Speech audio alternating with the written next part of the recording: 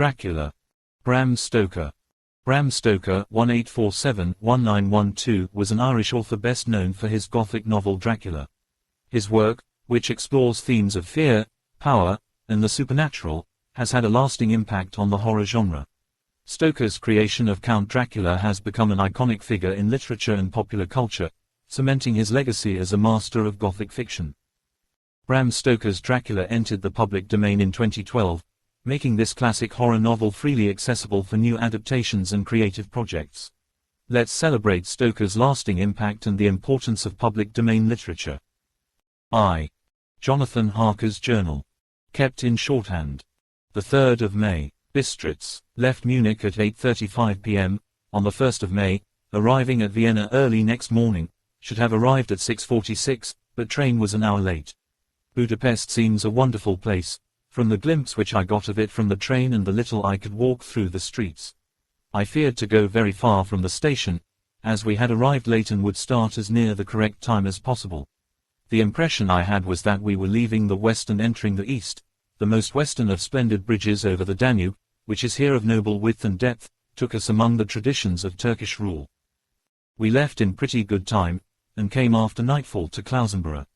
Here I stopped for the night at the Hotel Royal. I had for dinner, or rather supper, a chicken done up some way with red pepper, which was very good but thirsty. Get recipe for Mina. I asked the waiter, and he said it was called paprika hendel, and that, as it was a national dish, I should be able to get it anywhere along the Carpathians. I found my smattering of German very useful here. Indeed, I don't know how I should be able to get on without it. Having had some time at my disposal when in London, I had visited the British Museum, and made search among the books and maps in the library regarding Transylvania. It had struck me that some foreknowledge of the country could hardly fail to have some importance in dealing with a nobleman of that country. I find that the district he named is in the extreme east of the country, just on the borders of 3 states, Transylvania, Moldavia and Bukovina, in the midst of the Carpathian Mountains, one of the wildest and least known portions of Europe. I was not able to light on any map or work giving the exact locality of the Castle Dracula, as there are no maps of this country as yet to compare with our own Ordnance Survey maps, but I found that Bistritz, the post town named by Count Dracula, is a fairly well-known place. I shall enter here some of my notes, as they may refresh my memory when I talk over my travels with Mina. In the population of Transylvania there are 4 distinct nationalities: Saxons in the south, and mixed with them the Wallachs, who are the descendants of the Dacians, Magyars in the west, and Seculists in the east and north. I am going among the latter, who claim to be descended from Attila and the Huns. This may be so, for when the Magyars conquered the country in the 11th century they found the Huns settled in it. I read that every known superstition in the world is gathered into the horseshoe of the Carpathians, as if it were the center of some sort of imaginative whirlpool. If so, my stay may be very interesting. I must ask the Count all about them. I did not sleep well, though my bed was comfortable enough, for I had all sorts of queer dreams. There was a dog howling all night under my window, which may have had something to do with it, or it may have been the paprika, for I had to drink up all the water in my carafe, and was still thirsty. Towards morning I slept and was wakened by the continuous knocking at my door, so I guess I must have been sleeping soundly then. I had for breakfast more paprika, and a sort of porridge of maize flour which they said was mamaliga, and eggplant stuffed with forcemeat, a very excellent dish, which they call impultata. Get recipe for this also. I had to hurry breakfast, for the train started a little before 8, or rather it ought to have done so, for after rushing to the station at 7:30 I had to sit in the carriage for more than an hour before we began to move. It seems to me that the further east you go the more unpunctual are the trains. What ought they to be in China? All day long we seemed to dawdle through a country which was full of beauty of every kind. Sometimes we saw little towns or castles on the top of steep hills such as we see in old missals. Sometimes we ran by rivers and streams which seemed from the white stony margin on each side of them to be subject to great floods. It takes a lot of water, and running strong, to sweep the outside edge of a river clear. At every station there were groups of people, sometimes crowds, and in all sorts of attire. Some of them were just like the peasants at home or those I saw coming through France and Germany, with short jackets and round hats and homemade trousers, but others were very picturesque. The women looked pretty, except when you got near them, but they were very clumsy about the waist. They had all full white sleeves of some kind or other, and most of them had big belts with a lot of strips of something fluttering from them like the dresses in a ballet, but of course there were petticoats under them. The strangest figures we saw were the Slovaks, who were more barbarian than the rest, with the big cowboy hats, great baggy dirty white trousers, white linen shirts, and enormous heavy leather belts, nearly a foot wide, all studded over with brass nails. They wore high boots, with their trousers tucked into them, and had long black hair and heavy black moustaches. They are very picturesque, but do not look prepossessing. On the stage they would be set down at once as some old oriental band of brigands. They are, however, I am told, very harmless and rather wanting in natural self-assertion. It was on the dark side of twilight when we got to Bistritz, which is a very interesting old place. Being practically on the frontier, for the Borgo Pass leads from it into Bukovina, it has had a very stormy existence, and it certainly shows marks of it. 50 years ago a series of great fires took place, which made terrible havoc on 5 separate occasions. At the very beginning of the 17th century it underwent a siege of 3 weeks and lost 13,000 people, the casualties of war proper being assisted by famine and disease. Count Dracula had directed me to go to the Golden Krone Hotel, which I found, to my great delight, to be thoroughly old-fashioned, for of course I wanted to see all I could of the ways of the country. I was evidently expected, for when I got near the door I faced a cheery-looking elderly woman in the usual peasant dress, white undergarment with long double apron, front, and back, of colored stuff fitting almost too tight for modesty. When I came close she bowed and said, "The Herr Englishman." "Yes," I said, "Jonathan Harker." She smiled, and gave some message to an elderly man in white shirtsleeves, who had followed her to the door. He went, but immediately returned with a letter. "My friend, welcome to the Carpathians. I am anxiously expecting you. Sleep well tonight. At 3 tomorrow the diligence will start for Bukovina. A place on it is kept for you. At the Borgo Pass my carriage will await you and will bring you to me. I trust that your journey from London has been a happy one, and that you will enjoy your stay in my beautiful land. Your friend, Dracula." The 4th of May, I found that my landlord had got a letter from the Count, directing him to secure the best place on the coach for me, but on making inquiries as to details he seemed somewhat reticent, and pretended that he could not understand my German. This could not be true, because up to then he had understood it perfectly. At least, he answered my questions exactly as if he did. He and his wife, the old lady who had received me, looked at each other in a frightened sort of way. He mumbled out that the money had been sent in a letter, and that was all he knew. When I asked him if he knew Count Dracula, and could tell me anything of his castle, both he and his wife crossed themselves, and, saying that they knew nothing at all, simply refused to speak further. It was so near the time of starting that I had no time to ask anyone else, for it was all very mysterious and not by any means comforting. Just before I was leaving, the old lady came up to my room and said in a very hysterical way, "Must you go? Oh, young Herr, must you go?" She was in such an excited state that she seemed to have lost her grip of what German she knew, and mixed it all up with some other language which I did not know at all.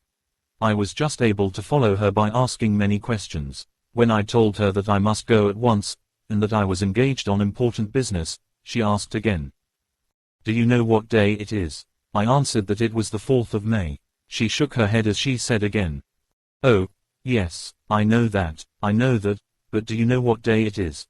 On my saying that I did not understand, she went on, "It is the eve of St. George's Day. Do you not know that tonight, when the clock strikes midnight, all the evil things in the world will have full sway? Do you know where you are going, and what you are going to?" She was in such evident distress that I tried to comfort her, but without effect. Finally she went down on her knees and implored me not to go, at least to wait a day or two before starting. It was all very ridiculous, but I did not feel comfortable. However, there was business to be done, and I could allow nothing to interfere with it. I therefore tried to raise her up, and said, as gravely as I could, that I thanked her, but my duty was imperative, and that I must go. She then rose and dried her eyes, and taking a crucifix from her neck offered it to me. I did not know what to do, for, as an English churchman, I have been taught to regard such things as in some measure idolatrous, and yet it seemed so ungracious to refuse an old lady meaning so well and in such a state of mind. She saw, I suppose, the doubt in my face, for she put the rosary round my neck, and said, "For your mother's sake," and went out of the room. I am writing up this part of the diary whilst I am waiting for the coach, which is, of course, late, and the crucifix is still round my neck. Whether it is the old lady's fear, or the many ghostly traditions of this place, or the crucifix itself, I do not know, but I am not feeling nearly as easy in my mind as usual. If this book should ever reach Mina before I do, let it bring my goodbye. Here comes the coach. The 5th of May, the castle. The grey of the morning has passed, and the sun is high over the distant horizon, which seems jagged, whether with trees or hills I know not, for it is so far off that big things and little are mixed. I am not sleepy, and, as I am not to be called till I awake, naturally I write till sleep comes. There are many odd things to put down, and, lest who reads them may fancy that I dined too well before I left Bistritz, let me put down my dinner exactly. I dined on what they called robber's steak, bits of bacon, onion, and beef, seasoned with red pepper, and strung on sticks and roasted over the fire, in the simple style of the London cat's meat. The wine was golden mediask, which produces a queer sting on the tongue, which is, however, not disagreeable. I had only a couple of glasses of this, and nothing else. When I got on the coach the driver had not taken his seat, and I saw him talking with the landlady. They were evidently talking of me, for every now and then they looked at me, and some of the people who were sitting on the bench outside the door, which they call by a name meaning word-bearer, came and listened, and then looked at me, most of them pityingly. I could hear a lot of words often repeated, queer words, for there were many nationalities in the crowd, so I quietly got my polyglot dictionary from my bag and looked them out. I must say they were not cheering to me, for amongst them were Ordog, Satan, Pokel, Hell, Stragurka, Witch, Vrolik, and Vloslake, both of which mean the same thing, one being Slovak and the other Serbian for something that is either werewolf or vampire. I must ask the Count about these superstitions. When we started, the crowd round the inn door, which had by this time swelled to a considerable size, all made the sign of the cross and pointed 2 fingers towards me. With some difficulty I got a fellow passenger to tell me what they meant. He would not answer at first, but on learning that I was English, he explained that it was a charm or guard against the evil eye. This was not very pleasant for me, just starting for an unknown place to meet an unknown man, but everyone seemed so kind-hearted, and so sorrowful, and so sympathetic that I could not but be touched. I shall never forget the last glimpse which I had of the inn-yard and its crowd of picturesque figures, all crossing themselves, as they stood round the wide archway, with its background of rich foliage of oleander and orange trees in green tubs clustered in the centre of the yard. Then our driver, whose wide linen drawers covered the whole front of the box seat, Gotzer, they call them, cracked his big whip over his 4 small horses, which ran abreast, and we set off on our journey. I soon lost sight and recollection of ghostly fears in the beauty of the scene as we drove along, although had I known the language, or rather languages, which my fellow passengers were speaking, I might not have been able to throw them off so easily. Before us lay a green sloping land full of forests and woods, with here and there steep hills, crowned with clumps of trees or with farmhouses, the blank gable end to the road. There was everywhere a bewildering mass of fruit blossom, apple, plum, pear, cherry, and as we drove by I could see the green grass under the trees spangled with the fallen petals.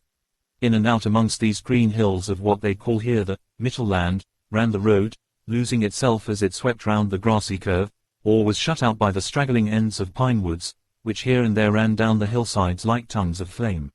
The road was rugged, but still we seemed to fly over it with a feverish haste. I could not understand then what the haste meant, but the driver was evidently bent on losing no time in reaching Borgo Prund. I was told that this road is in summertime excellent, but that it had not yet been put in order after the winter snows. In this respect it is different from the general run of roads in the Carpathians, for it is an old tradition that they are not to be kept in too good order. Of old the Hospodars would not repair them, lest the Turk should think that they were preparing to bring in foreign troops, and so hasten the war which was always really at loading point. Beyond the green swelling hills of the Mittelland rose mighty slopes of forest up to the lofty steeps of the Carpathians themselves. Right and left of us they towered, with the afternoon sun falling full upon them and bringing out all the glorious colors of this beautiful range, deep blue and purple in the shadows of the peaks, green and brown where grass and rock mingled, and an endless perspective of jagged rock and pointed crags, till these were themselves lost in the distance, where the snowy peaks rose grandly. Here and there seemed mighty rifts in the mountains, through which, as the sun began to sink, we saw now and again the white gleam of falling water. One of my companions touched my arm as we swept round the base of a hill and opened up the lofty, snow-covered peak of a mountain, which seemed, as we wound on our serpentine way, to be right before us. "Look, Istan Sek, God's seat," and he crossed himself reverently. As we wound on our endless way, and the sun sank lower and lower behind us, the shadows of the evening began to creep round us. This was emphasized by the fact that the snowy mountain tops still held the sunset, and seemed to glow out with a delicate cool pink. Here and there we passed Czechs and Slovaks, all in picturesque attire, but I noticed that goiter was painfully prevalent. By the roadside were many crosses, and as we swept by, my companions all crossed themselves. Here and there was a peasant man or woman kneeling before a shrine, who did not even turn round as we approached, but seemed in the self-surrender of devotion to have neither eyes nor ears for the outer world. There were many things new to me, for instance, hayricks in the trees, and here and there very beautiful masses of weeping birch, their white stems shining like silver through the delicate green of the leaves. Now and again we passed a letter wagon, the ordinary peasant's cart, with its long, snake-like vertebra, calculated to suit the inequalities of the road. On this was sure to be seated quite a group of homecoming peasants, the Czechs with their white, and the Slovaks with the colored, sheepskins, the latter carrying lance-fashion their long staves, with axe at end. As the evening fell it began to get very cold, and the growing twilight seemed to merge into one dark mistiness. The gloom of the trees, oak, beech, and pine, though in the valleys which ran deep between the spurs of the hills, as we ascended through the pass, the dark firs stood out here and there against the background of late-lying snow. Sometimes, as the road was cut through the pine woods that seemed in the darkness to be closing down upon us, great masses of greyness, which here and there bestrewed the trees, produced a peculiarly weird and solemn effect, which carried on the thoughts and grim fancies engendered earlier in the evening, when the falling sunset threw into strange relief the ghost-like clouds which amongst the Carpathians seemed to wind ceaselessly through the valleys. Sometimes the hills were so steep that, despite our driver's haste, the horses could only go slowly. I wished to get down and walk up them, as we do at home, but the driver would not hear of it. "No, no," he said, "you must not walk here, the dogs are too fierce," and then he added, with what he evidently meant for grim pleasantry, for he looked round to catch the approving smile of the rest, "and you may have enough of such matters before you go to sleep." The only stop he would make was a moment's pause to light his lamps. When it grew dark there seemed to be some excitement amongst the passengers, and they kept speaking to him, one after the other, as though urging him to further speed. He lashed the horses unmercifully with his long whip, and with wild cries of encouragement urged them on to further exertions. Then through the darkness I could see a sort of patch of grey light ahead of us, as though there were a cleft in the hills. The excitement of the passengers grew greater, the crazy coach rocked on its great leather springs, and swayed like a boat tossed on a stormy sea. I had to hold on. The road grew more level, and we appeared to fly along. Then the mountains seemed to come nearer to us on each side and to frown down upon us. We were entering on the Borgo Pass. One by one several of the passengers offered me gifts, which they pressed upon me with an earnestness which would take no denial. These were certainly of an odd and varied kind, but each was given in simple good faith, with a kindly word, and a blessing, and that strange mixture of fear-meaning movements which I had seen outside the hotel at Bistritz, the sign of the cross and the guard against the evil eye. Then, as we flew along, the driver leaned forward, and on each side the passengers, craning over the edge of the coach, peered eagerly into the darkness. It was evident that something very exciting was either happening or expected, but though I asked each passenger, no one would give me the slightest explanation. This state of excitement kept on for some little time, and at last we saw before us the pass opening out on the eastern side. There were dark, rolling clouds overhead, and in the air the heavy, oppressive sense of thunder. It seemed as though the mountain range had separated two atmospheres, and that now we had got into the thunderous one. I was now myself looking out for the conveyance which was to take me to the Count. Each moment I expected to see the glare of lamps through the blackness, but all was dark. The only light was the flickering rays of our own lamps, in which the steam from our hard-driven horses rose in a white cloud. We could see now the sandy road lying white before us, but there was on it no sign of a vehicle. The passengers drew back with a sigh of gladness, which seemed to mock my own disappointment. I was already thinking what I had best do, when the driver, looking at his watch, said to the others something which I could hardly hear. It was spoken so quietly and in so low a tone, I thought it was an hour less than the time. Then turning to me, he said in German worse than my own, There is no carriage here. The hare is not expected after all. He will now come on to Bukovina, and return tomorrow or the next day, better the next day." Whilst he was speaking, the horses began to neigh and snort and plunge wildly, so that the driver had to hold them up. Then, amongst a chorus of screams from the peasants and a universal crossing of themselves, a calash, with 4 horses, drove up behind us, overtook us, and drew up beside the coach. I could see from the flash of our lamps, as the rays fell on them, that the horses were coal-black and splendid animals. They were driven by a tall man, with a long brown beard and a great black hat, which seemed to hide his face from us.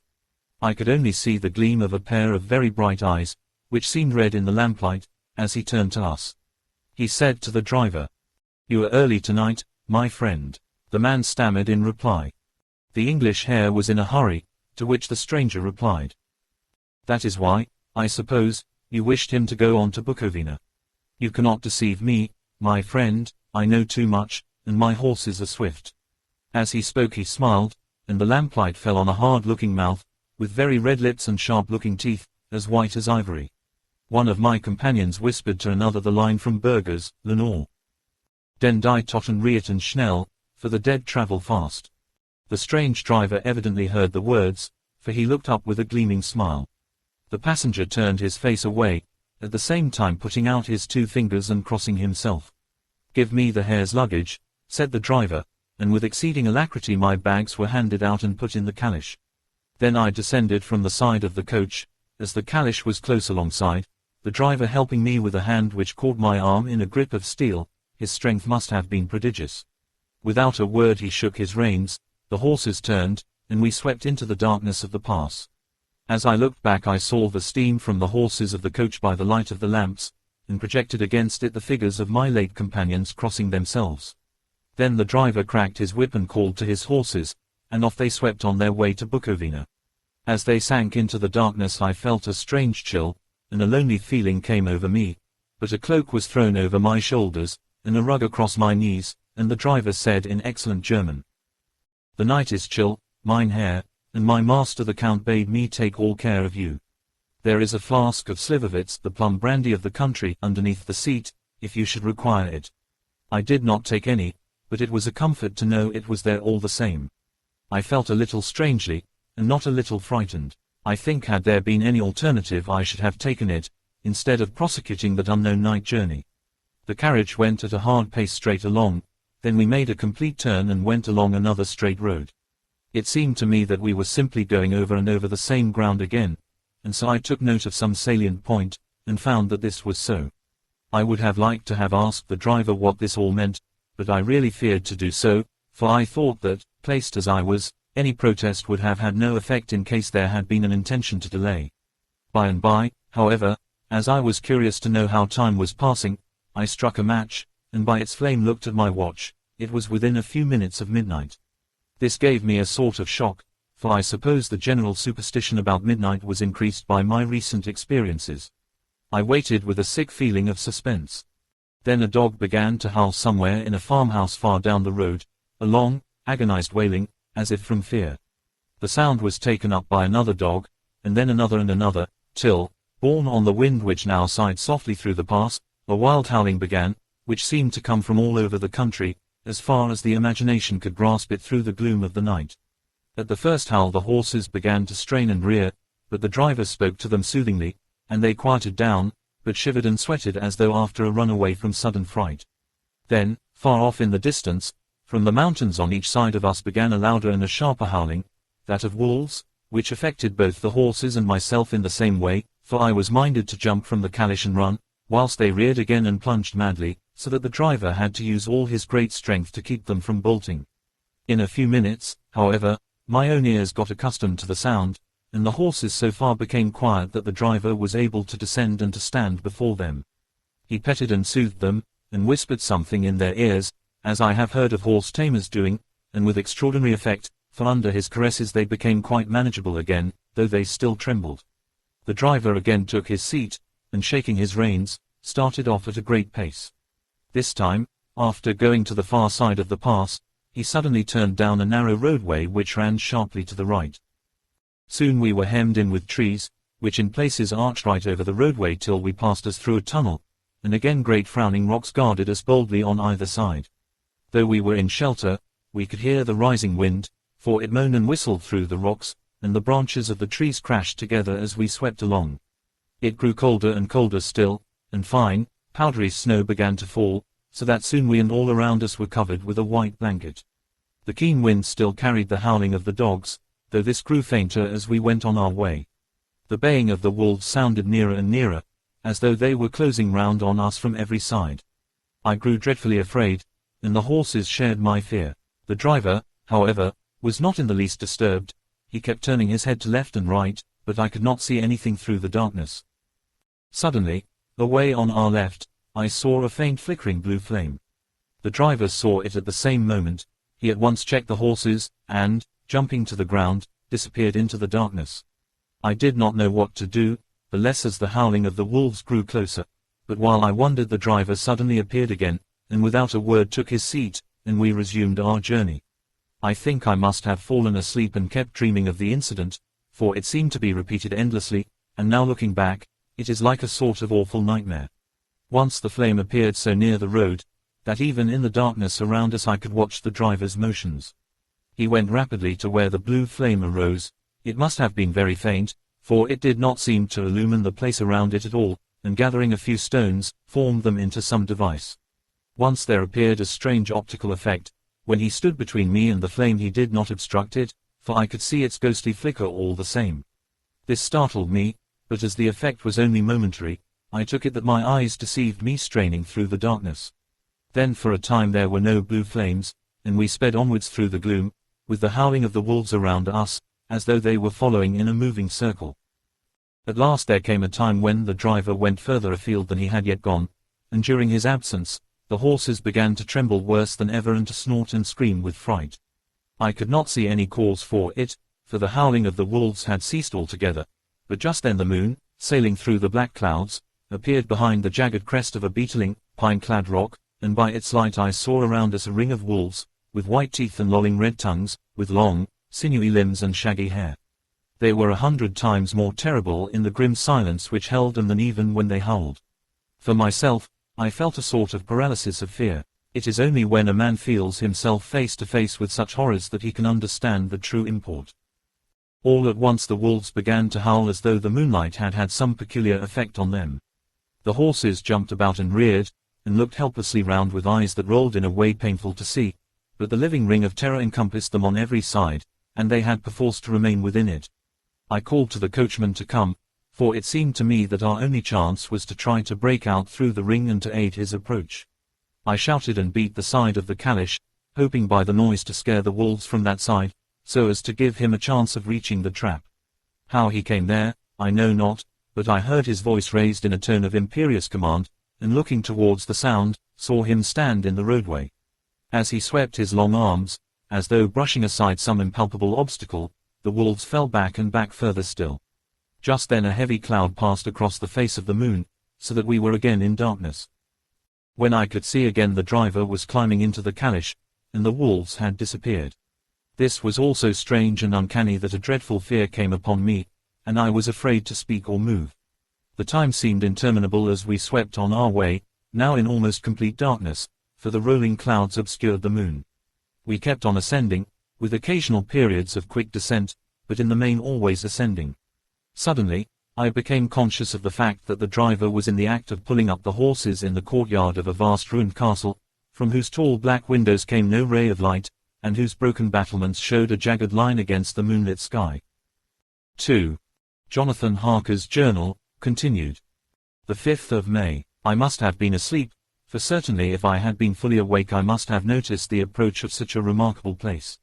In the gloom the courtyard looked of considerable size, and as several dark ways led from it under great round arches, it perhaps seemed bigger than it really is. I have not yet been able to see it by daylight. When the calash stopped, the driver jumped down and held out his hand to assist me to alight. Again I could not but notice his prodigious strength. His hand actually seemed like a steel vice that could have crushed mine if he had chosen. Then he took out my traps, and placed them on the ground beside me as I stood close to a great door, old and studded with large iron nails, and set in a projecting doorway of massive stone. I could see even in the dim light that the stone was massively carved, but that the carving had been much worn by time and weather. As I stood, the driver jumped again into his seat and shook the reins, the horses started forward, and trap and all disappeared down one of the dark openings. I stood in silence where I was, for I did not know what to do. Of bell or knocker there was no sign. Through these frowning walls and dark window openings it was not likely that my voice could penetrate. The time I waited seemed endless, and I felt doubts and fears crowding upon me. What sort of place had I come to, and among what kind of people? What sort of grim adventure was it on which I had embarked? Was this a customary incident in the life of a solicitor's clerk sent out to explain the purchase of a London estate to a foreigner? Solicitor's clerk. Mina would not like that. Solicitor, for just before leaving London I got word that my examination was successful, and I am now a full-blown solicitor. I began to rub my eyes and pinch myself to see if I were awake. It all seemed like a horrible nightmare to me, and I expected that I should suddenly awake, and find myself at home, with the dawn struggling in through the windows, as I had now and again felt in the morning after a day of overwork. But my flesh answered the pinching test, and my eyes were not to be deceived. I was indeed awake and among the Carpathians. All I could do now was to be patient, and to wait the coming of the morning. Just as I had come to this conclusion I heard a heavy step approaching behind the great door, and saw through the chinks the gleam of a coming light. Then there was the sound of rattling chains and the clanking of massive bolts drawn back. A key was turned with the loud grating noise of long disuse, and the great door swung back. Within, stood a tall old man, clean-shaven save for a long white moustache, and clad in black from head to foot, without a single speck of color about him anywhere. He held in his hand an antique silver lamp, in which the flame burned without chimney or globe of any kind, throwing long quivering shadows as it flickered in the draught of the open door. The old man motioned me in with his right hand with a courtly gesture, saying in excellent English, but with a strange intonation, "Welcome to my house. Enter freely and of your own will." He made no motion of stepping to meet me, but stood like a statue, as though his gesture of welcome had fixed him into stone. The instant, however, that I had stepped over the threshold, he moved impulsively forward, and holding out his hand grasped mine with a strength which made me wince, an effect which was not lessened by the fact that it seemed as cold as ice, more like the hand of a dead than a living man. Again he said, "Welcome to my house. Come freely, go safely, and leave something of the happiness you bring." The strength of the handshake was so much akin to that which I had noticed in the driver, whose face I had not seen, that for a moment I doubted if it were not the same person to whom I was speaking, so to make sure, I said interrogatively, "Count Dracula." He bowed in a courtly way as he replied, "I am Dracula, and I bid you welcome, Mr. Harker, to my house. Come in, the night air is chill, and you must need to eat and rest."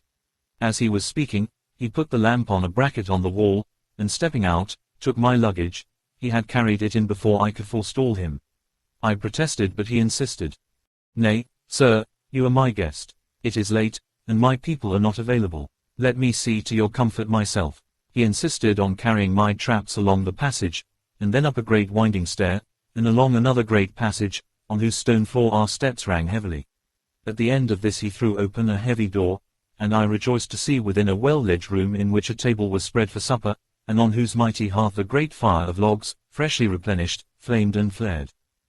The Count halted, putting down my bags, closed the door, and crossing the room, opened another door, which led into a small octagonal room lit by a single lamp, and seemingly without a window of any sort. Passing through this, he opened another door, and motioned me to enter. It was a welcome sight, for here was a great bedroom well lighted and warmed with another log fire, also added to but lately, for the top logs were fresh, which sent a hollow roar up the wide chimney. The Count himself left my luggage inside and withdrew, saying, before he closed the door, "You will need, after your journey, to refresh yourself by making your toilet. I trust you will find all you wish. When you are ready, come into the other room, where you will find your supper prepared." The light and warmth and the Count's courteous welcome seemed to have dissipated all my doubts and fears. Having then reached my normal state, I discovered that I was half famished with hunger, so making a hasty toilet, I went into the other room. I found supper already laid out. My host, who stood on one side of the great fireplace, leaning against the stonework, made a graceful wave of his hand to the table, and said, "I pray you, be seated and sup how you please. You will, I trust, excuse me that I do not join you, but I have dined already, and I do not sup." I handed to him the sealed letter which Mr. Hawkins had entrusted to me. He opened it and read it gravely, then, with a charming smile, he handed it to me to read.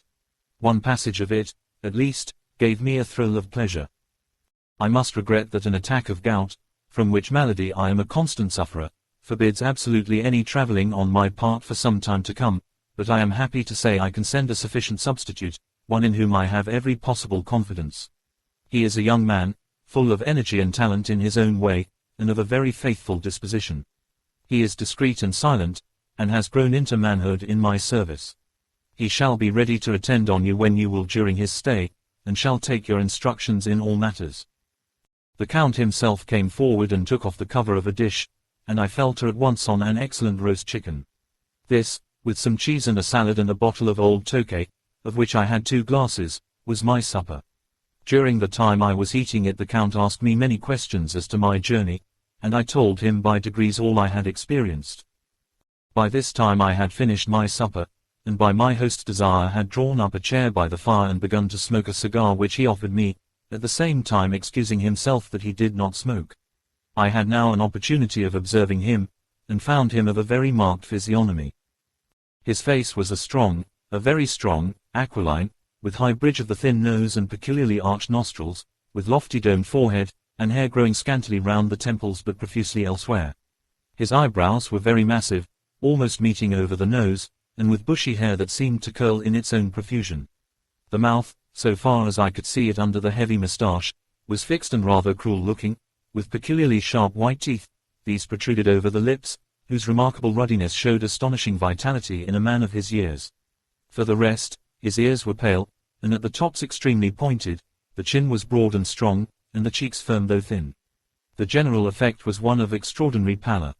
Hitherto I had noticed the backs of his hands as they lay on his knees in the firelight, and they had seemed rather white and fine, but seeing them now close to me, I could not but notice that they were rather coarse, broad, with squat fingers. Strange to say, there were hairs in the center of the palm. The nails were long and fine, and cut to a sharp point. As the Count leaned over me and his hands touched me, I could not repress a shudder. It may have been that his breath was rank, but a horrible feeling of nausea came over me, which, do what I would, I could not conceal. The Count, evidently noticing it, drew back, and with a grim sort of smile, which showed more than he had yet done his protuberant teeth, sat himself down again on his own side of the fireplace. We were both silent for a while, and as I looked towards the window I saw the first dim streak of the coming dawn. There seemed a strange stillness over everything, but as I listened I heard as if from down below in the valley the howling of many wolves. The Count's eyes gleamed, and he said, "Listen to them, the children of the night. What music they make." Seeing, I suppose, some expression in my face strange to him, he added, "Ah, sir, you dwellers in the city cannot enter into the feelings of the hunter." Then he rose and said, "But you must be tired. Your bedroom is all ready, and tomorrow you shall sleep as late as you will. I have to be away till the afternoon, so sleep well and dream well." With a courteous bow, he opened for me himself the door to the octagonal room, and I entered my bedroom. Ellipsis. I am all in a sea of wonders. I doubt, I fear, I think strange things, which I dare not confess to my own soul. God keep me, if only for the sake of those dear to me. The 7th of May. It is again early morning, but I have rested and enjoyed the last 24 hours. I slept till late in the day, and awoke of my own accord. When I had dressed myself I went into the room where we had supped, and found a cold breakfast laid out, with coffee kept hot by the pot being placed on the hearth. There was a card on the table, on which was written, "I have to be absent for a while. Do not wait for me, D." I sat to and enjoyed a hearty meal. When I had done, I looked for a bell, so that I might let the servants know I had finished, but I could not find one. There are certainly odd deficiencies in the house, considering the extraordinary evidences of wealth which are round me. The table service is of gold, and so beautifully wrought that it must be of immense value. The curtains and upholstery of the chairs and sofas and the hangings of my bed are of the costliest and most beautiful fabrics, and must have been of fabulous value when they were made, for they are centuries old, though in excellent order. I saw something like them in Hampton Court, but there they were worn and frayed and moth-eaten. But still in none of the rooms is there a mirror. There is not even a toilet glass on my table, and I had to get the little shaving glass from my bag before I could either shave or brush my hair. I have not yet seen a servant anywhere, or heard a sound near the castle except the howling of wolves. Some time after I had finished my meal, I do not know whether to call it breakfast or dinner, for it was between 5 and 6 o'clock when I had it. I looked about for something to read, for I did not like to go about the castle until I had asked the Count's permission. There was absolutely nothing in the room, book, newspaper, or even writing materials, so I opened another door in the room and found a sort of library. The door opposite mine I tried, but found it locked. In the library I found, to my great delight, a vast number of English books, whole shelves full of them, and bound volumes of magazines and newspapers. A table in the center was littered with English magazines and newspapers, though none of them were of very recent date. The books were of the most varied kind: history, geography, politics, political economy, botany, geology, law, all relating to England and English life and customs and manners. There were even such books of reference as the London Directory, the Red and Blue books, Whitaker's Almanac, the Army and Navy lists, and, it somehow gladdened my heart to see it, the Law List. Whilst I was looking at the books, the door opened, and the Count entered. He saluted me in a hearty way, and hoped that I had had a good night's rest. Then he went on. "I am glad you found your way in here, for I am sure there is much that will interest you. These companions," and he laid his hand on some of the books, "have been good friends to me, and for some years past, ever since I had the idea of going to London, have given me many, many hours of pleasure. Through them I have come to know your great England, and to know her is to love her. I long to go through the crowded streets of your mighty London, to be in the midst of the whirl and rush of humanity, to share its life, its change, its death, and all that makes it what it is. But alas, as yet I only know your tongue through books. To you, my friend, I look that I know it to speak." "But, Count," I said, "you know and speak English thoroughly." He bowed gravely. "I thank you, my friend, for your all too flattering estimate, but yet I fear that I am but a little way on the road I would travel. True, I know the grammar and the words, but yet I know not how to speak them." "Indeed," I said, "you speak excellently." "Not so," he answered. "Well, I know that, did I move and speak in your London, none there are who would not know me for a stranger. That is not enough for me. Here I am noble, I am boyar, the common people know me, and I am master.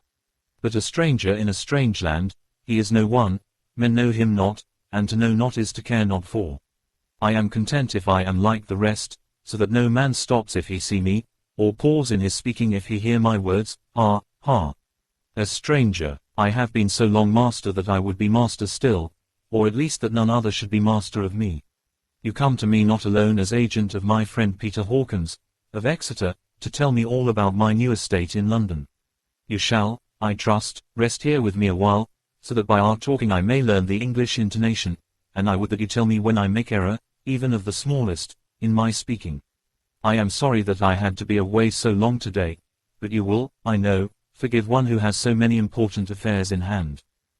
Of course I said all I could about being willing, and asked if I might come into that room when I chose. He answered, "Yes, certainly," and added, "You may go anywhere you wish in the castle, except where the doors are locked, where of course you will not wish to go. There is reason that all things are as they are, and did you see with my eyes and know with my knowledge, you would perhaps better understand." I said I was sure of this, and then he went on. "We are in Transylvania, and Transylvania is not England. Our ways are not your ways, and there shall be to you many strange things. Nay, from what you have told me of your experiences already, you know something of what strange things there may be." This led to much conversation, and as it was evident that he wanted to talk, if only for talking's sake, I asked him many questions regarding things that had already happened to me or come within my notice. Sometimes he sheered off the subject, or turned the conversation by pretending not to understand, but generally he answered all I asked most frankly. Then as time went on, and I had got somewhat bolder, I asked him of some of the strange things of the preceding night, as, for instance, why the coachman went to the places where he had seen the blue flames. He then explained to me that it was commonly believed that on a certain night of the year, last night, in fact, when all evil spirits are supposed to have unchecked sway, a blue flame is seen over any place where treasure has been concealed.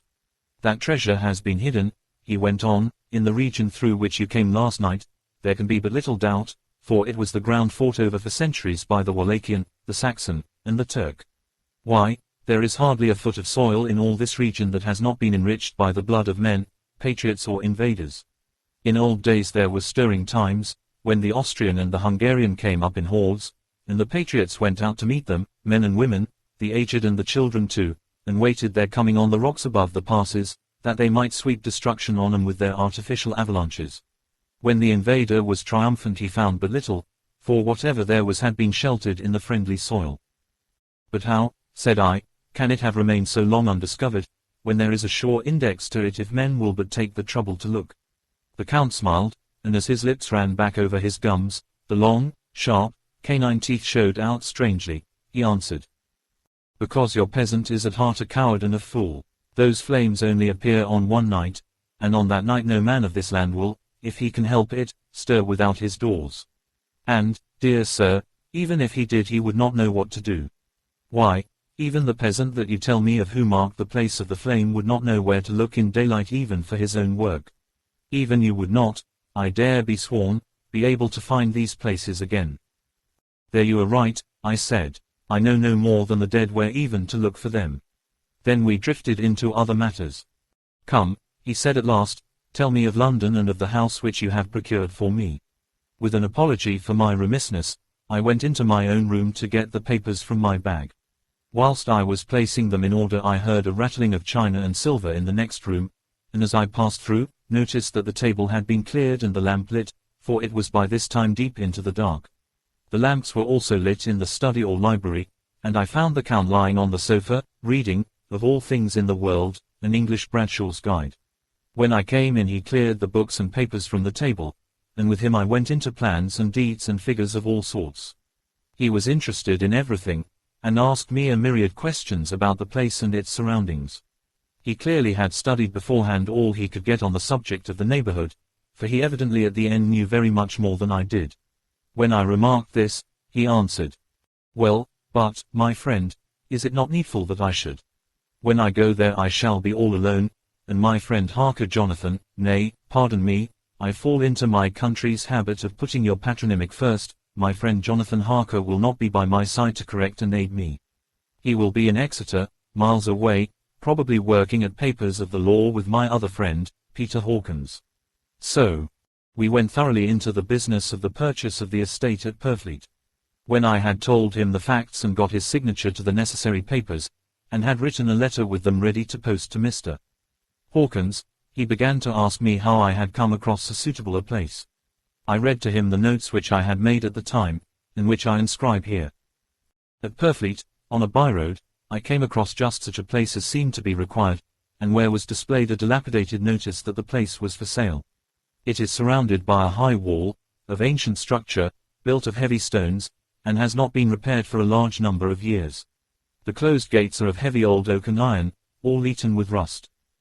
The estate is called Carfax, no doubt a corruption of the old Catraface, as the house is four-sided, agreeing with the cardinal points of the compass.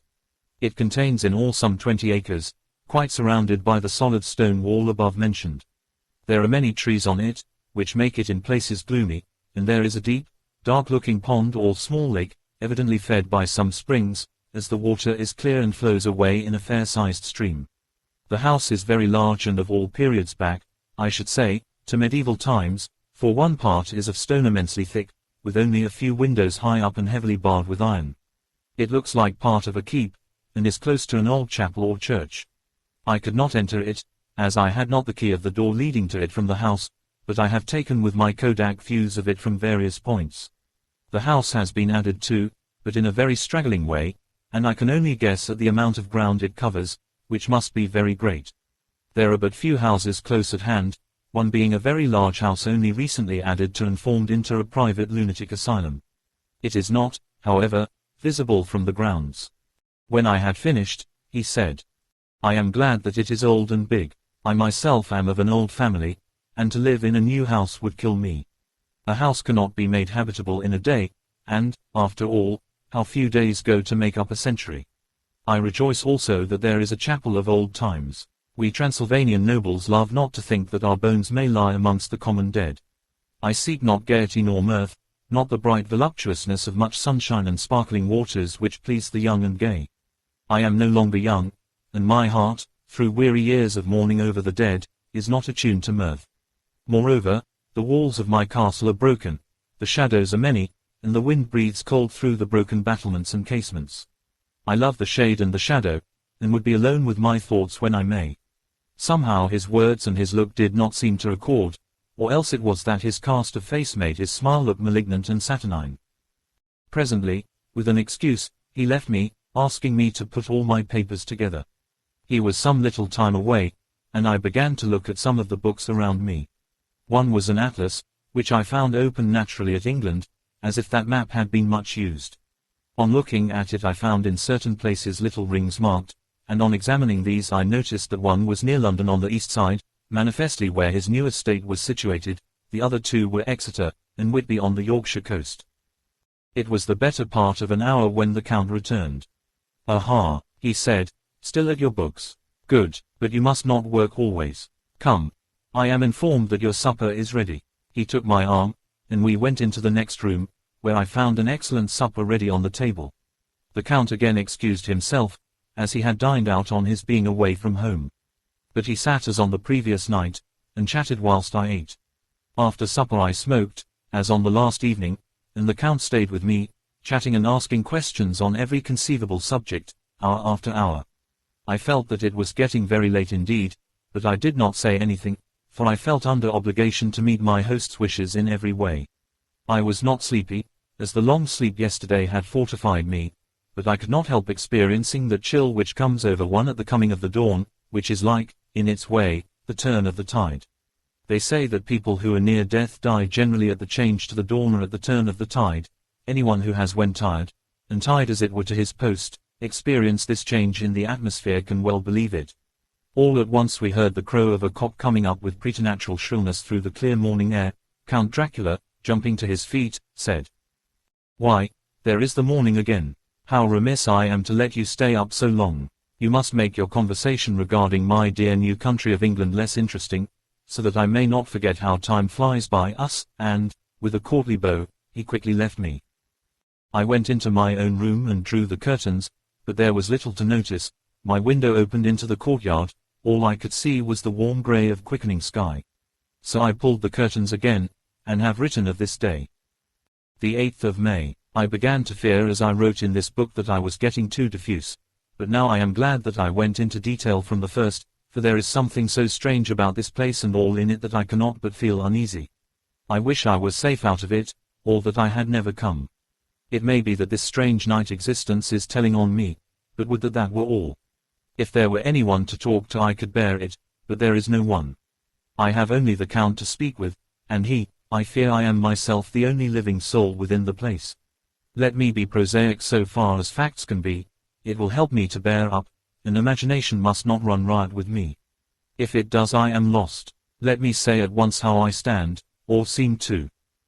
I only slept a few hours when I went to bed, and feeling that I could not sleep any more, got up. I had hung my shaving glass by the window, and was just beginning to shave. Suddenly I felt a hand on my shoulder, and heard the Count's voice saying to me, "Good morning." I started, for it amazed me that I had not seen him, since the reflection of the glass covered the whole room behind me. In starting I had cut myself slightly, but did not notice it at the moment. Having answered the Count's salutation, I turned to the glass again to see how I had been mistaken. This time there could be no error, for the man was close to me, and I could see him over my shoulder. But there was no reflection of him in the mirror. The whole room behind me was displayed, but there was no sign of a man in it, except myself. This was startling, and, coming on the top of so many strange things, was beginning to increase that vague feeling of uneasiness which I always have when the Count is near, but at the instant I saw that the cut had bled a little, and the blood was trickling over my chin. I laid down the razor, turning as I did so half round to look for some sticking plaster. When the Count saw my face, his eyes blazed with a sort of demoniac fury, and he suddenly made a grab at my throat. I drew away, and his hand touched the string of beads which held the crucifix.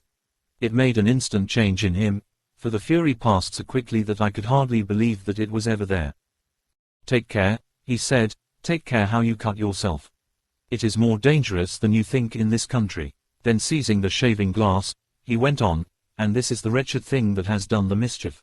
It is a foul bauble of man's vanity. Away with it," and opening the heavy window with one wrench of his terrible hand, he flung out the glass, which was shattered into 1,000 pieces on the stones of the courtyard far below. Then he withdrew without a word. It is very annoying, for I do not see how I am to shave, unless in my watch case or the bottom of the shaving pot, which is fortunately of metal. When I went into the dining room, breakfast was prepared, but I could not find the Count anywhere. So I breakfasted alone. It is strange that as yet I have not seen the Count eat or drink. He must be a very peculiar man. After breakfast I did a little exploring in the castle. I went out on the stairs, and found a room looking towards the south. The view was magnificent, and from where I stood there was every opportunity of seeing it. The castle is on the very edge of a terrible precipice. A stone falling from the window would fall 1,000 feet without touching anything. As far as the eye can reach is a sea of green tree tops, with occasionally a deep rift where there is a chasm. Here and there are silver threads where the rivers wind in deep gorges through the forests. But I am not in heart to describe beauty, for when I had seen the view I explored further, doors, doors, doors everywhere, and all locked and bolted. In no place save from the windows in the castle walls is there an available exit. The castle is a veritable prison, and I am a prisoner. 3. Jonathan Harker's journal, continued. When I found that I was a prisoner, a sort of wild feeling came over me. I rushed up and down the stairs, trying every door and peering out of every window I could find, but after a little the conviction of my helplessness overpowered all other feelings. When I look back after a few hours I think I must have been mad for the time, for I behaved much as a rat does in a trap. When, however, the conviction had come to me that I was helpless, I sat down quietly as I have ever done anything in my life, and began to think over what was best to be done. I am thinking still, and as yet have come to no definite conclusion. Of one thing only am I certain, that it is no use making my ideas known to the Count. He knows well that I am imprisoned, and as he has done it himself, and has doubtless his own motives for it, he would only deceive me if I trusted him fully with the facts. So far as I can see, my only plan will be to keep my knowledge and my fears to myself, and my eyes open. I am, I know, either being deceived, like a baby, by my own fears, or else I am in desperate straits, and if the latter be so, I need, and shall need, all my brains to get through. I had hardly come to this conclusion when I heard the great door below shut, and knew that the Count had returned. He did not come at once into the library, so I went cautiously to my own room and found him making the bed.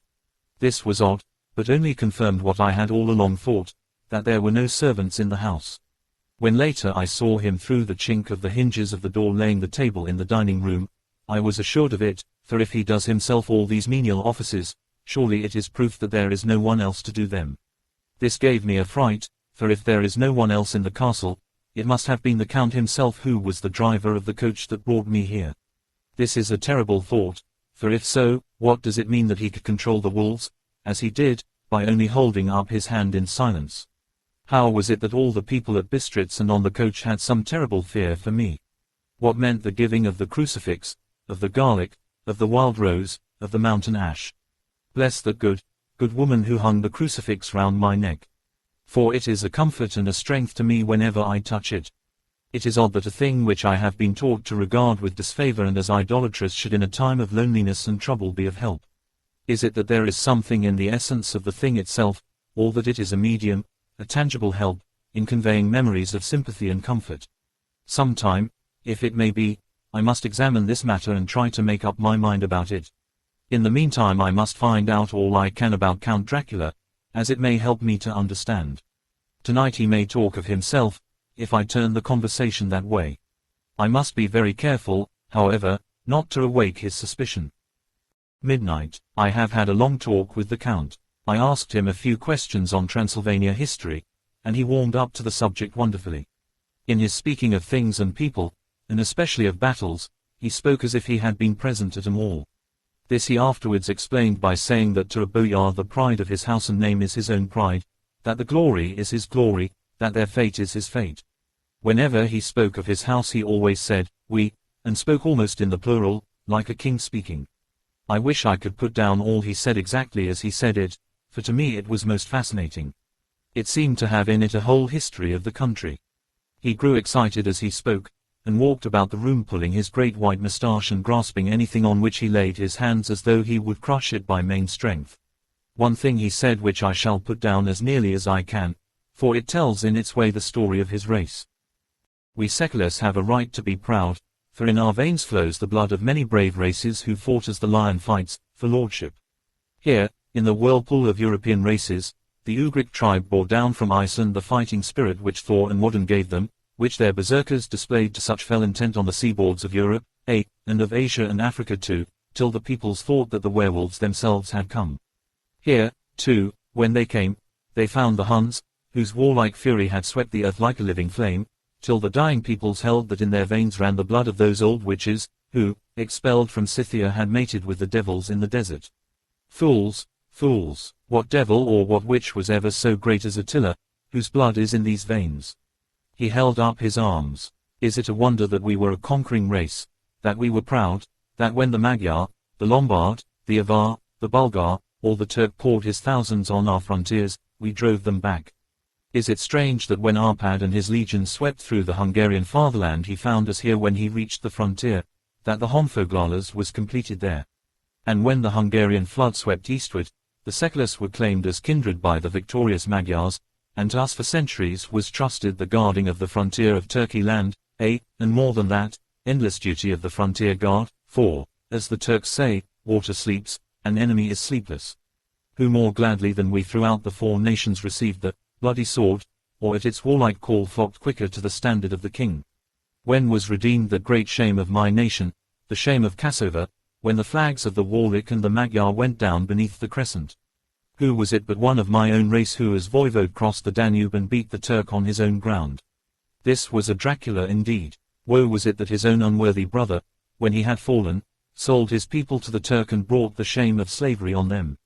Was it not this Dracula, indeed, who inspired that other of his race who in a later age again and again brought his forces over the great river into Turkey land, who, when he was beaten back, came again, and again, and again, though he had to come alone from the bloody field where his troops were being slaughtered, since he knew that he alone could ultimately triumph? They said that he thought only of himself. Bah, what good are peasants without a leader? Where ends the war without a brain and heart to conduct it? Again, when, after the Battle of Mohawks, we threw off the Hungarian yoke, we of the Dracula blood were amongst their leaders, for our spirit would not brook that we were not free. Ah, young sir, the seculars, and the Dracula as their heart's blood, their brains, and their swords, can boast a record that mushroom growths like the Habsburgs and the Romanovs can never reach. The warlike days are over. Blood is too precious a thing in these days of dishonorable peace, and the glories of the great races are as a tale that is told. It was by this time close on morning, and we went to bed. Mem. This diary seems horribly like the beginning of the Arabian Nights, for everything has to break off at cockcrow, or like the ghost of Hamlet's father. The 12th of May. Let me begin with facts, bare, meager facts, verified by books and figures, and of which there can be no doubt.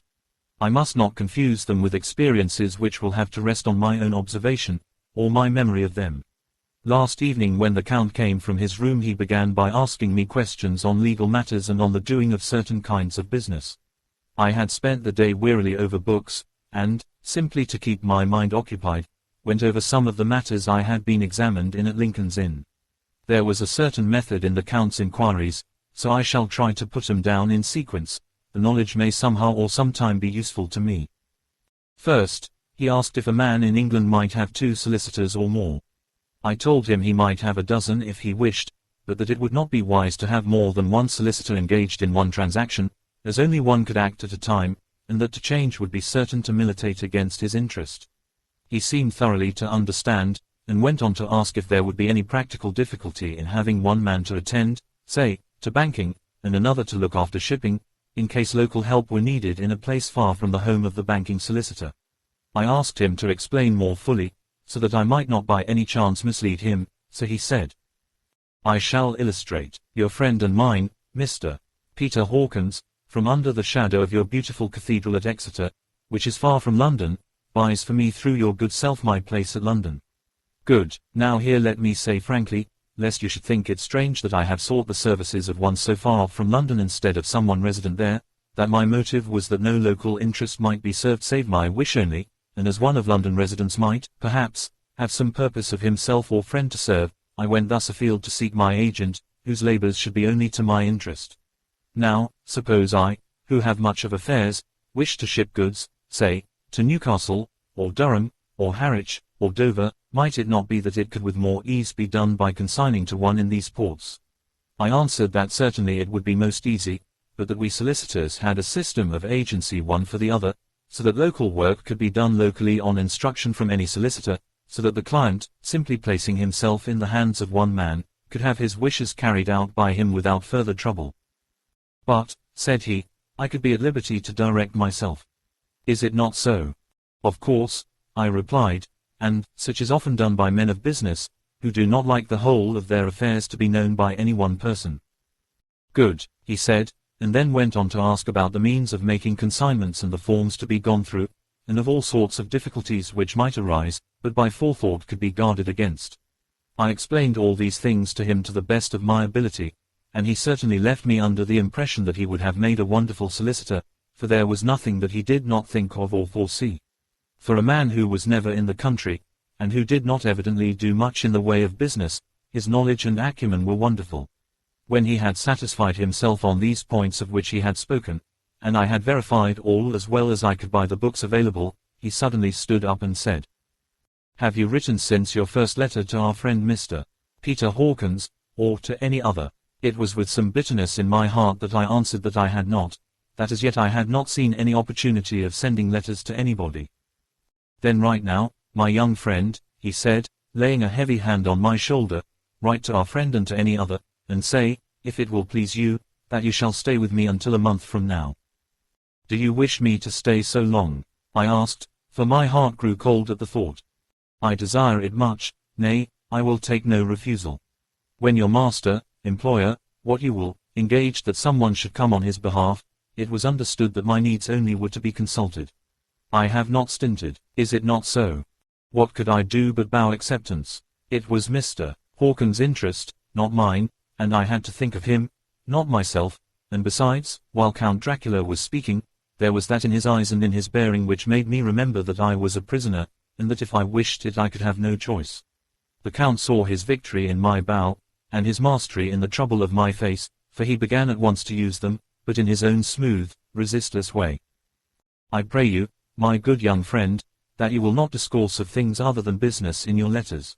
It will doubtless please your friends to know that you are well, and that you look forward to getting home to them. Is it not so?" As he spoke he handed me 3 sheets of notepaper and 3 envelopes.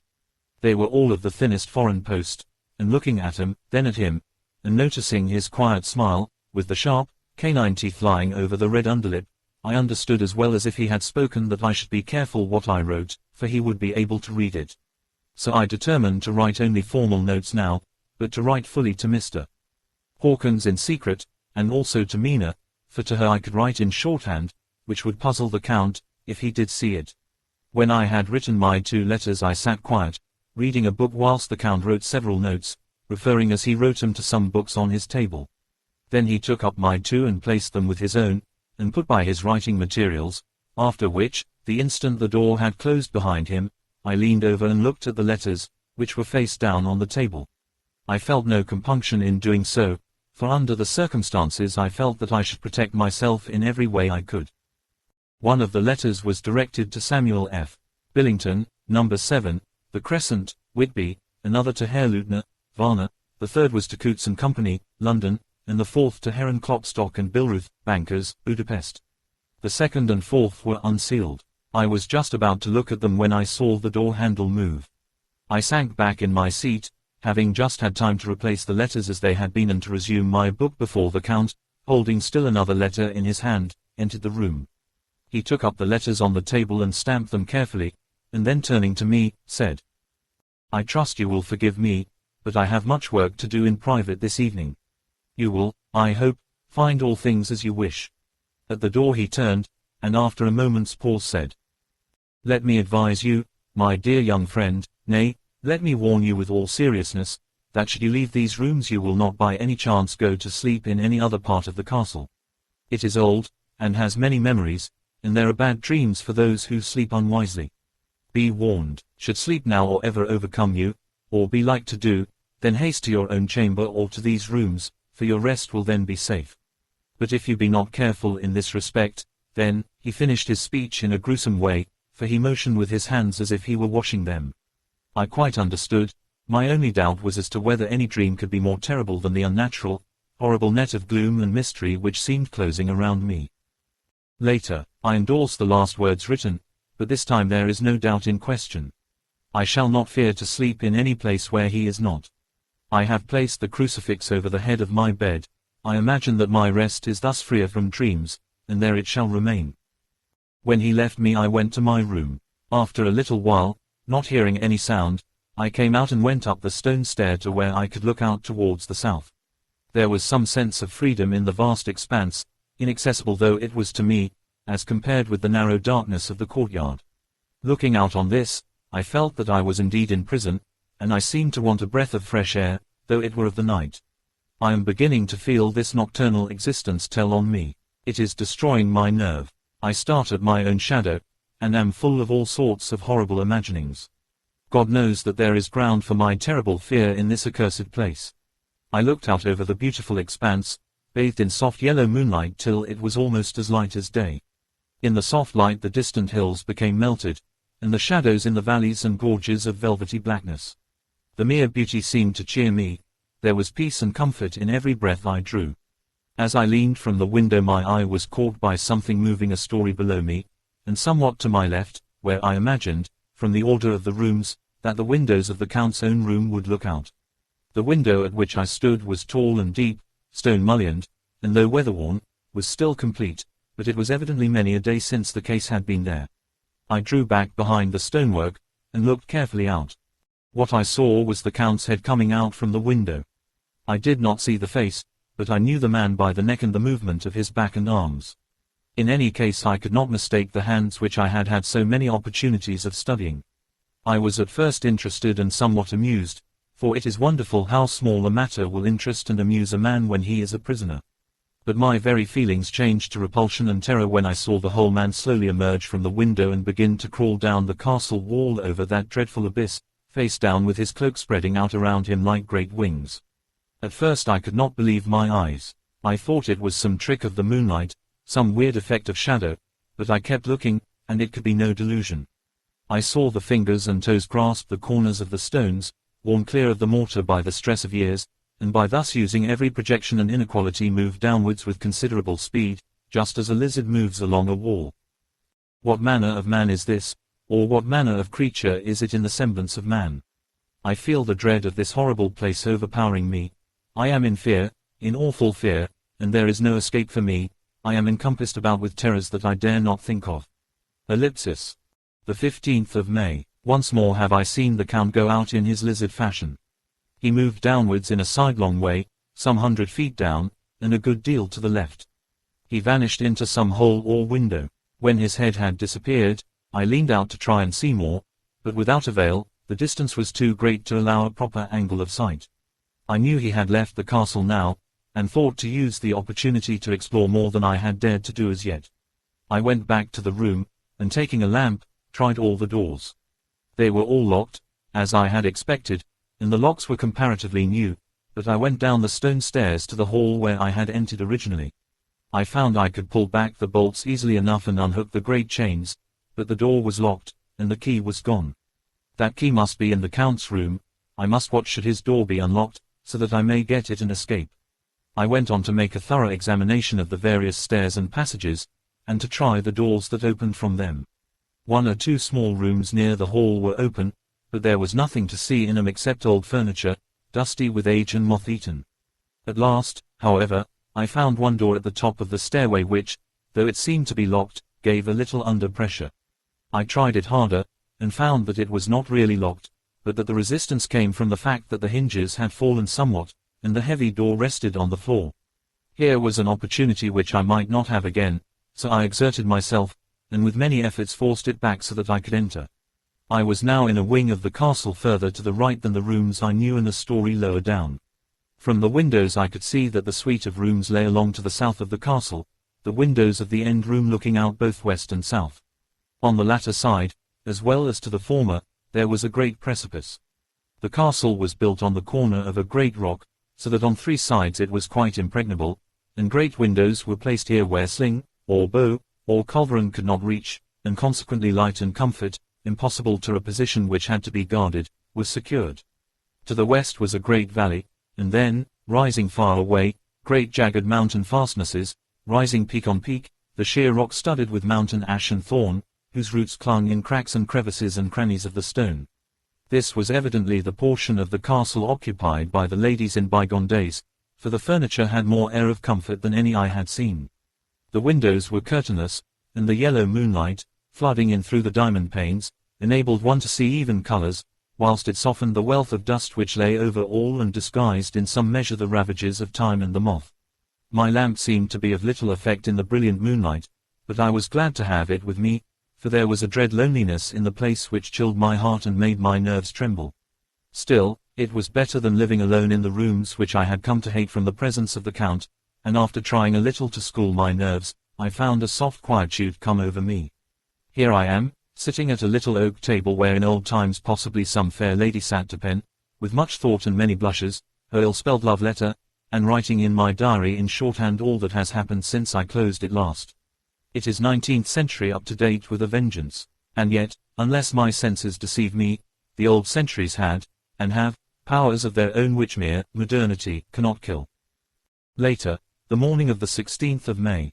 God preserve my sanity, for to this I am reduced. Safety and the assurance of safety are things of the past. Whilst I live on here there is but one thing to hope for, that I may not go mad, if, indeed, I be not mad already.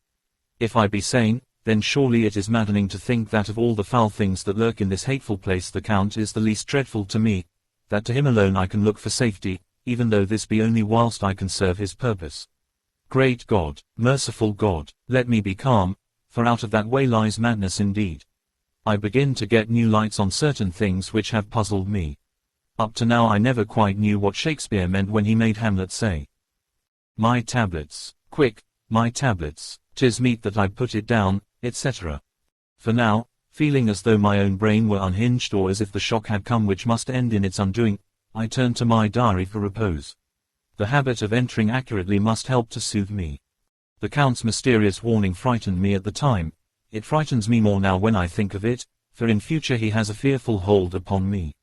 I shall fear to doubt what he may say. When I had written in my diary and had fortunately replaced the book and pen in my pocket I felt sleepy. The Count's warning came into my mind, but I took a pleasure in disobeying it. The sense of sleep was upon me, and with it the obstinacy which sleep brings as outrider. The soft moonlight soothed, and the wide expanse without gave a sense of freedom which refreshed me. I determined not to return tonight to the gloom-haunted rooms, but to sleep here, where, of old, ladies had sat and sung and lived sweet lives whilst the gentle breasts were sad for their menfolk away in the midst of remorseless wars. I drew a great couch out of its place near the corner, so that as I lay, I could look at the lovely view to east and south, and unthinking of and uncaring for the dust, composed myself for sleep. I suppose I must have fallen asleep. I hope so, but I fear, for all that followed was startlingly real, so real that now sitting here in the broad, full sunlight of the morning, I cannot in the least believe that it was all sleep. I was not alone. The room was the same, unchanged in any way since I came into it. I could see along the floor, in the brilliant moonlight, my own footsteps marked where I had disturbed the long accumulation of dust. In the moonlight opposite me were 3 young women, ladies by the dress and manner. I thought at the time that I must be dreaming when I saw them, for, though the moonlight was behind them, they threw no shadow on the floor. They came close to me, and looked at me for some time, and then whispered together. 2 were dark, and had high aquiline noses, like the Count, and great dark, piercing eyes that seemed to be almost red when contrasted with the pale yellow moon. The other was fair as can be, with great wavy masses of golden hair and eyes like pale sapphires. I seemed somehow to know her face, and to know it in connection with some dreamy fear, but I could not recollect at the moment how or where. All 3 had brilliant white teeth that shone like pearls against the ruby of the voluptuous lips. There was something about them that made me uneasy, some longing and at the same time some deadly fear. I felt in my heart a wicked, burning desire that they would kiss me with those red lips. It is not good to note this down, lest some day it should meet Mina's eyes and cause her pain, but it is the truth. They whispered together, and then they all three laughed, such a silvery, musical laugh, but as hard as though the sound never could have come through the softness of human lips. It was like the intolerable, tingling sweetness of water glasses when played on by a cunning hand. The fair girl shook her head coquettishly, and the other two urged her on. One said, "Go on, you are first, and we shall follow, yours is the right to begin." The other added, "He is young and strong, there are kisses for us all." I lay quiet, looking out under my eyelashes in an agony of delightful anticipation. The fair girl advanced and bent over me till I could feel the movement of her breath upon me. Sweet it was in one sense, honey sweet, and sent the same tingling through the nerves as her voice, but with a bitter underlying the sweet, a bitter offensiveness, as one smells in blood. I was afraid to raise my eyelids, but looked out and saw perfectly under the lashes. The girl went on her knees, and bent over me, simply gloating. There was a deliberate voluptuousness which was both thrilling and repulsive, and as she arched her neck she actually licked her lips like an animal, till I could see in the moonlight the moisture shining on the scarlet lips and on the red tongue as it lapped the white sharp teeth. Lower and lower went her head as the lips went below the range of my mouth and chin and seemed about to fasten on my throat. Then she paused, and I could hear the churning sound of her tongue as it licked her teeth and lips, and could feel the hot breath on my neck. Then the skin of my throat began to tingle as one's flesh does when the hand that is to tickle it approaches nearer, nearer. I could feel the soft, shivering touch of the lips on the super-sensitive skin of my throat, and the hard dents of two sharp teeth, just touching and pausing there. I closed my eyes in a languorous ecstasy and waited with beating heart. But at that instant, another sensation swept through me as quick as lightning. I was conscious of the presence of the Count, and of his being as if lapped in a storm of fury. As my eyes opened involuntarily I saw his strong hand grasp the slender neck of the fair woman and with giant's power draw it back, the blue eyes transformed with fury, the white teeth champing with rage, and the fair cheeks blazing red with passion. But the Count, never did I imagine such wrath and fury, even to the demons of the pit. His eyes were positively blazing, the red light in them was lurid, as if the flames of hellfire blazed behind them. His face was deathly pale, and the lines of it were hard like drawn wires, the thick eyebrows that met over the nose now seemed like a heaving bar of white-hot metal. With a fierce sweep of his arm, he hurled the woman from him, and then motioned to the others, as though he were beating them back. It was the same imperious gesture that I had seen used to the wolves. In a voice which, though low and almost in a whisper seemed to cut through the air and then ring round the room he said, "How dare you touch him, any of you? How dare you cast eyes on him when I had forbidden it? Back, I tell you all, this man belongs to me. Beware how you meddle with him, or you'll have to deal with me." The fair girl, with a laugh of ribald coquetry, turned to answer him. "You yourself never loved, you never love." On this the other women joined, and such a mirthless, hard, soulless laughter rang through the room that it almost made me faint to hear. It seemed like the pleasure of fiends. Then the Count turned, after looking at my face attentively, and said in a soft whisper, "Yes, I too can love, you yourselves can tell it from the past. Is it not so? Well, now I promise you that when I am done with him you shall kiss him at your will. Now go, go, I must awaken him, for there is work to be done." "Are we to have nothing tonight?" said one of them, with a low laugh, as she pointed to the bag which he had thrown upon the floor, and which moved as though there were some living thing within it. For answer he nodded his head. One of the women jumped forward and opened it. If my ears did not deceive me there was a gasp and a low wail, as of a half-smothered child. The women closed round, whilst I was aghast with horror, but as I looked they disappeared, and with them the dreadful bag. There was no door near them, and they could not have passed me without my noticing. They simply seemed to fade into the rays of the moonlight and pass out through the window, for I could see outside the dim, shadowy forms for a moment before they entirely faded away. Then the horror overcame me, and I sank down unconscious. IV. Jonathan Harker's journal, continued. I awoke in my own bed. If it be that I had not dreamt, the Count must have carried me here. I tried to satisfy myself on the subject, but could not arrive at any unquestionable result. To be sure, there were certain small evidences, such as that my clothes were folded and laid by in a manner which was not my habit. My watch was still unwound, and I am rigorously accustomed to wind it the last thing before going to bed, and many such details. But these things are no proof, for they may have been evidences that my mind was not as usual, and, from some cause or another, I had certainly been much upset. I must watch for proof. Of one thing I am glad, if it was that the Count carried me here and undressed me, he must have been hurried in his task, for my pockets are intact. I am sure this diary would have been a mystery to him which he would not have brooked. He would have taken or destroyed it. As I look round this room, although it has been to me so full of fear, it is now a sort of sanctuary, for nothing can be more dreadful than those awful women, who were, waiting to suck my blood. The 18th of May. I have been down to look at that room again in daylight, for I must know the truth. When I got to the doorway at the top of the stairs I found it closed. It had been so forcibly driven against the jamb that part of the woodwork was splintered. I could see that the bolt of the lock had not been shot, but the door is fastened from the inside. I fear it was no dream, and must act on this surmise.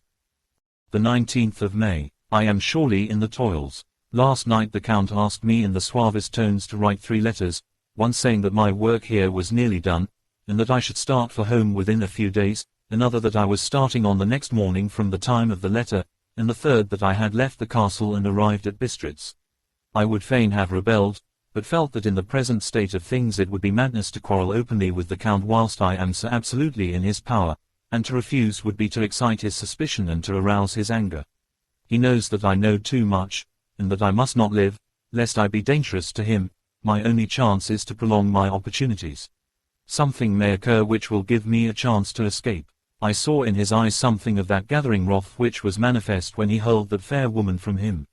He explained to me that posts were few and uncertain, and that my writing now would ensure ease of mind to my friends, and he assured me with so much impressiveness that he would countermand the later letters, which would be held over at Bistritz until due time in case chance would admit of my prolonging my stay, that to oppose him would have been to create new suspicion.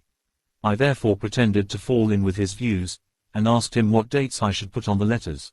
He calculated a minute, and then said, "The first should be June 12th, the second June 19th, and the third June 29th. I know now the span of my life. God help me." The 28th of May. There is a chance of escape, or at any rate of being able to send word home. A band of Seni have come to the castle, and are encamped in the courtyard. These Seni are gypsies. I have notes of them in my book. They are peculiar to this part of the world, though allied to the ordinary gypsies all the world over. There are thousands of them in Hungary and Transylvania, who are almost outside all law. They attach themselves as a rule to some great noble or boyar, and call themselves by his name. They are fearless and without religion, save superstition, and they talk only their own varieties of the Romany tongue. I shall write some letters home, and shall try to get them to have them posted. I have already spoken them through my window to begin acquaintanceship. They took their hats off and made obeisance and many signs, which, however, I could not understand any more than I could their spoken language. Ellipsis. I have written the letters. Mina's is in shorthand, and I simply ask Mr.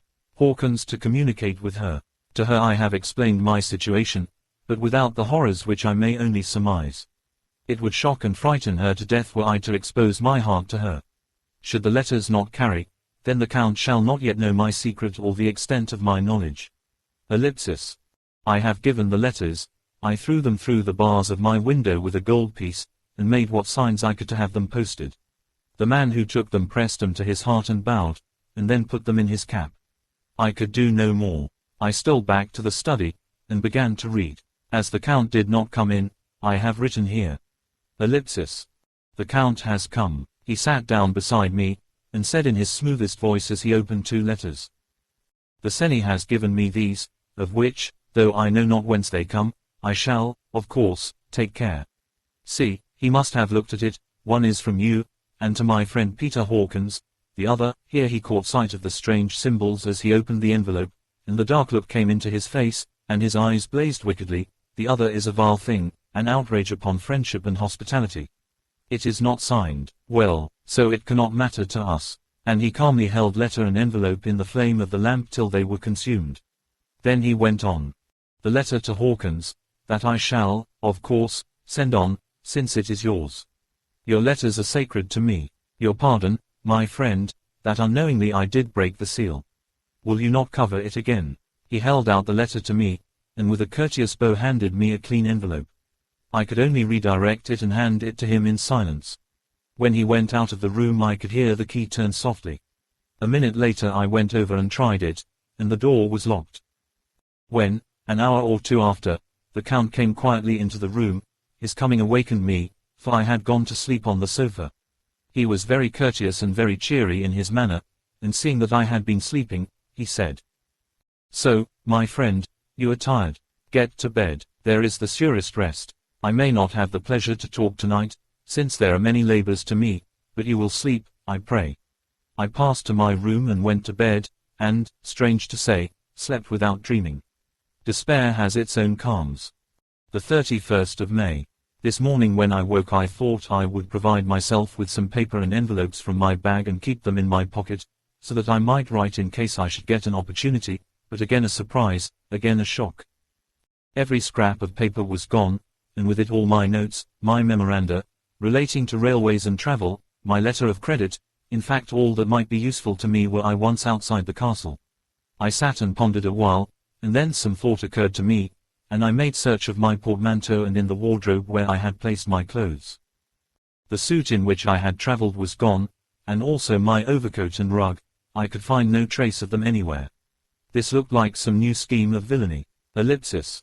The 17th of June. This morning, as I was sitting on the edge of my bed cudgelling my brains, I heard without a cracking of whips and pounding and scraping of horses' feet up the rocky path beyond the courtyard. With joy I hurried to the window, and saw drive into the yard 2 great letter wagons, each drawn by 8 sturdy horses, and at the head of each pair a Slovak, with his wide hat, great nail-studded belt, dirty sheepskin, and high boots. They had also their long staves in hand. I ran to the door, intending to descend and try and join them through the main hall, as I thought that way might be opened for them. Again a shock, my door was fastened on the outside.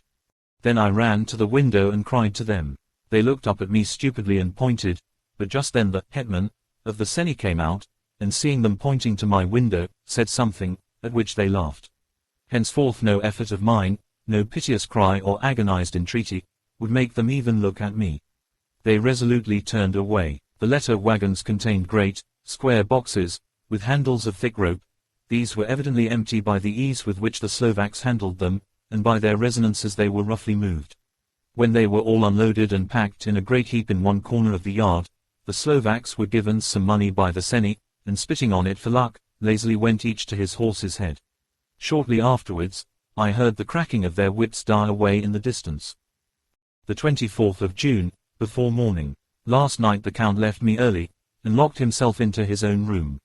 As soon as I dared I ran up the winding stair, and looked out of the window, which opened south. I thought I would watch for the Count, for there is something going on. The Seni are quartered somewhere in the castle and are doing work of some kind. I know it, for now and then I hear a faraway muffled sound as of mattock and spade, and, whatever it is, it must be the end of some ruthless villainy. I had been at the window somewhat less than half an hour, when I saw something coming out of the Count's window. I drew back and watched carefully, and saw the whole man emerge. It was a new shock to me to find that he had on the suit of clothes which I had worn whilst travelling here, and slung over his shoulder the terrible bag which I had seen the women take away. There could be no doubt as to his quest, and in my garb, too. This, then, is his new scheme of evil, that he will allow others to see me, as they think, so that he may both leave evidence that I have been seen in the towns or villages posting my own letters, and that any wickedness which he may do shall by the local people be attributed to me. It makes me rage to think that this can go on, and whilst I am shut up here, a veritable prisoner, but without that protection of the law which is even a criminal's right and consolation. I thought I would watch for the Count's return, and for a long time sat doggedly at the window. Then I began to notice that there were some quaint little specks floating in the rays of the moonlight. They were like the tiniest grains of dust, and they whirled round and gathered in clusters in a nebulous sort of way. I watched them with a sense of soothing, and a sort of calm stole over me. I leaned back in the embrasure in a more comfortable position, so that I could enjoy more fully the aerial gambling. Something made me start up, a low, piteous howling of dogs somewhere far below in the valley, which was hidden from my sight. Louder it seemed to ring in my ears, and the floating motes of dust to take new shapes to the sound as they danced in the moonlight. I felt myself struggling to awake to some call of my instincts, nay, my very soul was struggling, and my half-remembered sensibilities were striving to answer the call. I was becoming hypnotized. Quicker and quicker danced the dust. The moonbeams seemed to quiver as they went by me into the mass of gloom beyond. More and more they gathered till they seemed to take dim phantom shapes. And then I started, roared awake and in full possession of my senses, and ran screaming from the place. The phantom shapes, which were becoming gradually materialized from the moonbeams, were those of the 3 ghostly women to whom I was doomed. I fled, and felt somewhat safer in my own room, where there was no moonlight and where the lamp was burning brightly. When a couple of hours had passed I heard something stirring in the Count's room, something like a sharp wail quickly suppressed, and then there was silence, deep, awful silence, which chilled me. With a beating heart, I tried the door, but I was locked in my prison, and could do nothing.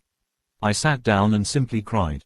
As I sat I heard a sound in the courtyard without, the agonized cry of a woman. I rushed to the window, and throwing it up, peered out between the bars. There, indeed, was a woman with disheveled hair, holding her hands over her heart as one distressed with running.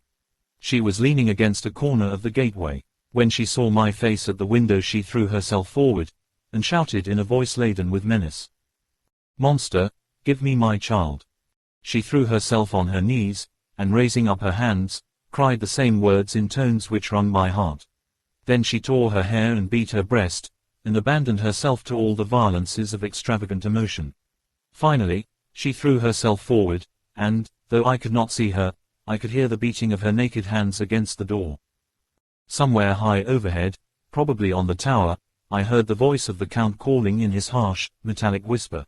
His call seemed to be answered from far and wide by the howling of wolves.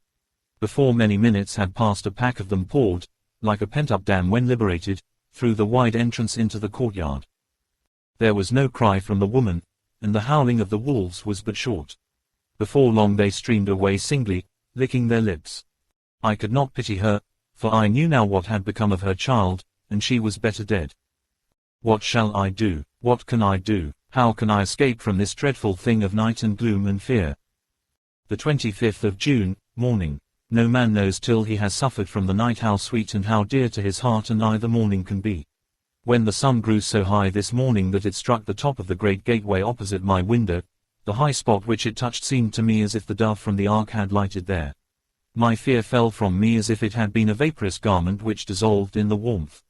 I must take action of some sort whilst the courage of the day is upon me. Last night one of my post-dated letters went to post, the first of that fatal series which is to blot out the very traces of my existence from the earth. Let me not think of it. Action.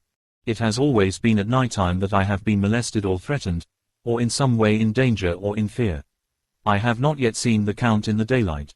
Can it be that he sleeps when others wake, that he may be awake whilst they sleep? If I could only get into his room. But there is no possible way. The door is always locked, no way for me. Yes, there is a way, if one dares to take it. Where his body has gone, why may not another body go? I have seen him myself crawl from his window. Why should not I imitate him, and go in by his window? The chances are desperate, but my need is more desperate still.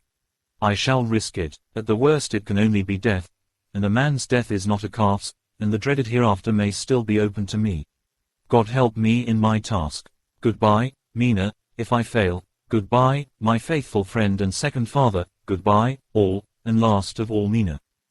Same day, later. I have made the effort, and God, helping me, have come safely back to this room. I must put down every detail in order. I went whilst my courage was fresh straight to the window on the south side, and at once got outside on the narrow ledge of stone which runs around the building on this side. The stones are big and roughly cut, and the mortar has by process of time been washed away between them. I took off my boots, and ventured out on the desperate way. I looked down once, so as to make sure that a sudden glimpse of the awful depth would not overcome me, but after that kept my eyes away from it. I knew pretty well the direction and distance of the Count's window, and made for it as well as I could, having regard to the opportunities available.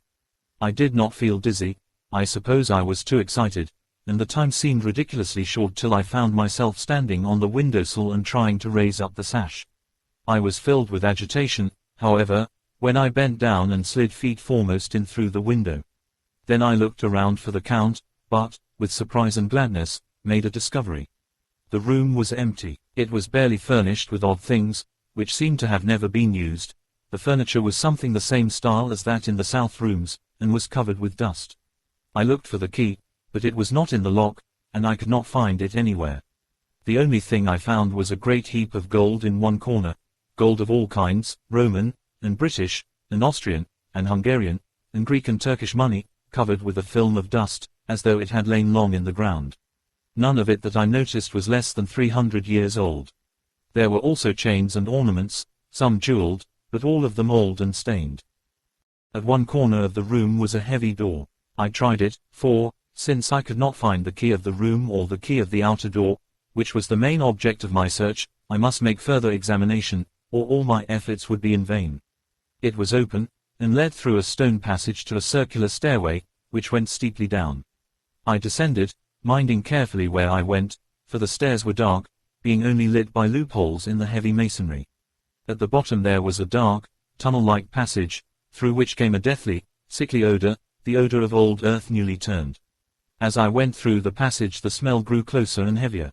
At last I pulled open a heavy door which stood ajar, and found myself in an old, ruined chapel, which had evidently been used as a graveyard. The roof was broken, and in two places were steps leading to vaults, but the ground had recently been dug over, and the earth placed in great wooden boxes, manifestly those which had been brought by the Slovaks. There was nobody about, and I made search for any further outlet, but there was none. Then I went over every inch of the ground, so as not to lose a chance. I went down even into the vaults, where the dim light struggled, although to do so was a dread to my very soul. Into two of these I went, but saw nothing except fragments of old coffins and piles of dust.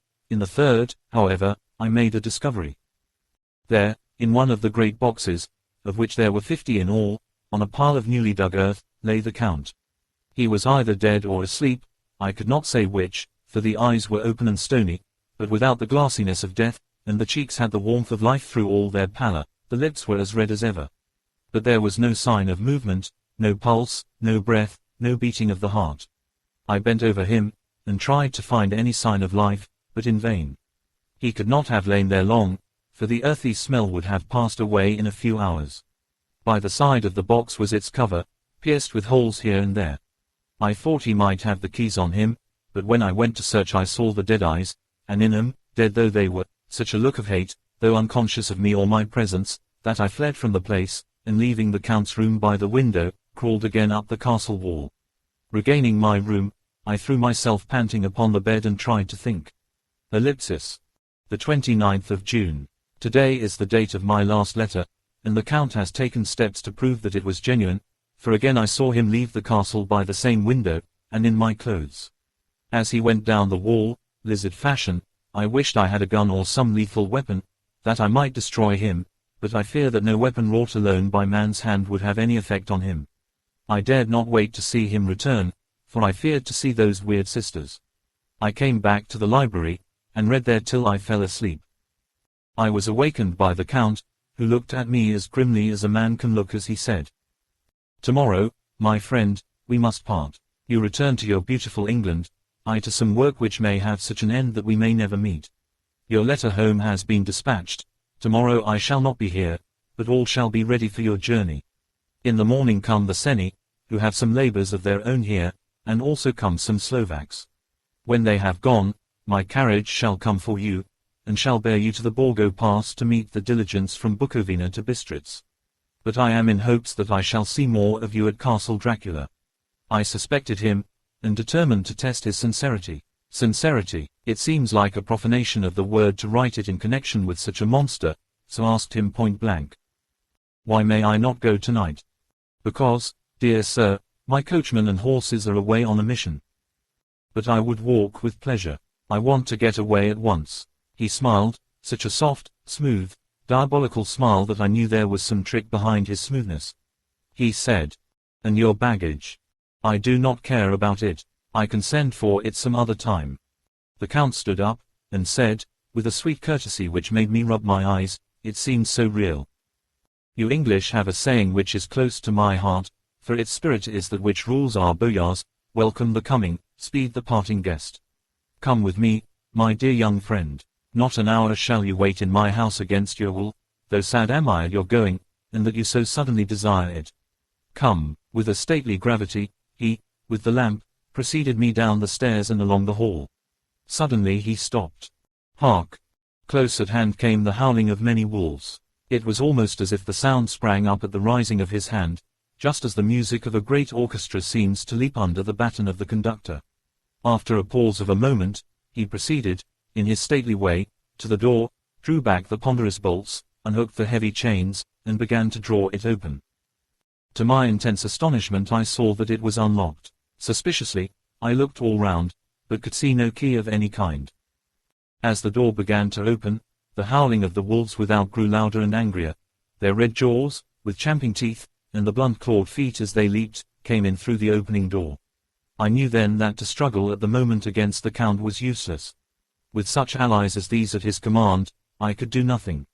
But still the door continued slowly to open, and only the Count's body stood in the gap. Suddenly it struck me that this might be the moment and means of my doom. I was to be given to the wolves, and at my own instigation. There was a diabolical wickedness in the idea great enough for the Count, and as a last chance I cried out, "Shut the door, I shall wait till morning," and covered my face with my hands to hide my tears of bitter disappointment. With one sweep of his powerful arm, the Count threw the door shut, and the great bolts clanged and echoed through the hall as they shot back into their places. In silence we returned to the library, and after a minute or two I went to my own room. The last I saw of Count Dracula was his kissing his hand to me, with a red light of triumph in his eyes, and with a smile that Judas in hell might be proud of. When I was in my room and about to lie down, I thought I heard a whispering at my door. I went to it softly and listened. Unless my ears deceived me, I heard the voice of the Count. "Back, back, to your own place. Your time is not yet come. Wait, have patience. Tonight is mine, tomorrow night is yours." There was a low, sweet ripple of laughter, and in a rage I threw open the door, and saw without the three terrible women licking their lips. As I appeared they all joined in a horrible laugh, and ran away. I came back to my room and threw myself on my knees. It is then so near the end. Tomorrow, Lord, help me, and those to whom I am dear. The 30th of June, morning. These may be the last words I ever write in this diary. I slept till just before the dawn, and when I woke threw myself on my knees, for I determined that if death came he should find me ready. At last I felt that subtle change in the air, and knew that the morning had come. Then came the welcome cockcrow, and I felt that I was safe. With a glad heart, I opened my door and ran down to the hall. I had seen that the door was unlocked, and now escape was before me. With hands that trembled with eagerness, I unhooked the chains and drew back the massive bolts. But the door would not move. Despair seized me. I pulled, and pulled, at the door, and shook it till, massive as it was, it rattled in its casement. I could see the bolt shot. It had been locked after I left the Count. Then a wild desire took me to obtain that key at any risk, and I determined then and there to scale the wall again and gain the Count's room.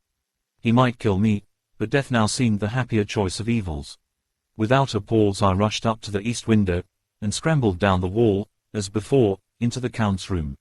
It was empty, but that was as I expected. I could not see a key anywhere, but the heap of gold remained.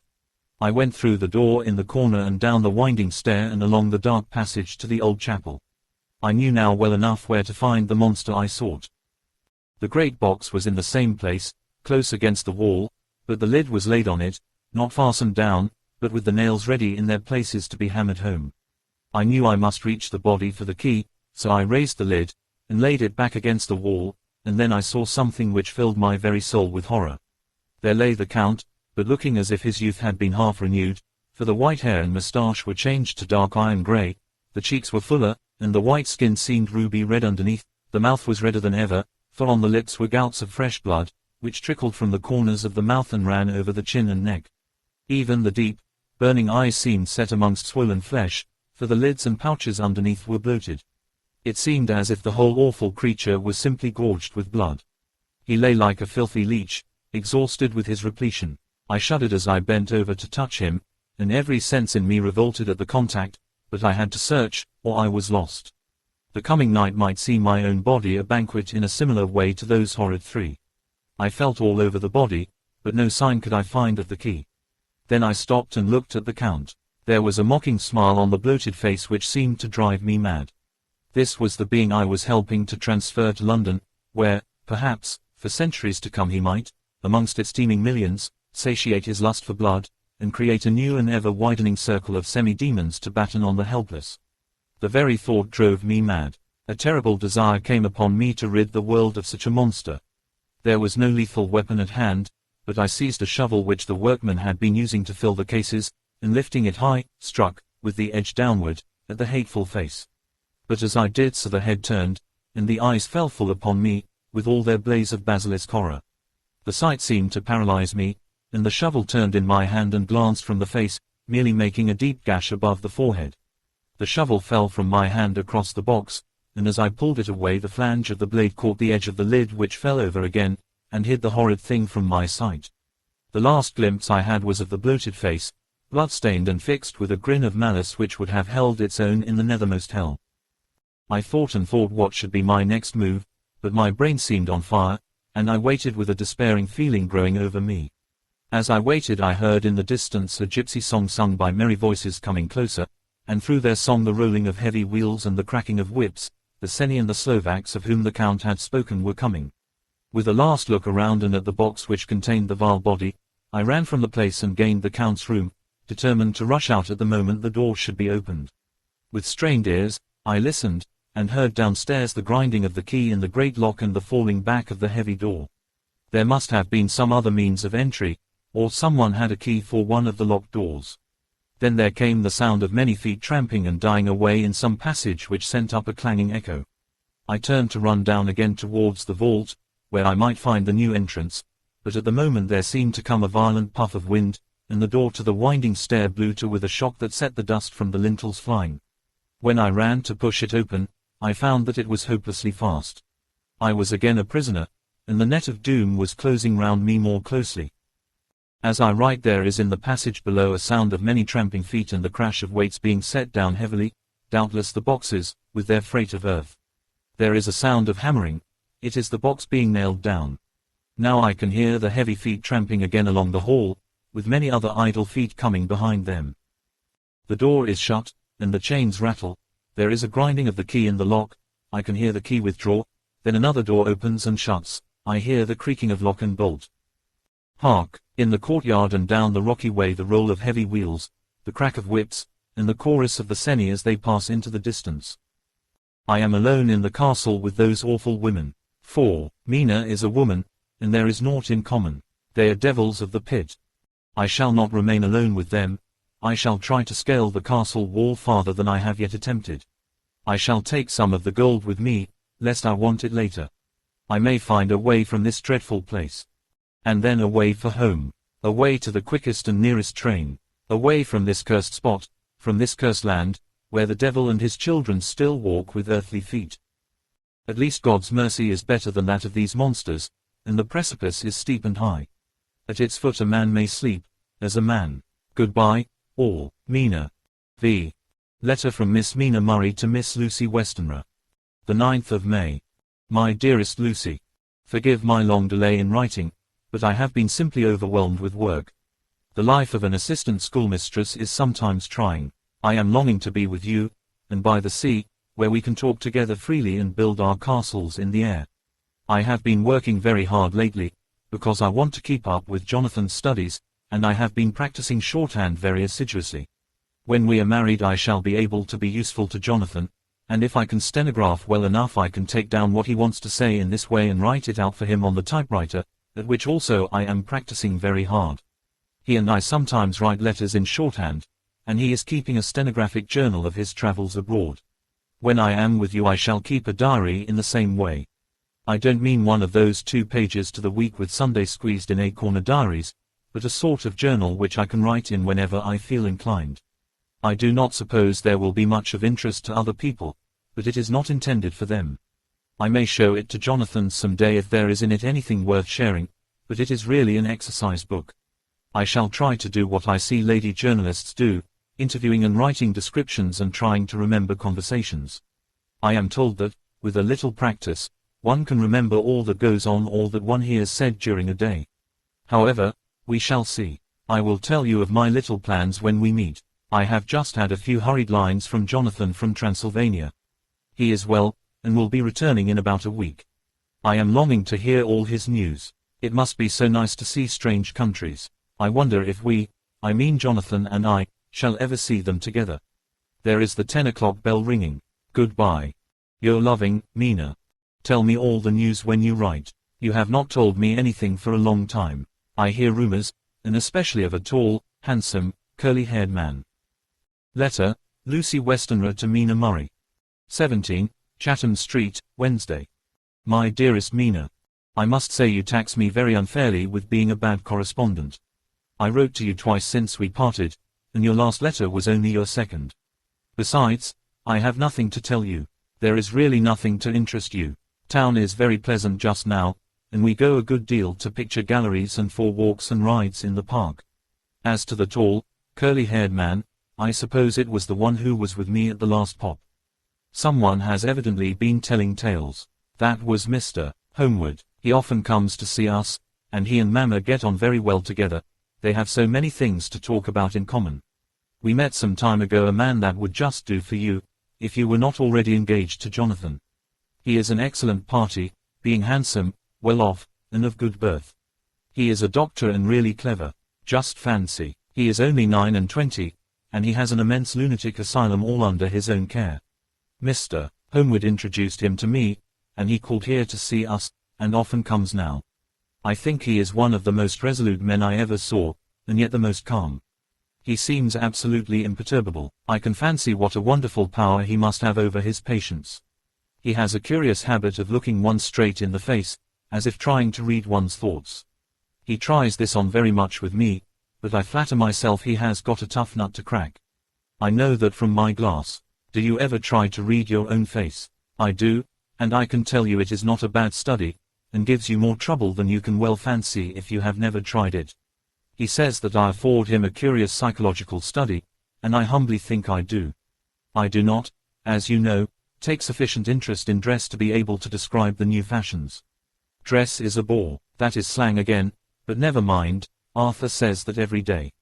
There, it is all out. Mina, we have told all our secrets to each other since we were children. We have slept together and eaten together, and laughed and cried together, and now, though I have spoken, I would like to speak more. Oh, Mina, couldn't you guess? I love him. I am blushing as I write, for although I think he loves me, he has not told me so in words. But oh, Mina, I love him, I love him, I love him. There, that does me good.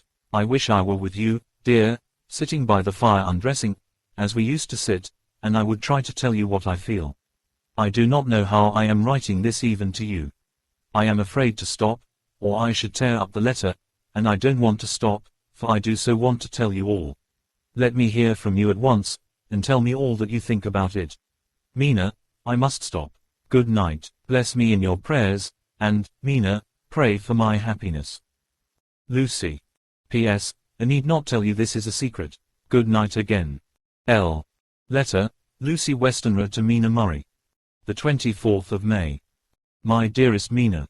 Thanks, and thanks, and thanks again for your sweet letter. It was so nice to be able to tell you and to have your sympathy. My dear, it never rains but it pours. How true the old proverbs are. Here am I, who shall be 20 in September, and yet I never had a proposal till today, not a real proposal, and today I have had 3. Just fancy, 3 proposals in one day. Isn't it awful? I feel sorry, really and truly sorry, for 2 of the poor fellows. Oh, Mina, I am so happy that I don't know what to do with myself. And 3 proposals. But, for goodness sake, don't tell any of the girls, or they would be getting all sorts of extravagant ideas and imagining themselves injured and slighted if in their very first day at home they did not get 6 at least. Some girls are so vain. You and I, Mina dear, who are engaged and are going to settle down soon soberly into old married women, can despise vanity. Well, I must tell you about the 3, but you must keep it a secret, dear, from everyone, except, of course, Jonathan. You will tell him, because I would, if I were in your place, certainly tell Arthur. A woman ought to tell her husband everything, don't you think so, dear? And I must be fair. Men like women, certainly their wives, to be quite as fair as they are, and women, I am afraid, are not always quite as fair as they should be. Well, my dear, number 1 came just before lunch. I told you of him, Drive. John Seward, the lunatic asylum man, with the strong jaw and the good forehead. He was very cool outwardly, but was nervous all the same. He had evidently been schooling himself as to all sorts of little things, and remembered them, but he almost managed to sit down on his silk hat, which men don't generally do when they are cool, and then when he wanted to appear at ease he kept playing with a lancet in a way that made me nearly scream. He spoke to me, Mina, very straightforwardly. He told me how dear I was to him, though he had known me so little, and what his life would be with me to help and cheer him. He was going to tell me how unhappy he would be if I did not care for him, but when he saw me cry he said that he was a brute and would not add to my present trouble. Then he broke off and asked if I could love him in time, and when I shook my head his hands trembled, and then with some hesitation he asked me if I cared already for anyone else. He put it very nicely, saying that he did not want to wring my confidence from me, but only to know, because if a woman's heart was free a man might have hope. And then, Mina, I felt a sort of duty to tell him that there was someone. I only told him that much, and then he stood up, and he looked very strong and very grave as he took both my hands in his and said he hoped I would be happy, and that if I ever wanted a friend I must count him one of my best. Oh, Mina dear, I can't help crying, and you must excuse this letter being all blotted. Being proposed to is all very nice and all that sort of thing, but it isn't at all a happy thing when you have to see a poor fellow, whom you know loves you honestly, going away and looking all broken-hearted, and to know that, no matter what he may say at the moment, you are passing quite out of his life. My dear, I must stop here at present, I feel so miserable, though I am so happy. Evening. Arthur has just gone, and I feel in better spirits than when I left off, so I can go on telling you about the day. Well, my dear, number 2 came after lunch. He is such a nice fellow, an American from Texas, and he looks so young and so fresh that it seems almost impossible that he has been to so many places and has had such adventures. I sympathize with poor Desdemona when she had such a dangerous stream poured in her ear, even by a black man. I suppose that we women are such cowards that we think a man will save us from fears, and we marry him. I know now what I would do if I were a man and wanted to make a girl love me. No, I don't, for there was Mr. Morris telling us his stories, and Arthur never told any, and yet, my dear, I am somewhat previous. Mr. Quincy P. Morris found me alone. It seems that a man always does find a girl alone. No, he doesn't, for Arthur tried twice to make a chance, and I helping him all I could. I am not ashamed to say it now. I must tell you beforehand that Mr. Morris doesn't always speak slang, that is to say, he never does to strangers or before them, for he is really well educated and has exquisite manners, but he found out that it amused me to hear him talk American slang, and whenever I was present, and there was no one to be shocked, he said such funny things. I am afraid, my dear, he has to invent it all, for it fits exactly into whatever else he has to say. But this is a way slang has. I do not know myself if I shall ever speak slang. I do not know if Arthur likes it, as I have never heard him use any as yet. Well, Mr. Morris sat down beside me and looked as happy and jolly as he could, but I could see all the same that he was very nervous. He took my hand in his, and said ever so sweetly, "Miss Lucy, I know I ain't good enough to regulate the fixins of your little shoes, but I guess if you wait till you find a man that is you will go join them 7 young women with the lamps when you quit. Won't you just hitch up alongside of me and let us go down the long road together, driving in double harness?" Well, he did look so good-humored and so jolly that it didn't seem half so hard to refuse him as it did poor Drive. So I said, as lightly as I could, that I did not know anything of hitching, and that I wasn't broken to harness at all yet. Then he said that he had spoken in a light manner, and he hoped that if he had made a mistake in doing so on so grave, so momentous, an occasion for him, I would forgive him. He really did look serious when he was saying it, and I couldn't help feeling a bit serious too. I know, Mina, you will think me a horrid flirt, though I couldn't help feeling a sort of exultation that he was number 2 in one day. And then, my dear, before I could say a word he began pouring out a perfect torrent of lovemaking, laying his very heart and soul at my feet. He looked so earnest over it that I shall never again think that a man must be playful always, and never earnest, because he is merry at times. I suppose he saw something in my face which checked him, for he suddenly stopped, and said with a sort of manly fervor that I could have loved him for if I had been free. Lucy, you are an honest-hearted girl, I know. I should not be here speaking to you as I am now if I did not believe you clean grit, right through to the very depths of your soul. Tell me, like one good fellow to another, is there anyone else that you care for? And if there is, I'll never trouble you a hair's breadth again, but will be, if you will let me, a very faithful friend. My dear Mina, why are men so noble when we women are so little worthy of them? Here was I almost making fun of this great-hearted, true gentleman. I burst into tears. I am afraid, my dear, you will think this a very sloppy letter in more ways than one, and I really felt very badly.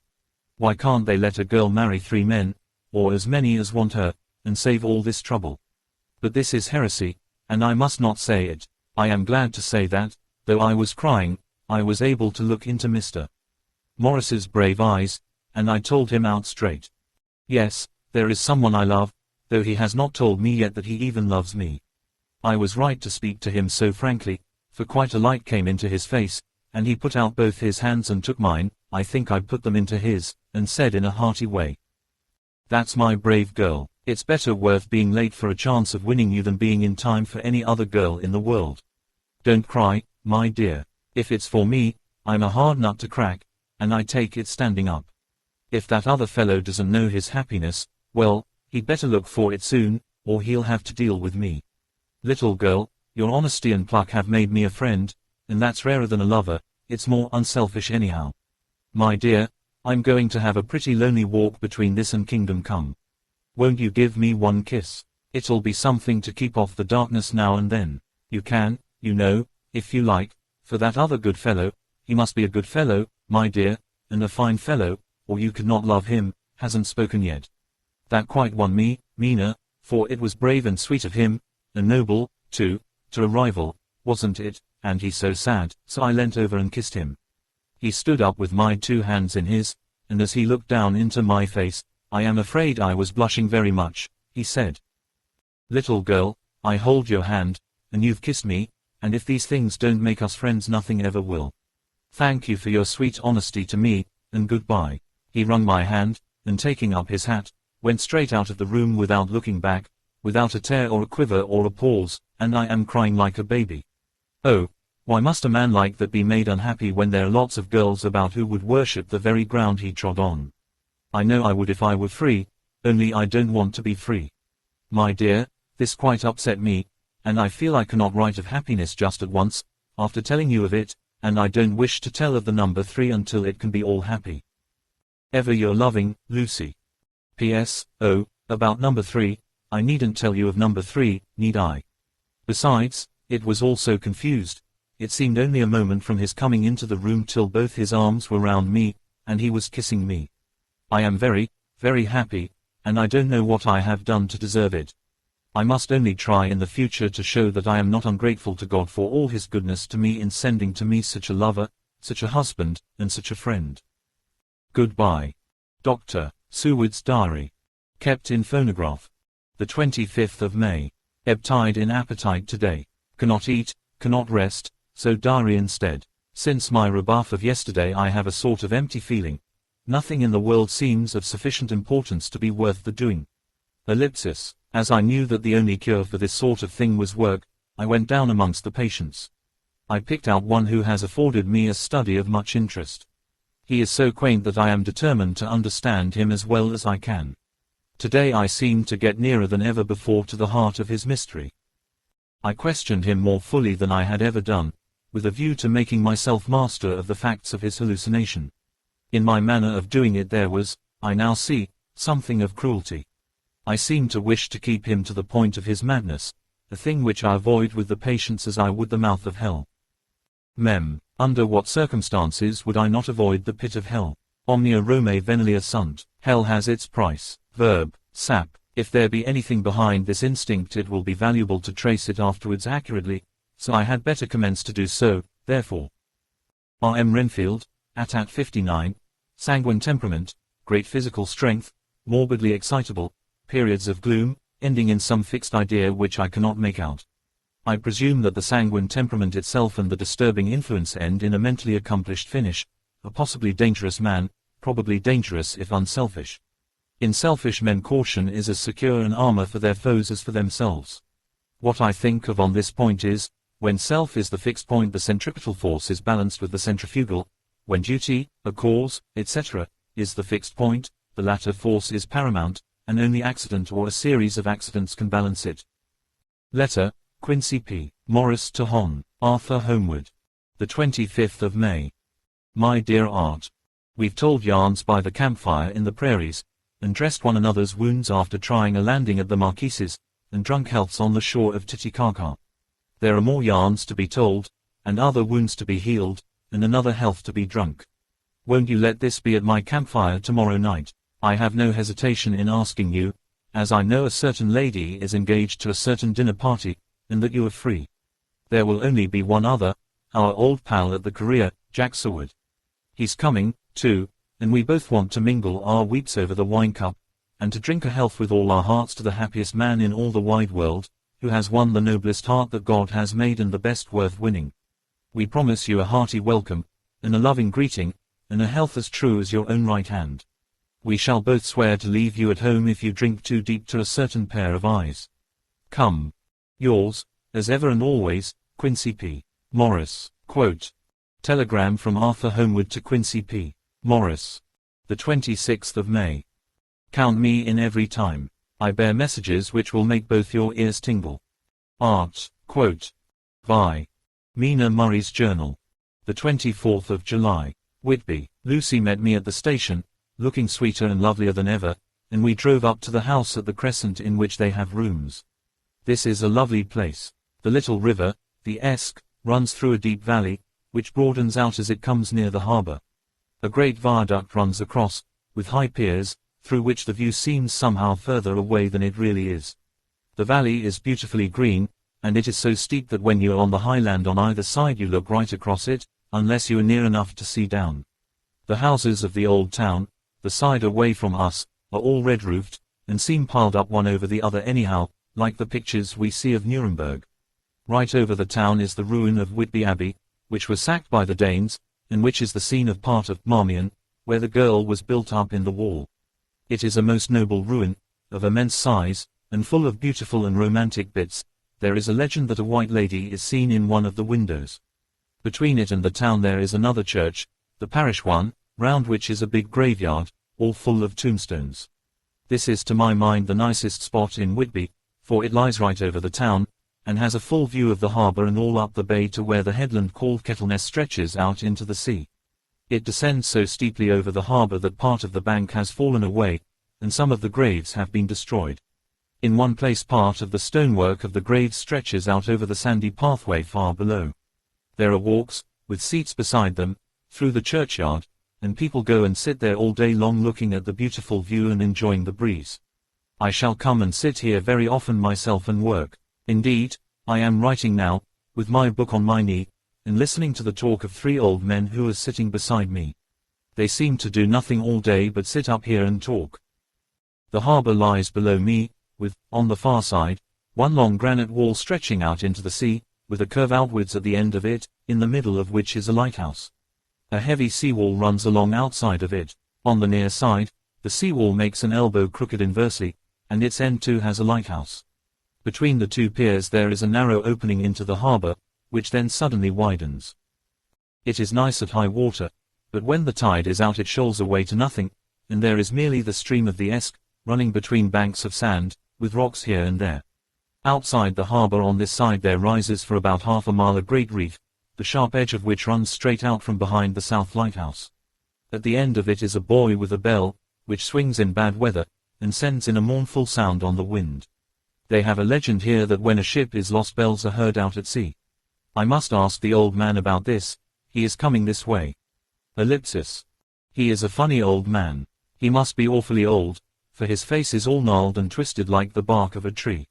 He tells me that he is nearly 100, and that he was a sailor in the Greenland fishing fleet when Waterloo was fought. He is, I am afraid, a very sceptical person, for when I asked him about the bells at sea and the white lady at the Abbey he said very brusquely, "I wouldn't fash mazel about them, miss. Them things be all wore out. Mind, I don't say that they never was, but I do say that they wasn't in my time. They be all very well for comers and trippers, and the like, but not for a nice young lady like you. Them feed folks from York and Leeds that be always eatin' cured herrins and drinkin' tea and lookin' out to buy cheap jet would creed aught. I wonder, Maisel, who'd be bothered tellin' lies to them, even the newspapers, which is full of fool talk. I thought he would be a good person to learn interesting things from, so I asked him if he would mind telling me something about the whale fishing in the old days. He was just settling himself to begin when the clock struck 6, whereupon he labored to get up, and said, "I must gang again wards home now, miss. My granddaughter doesn't like to be kept waitin' when the tea is ready, for it takes me time to cram lay aboon the grease, for there be a many of 'em, and, miss, I lack belly timber sairly by the clock." He hobbled away, and I could see him hurrying, as well as he could, down the steps. The steps are a great feature on the place. They led from the town up to the church. There are hundreds of them, I do not know how many, and they wind up in a delicate curve. The slope is so gentle that a horse could easily walk up and down them. I think they must originally have had something to do with the abbey. I shall go home too. Lucy went out visiting with her mother, and as they were only duty calls, I did not go. They will be home by the 1st of August. I came up here an hour ago with Lucy, and we had a most interesting talk with my old friend and the 2 others who always come and join him. He is evidently the Sir Oracle of them, and I should think must have been in his time a most dictatorial person.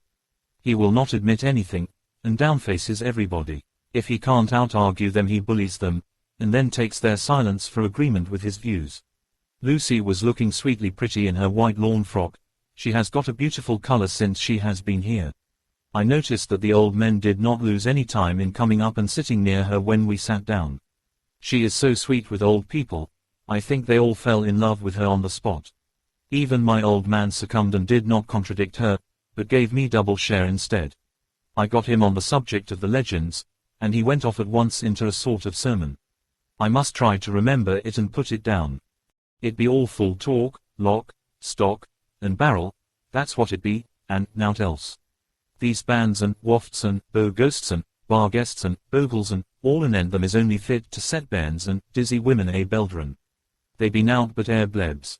They, and all grims and signs and warnings, be all invented by parsons and ilsome buke bodies and railway touters to skeer and scunner hafflins, and to get folks to do somethin' that they don't other inclined to.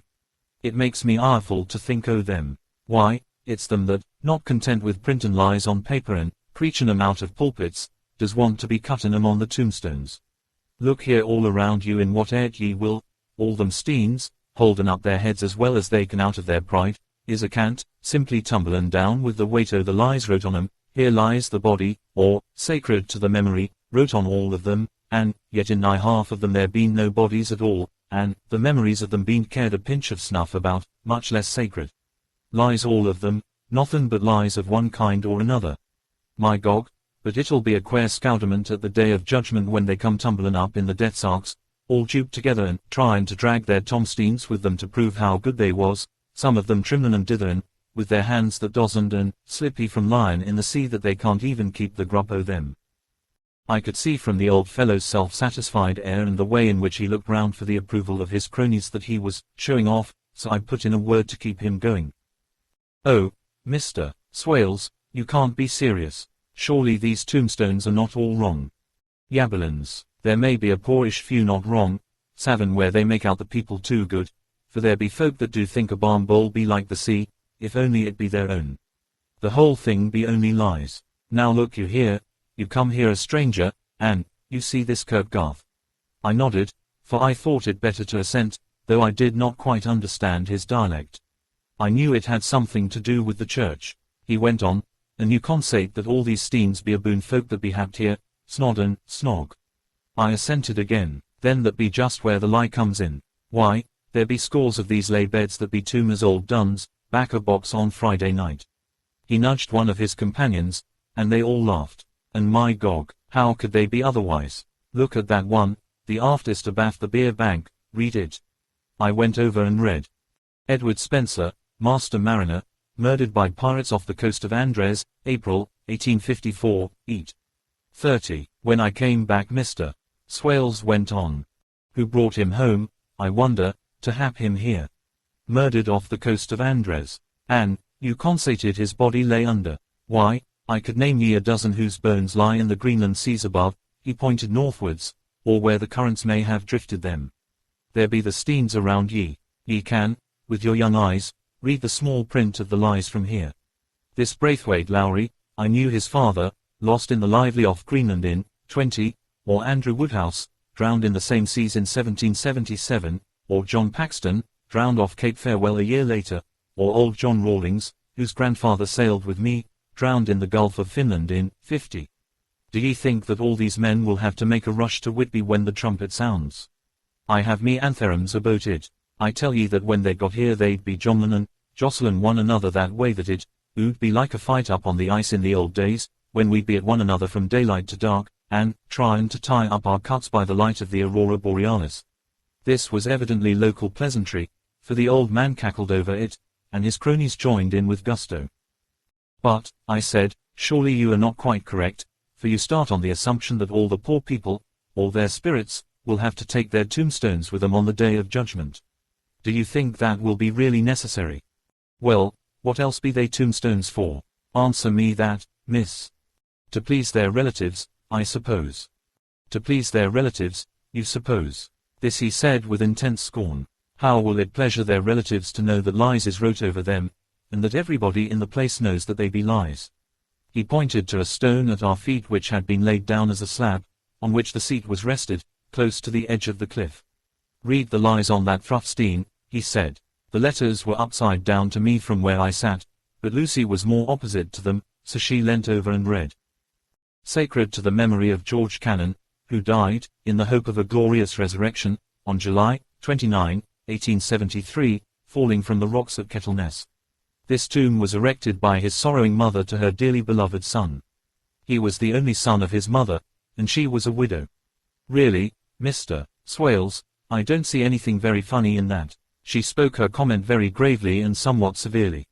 Ye don't see aught funny. Ha, ha, but that's because ye don't gorm. The sorrowing mother was a hellcat that hated him because he was accrued.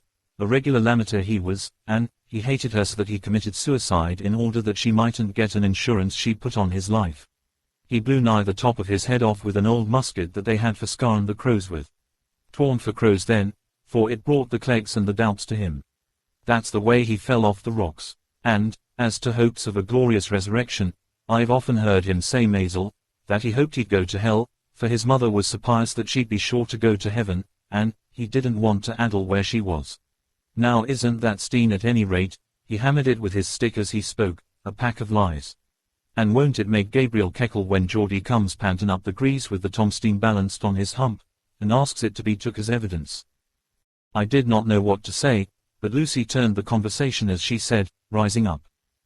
Oh, why did you tell us of this? It is my favorite seat, and I cannot leave it, and now I find I must go on sitting over the grave of a suicide. That won't harm ye, my pretty, and it may make poor Geordie gladsome to have so trim a lass sittin' on his lap. That won't hurt ye. Why, I've sat here often, on for nigh 20 years past, and it hasn't done me no harm. Don't ye fash about them as lies under ye, or that doesn't lie there either.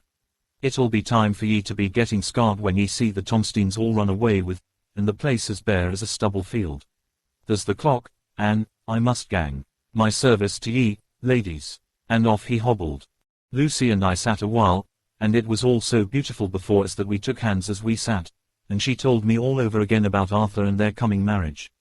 That made me just a little heartsick, for I haven't heard from Jonathan for a whole month. The same day, I came up here alone, for I am very sad. There was no letter for me. I hope there cannot be anything the matter with Jonathan. The clock has just struck 9. I see the lights scattered all over the town, sometimes in rows where the streets are, and sometimes singly. They run right up the Eskandire way in the curve of the valley. To my left the view is cut off by a black line of roof of the old house next the abbey. The sheep and lambs are bleating in the fields away behind me, and there is a clatter of a donkey's hoofs up the paved road below. The band on the pier is playing a harsh waltz in good time, and further along the quay there is a Salvation Army meeting in a back street. Neither of the bands hears the other, but up here I hear and see them both. I wonder where Jonathan is and if he is thinking of me. I wish he were here. Doctor, Seward's Diary. The 5th of June. The case of Renfield grows more interesting the more I get to understand the man. He has certain qualities very largely developed: selfishness, secrecy, and purpose. I wish I could get at what is the object of the latter. He seems to have some settled scheme of his own, but what it is I do not yet know. His redeeming quality is a love of animals, though, indeed, he has such curious turns in it that I sometimes imagine he is only abnormally cruel. His pets are of odd sorts. Just now his hobby is catching flies. He has at present such a quantity that I have had myself to expostulate. To my astonishment, he did not break out into a fury, as I expected, but took the matter in simple seriousness. He thought for a moment, and then said, "May I have 3 days? I shall clear them away." Of course, I said that would do. I must watch him. The 18th of June. He has turned his mind now to spiders, and has got several very big fellows in a box. He keeps feeding them with his flies, and the number of the latter is becoming sensibly diminished, although he has used half his food in attracting more flies from outside to his room. The 1st of July. His spiders are now becoming as great a nuisance as his flies, and today I told him that he must get rid of them. He looked very sad at this, so I said that he must clear out some of them, at all events. He cheerfully acquiesced in this, and I gave him the same time as before for reduction. He disgusted me much while with him, for when a horrid blowfly, bloated with some carrion food, buzzed into the room, he caught it, held it exultantly for a few moments between his finger and thumb, and, before I knew what he was going to do, put it in his mouth and ate it. I scolded him for it, but he argued quietly that it was very good and very wholesome, that it was life, strong life, and gave life to him. This gave me an idea, or the rudiment of one. I must watch how he gets rid of his spiders. He has evidently some deep problem in his mind, for he keeps a little notebook in which he is always jotting down something. Whole pages of it are filled with masses of figures, generally single numbers added up in batches, and then the totals added in batches again, as though he were focusing some account, as the auditors put it. The 8th of July. There is a method in his madness, and the rudimentary idea in my mind is growing. It will be a whole idea soon, and then, oh, unconscious cerebration. You will have to give the wall to your conscious brother. I kept away from my friend for a few days, so that I might notice if there were any change. Things remain as they were except that he has parted with some of his pets and got a new one. He has managed to get a sparrow, and has already partially tamed it. His means of taming is simple, for already the spiders have diminished. Those that do remain, however, are well fed, for he still brings in the flies by tempting them with his food. The 19th of July. We are progressing. My friend has now a whole colony of sparrows, and his flies and spiders are almost obliterated. When I came in he ran to me and said he wanted to ask me a great favor, a very, very great favor, and as he spoke he fawned on me like a dog. I asked him what it was, and he said, with a sort of rapture in his voice and bearing, "A kitten, a nice little, sleek playful kitten, that I can play with, and teach, and feed, and feed, and feed." I was not unprepared for this request, for I had noticed how his pets went on increasing in size and vivacity, but I did not care that his pretty family of tame sparrows should be wiped out in the same manner as the flies and the spiders, so I said I would see about it, and asked him if he would not rather have a cat than a kitten. His eagerness betrayed him as he answered, "Oh, yes, I would like a cat. I only asked for a kitten lest you should refuse me a cat." No one would refuse me a kitten, would they? I shook my head, and said that at present I feared it would not be possible, but that I would see about it. His face fell, and I could see a warning of danger in it, for there was a sudden fierce, sidelong look which meant killing. The man is an undeveloped homicidal maniac. I shall test him with his present craving and see how it will work out, then I shall know more. 10 p.m. I have visited him again and found him sitting in a corner brooding. When I came in he threw himself on his knees before me and implored me to let him have a cat, that his salvation depended upon it. I was firm, however, and told him that he could not have it, whereupon he went without a word, and sat down, gnawing his fingers, in the corner where I had found him. I shall see him in the morning early. The 20th of July. Visited Renfield very early, before the attendant went his rounds. Found him up and humming a tune. He was spreading out his sugar, which he had saved, in the window, and was manifestly beginning his fly-catching again, and beginning it cheerfully and with a good grace. I looked around for his birds, and not seeing them, asked him where they were. He replied, without turning round, that they had all flown away. There were a few feathers about the room and on his pillow a drop of blood. I said nothing, but went and told the keeper to report to me if there were anything odd about him during the day. 11 a.m.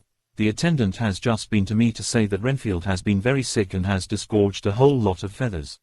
My belief is, doctor, he said, that he has eaten his birds, and that he just took and ate them raw. 11 p.m. I gave Renfield a strong opiate tonight, enough to make even him sleep, and took away his pocketbook to look at it. The thought that has been buzzing about my brain lately is complete, and the theory proved. My homicidal maniac is of a peculiar kind. I shall have to invent a new classification for him, and call him a zoophagous, life-eating maniac.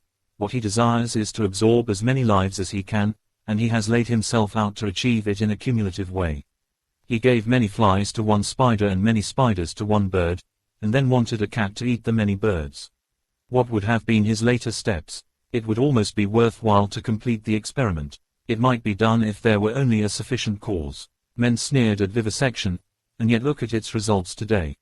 Why not advance science in its most difficult and vital aspect, the knowledge of the brain? Had I even the secret of one such mind, did I hold the key to the fancy of even one lunatic, I might advance my own branch of science to a pitch compared with which Burdon Sanderson's physiology or Ferriar's brain knowledge would be as nothing. If only there were a sufficient cause. I must not think too much of this, or I may be tempted. A good cause might turn the scale with me, for may not I too be of an exceptional brain, congenitally? How well the man reasoned. Lunatics always do within their own scope. I wonder at how many lives he values a man, or if at only one. He has closed the account most accurately, and today begun a new record.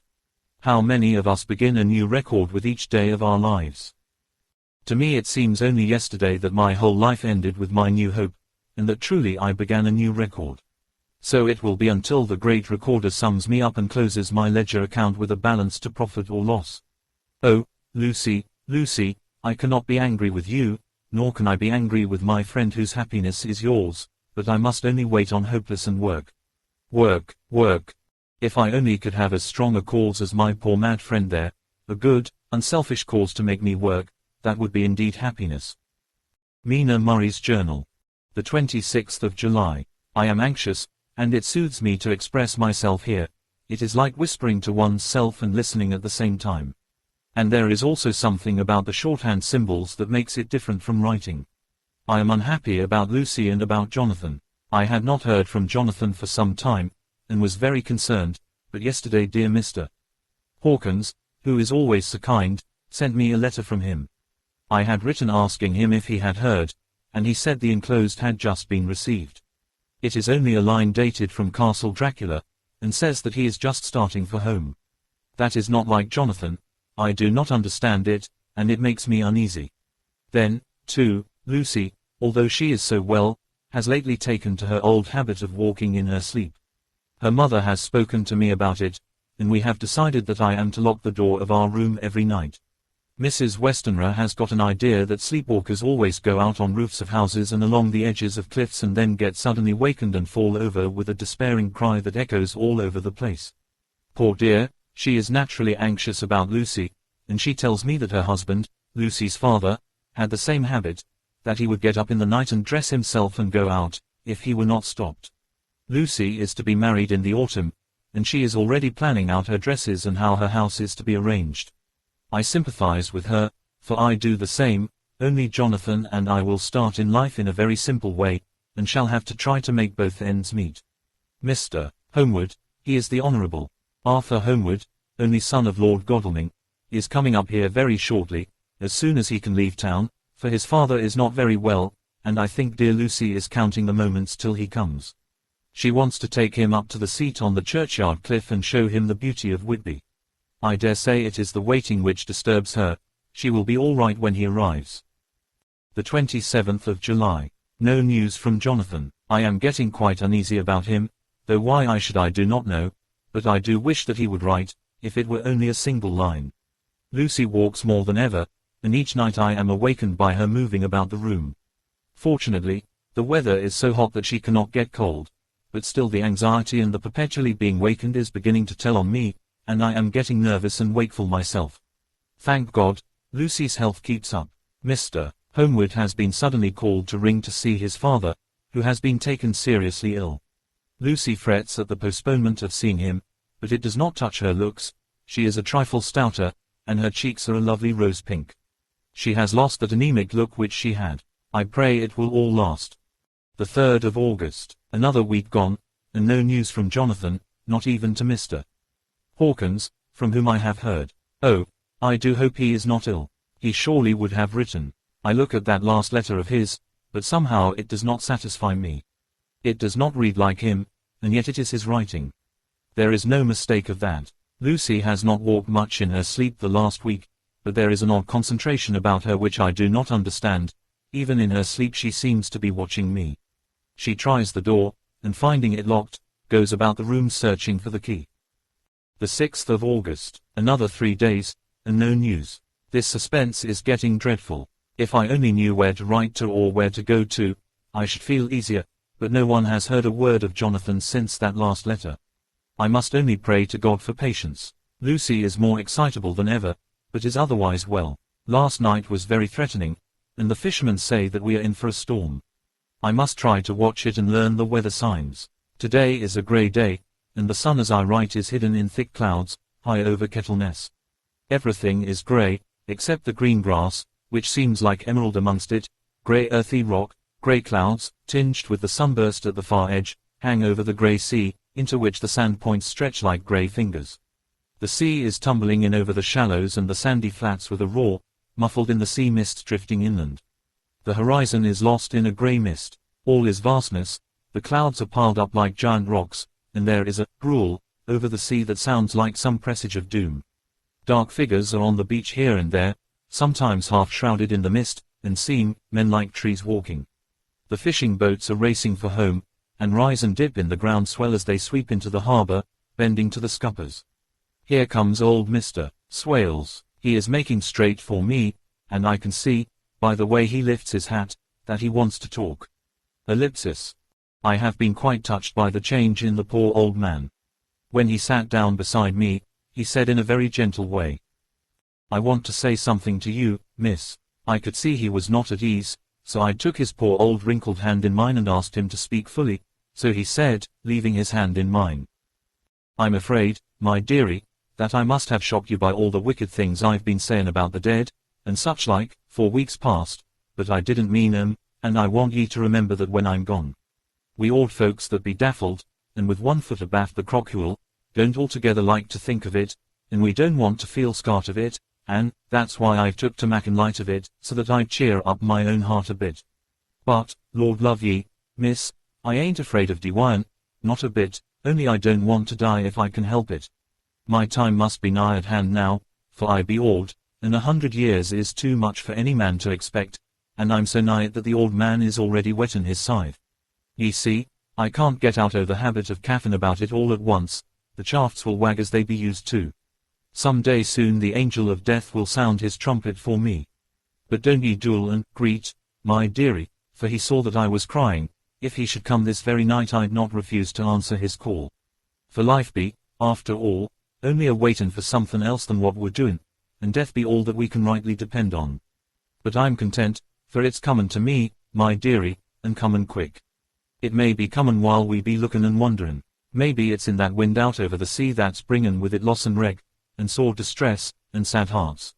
Look, look, he cried suddenly, there's something in that wind and in the host beyond that sounds, and looks, and tastes, and smells like death. It's in the air, I feel it comin'. Lord, make me answer cheerful when my call comes. He held up his arms devoutly, and raised his hat. His mouth moved as though he were praying. After a few minutes' silence, he got up, shook hands with me, and blessed me, and said goodbye, and hobbled off. It all touched me, and upset me very much. I was glad when the Coast Guard came along, with his spyglass under his arm. He stopped to talk with me, as he always does, but all the time kept looking at a strange ship.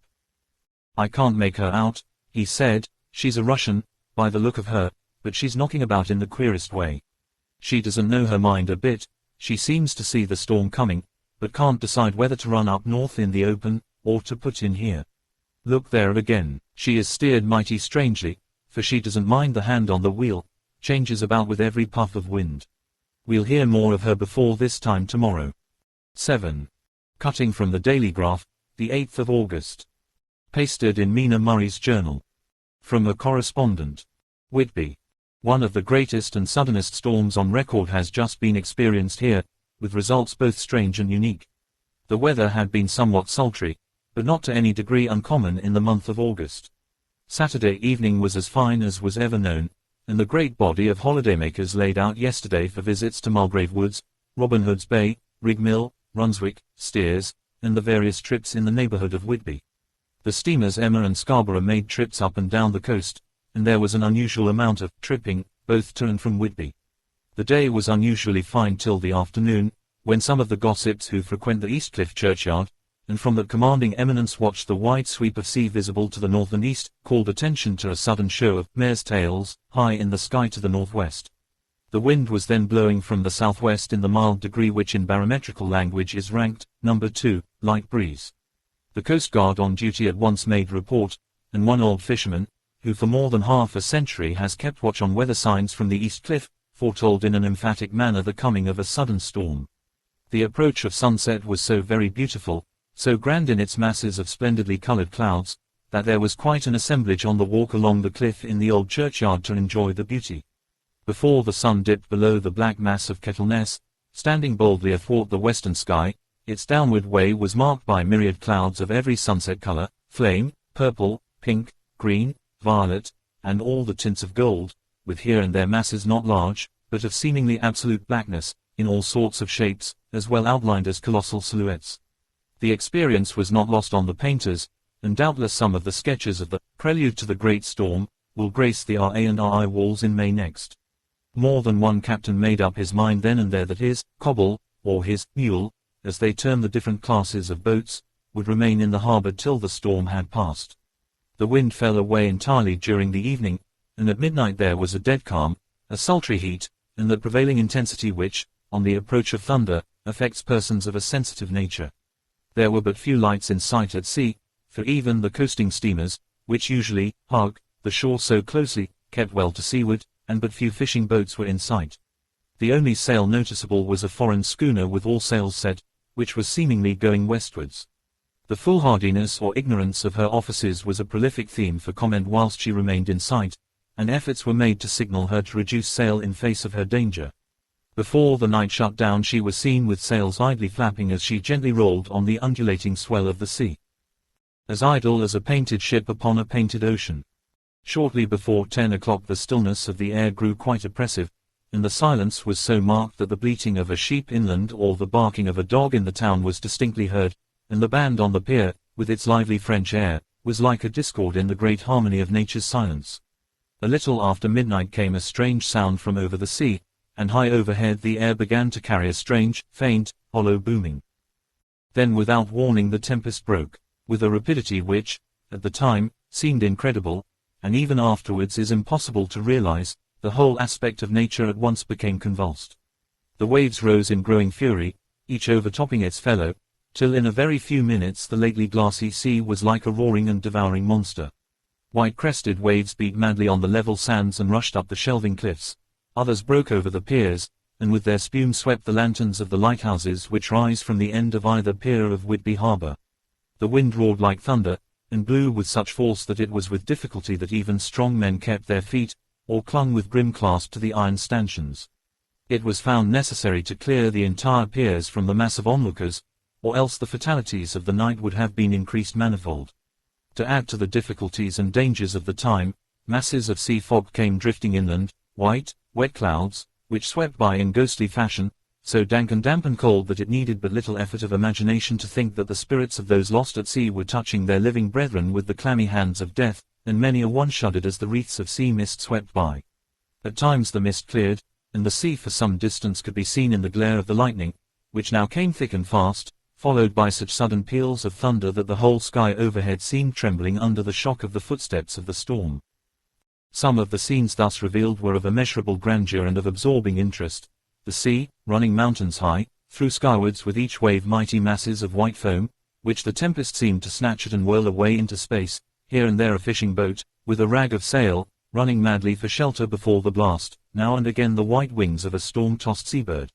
On the summit of the east cliff the new searchlight was ready for experiment, but had not yet been tried. The officers in charge of it got it into working order, and in the pauses of the inrushing mist swept with it the surface of the sea. Once or twice its service was most effective, as when a fishing boat, with gunwale under water, rushed into the harbor, able, by the guidance of the sheltering light, to avoid the danger of dashing against the piers. As each boat achieved the safety of the port there was a shout of joy from the mass of people on shore, a shout which for a moment seemed to cleave the gale and was then swept away in its rush. Before long the searchlight discovered some distance away a schooner with all sails set, apparently the same vessel which had been noticed earlier in the evening. The wind had by this time backed to the east, and there was a shudder amongst the watchers on the cliff as they realized the terrible danger in which she now was.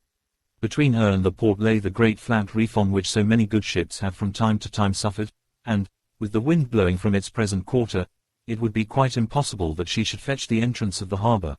It was now nearly the hour of high tide, but the waves were so great that in their troughs the shallows of the shore were almost visible, and the schooner, with all sails set, was rushing with such speed that, in the words of one old salt, she must fetch up somewhere, if it was only in hell.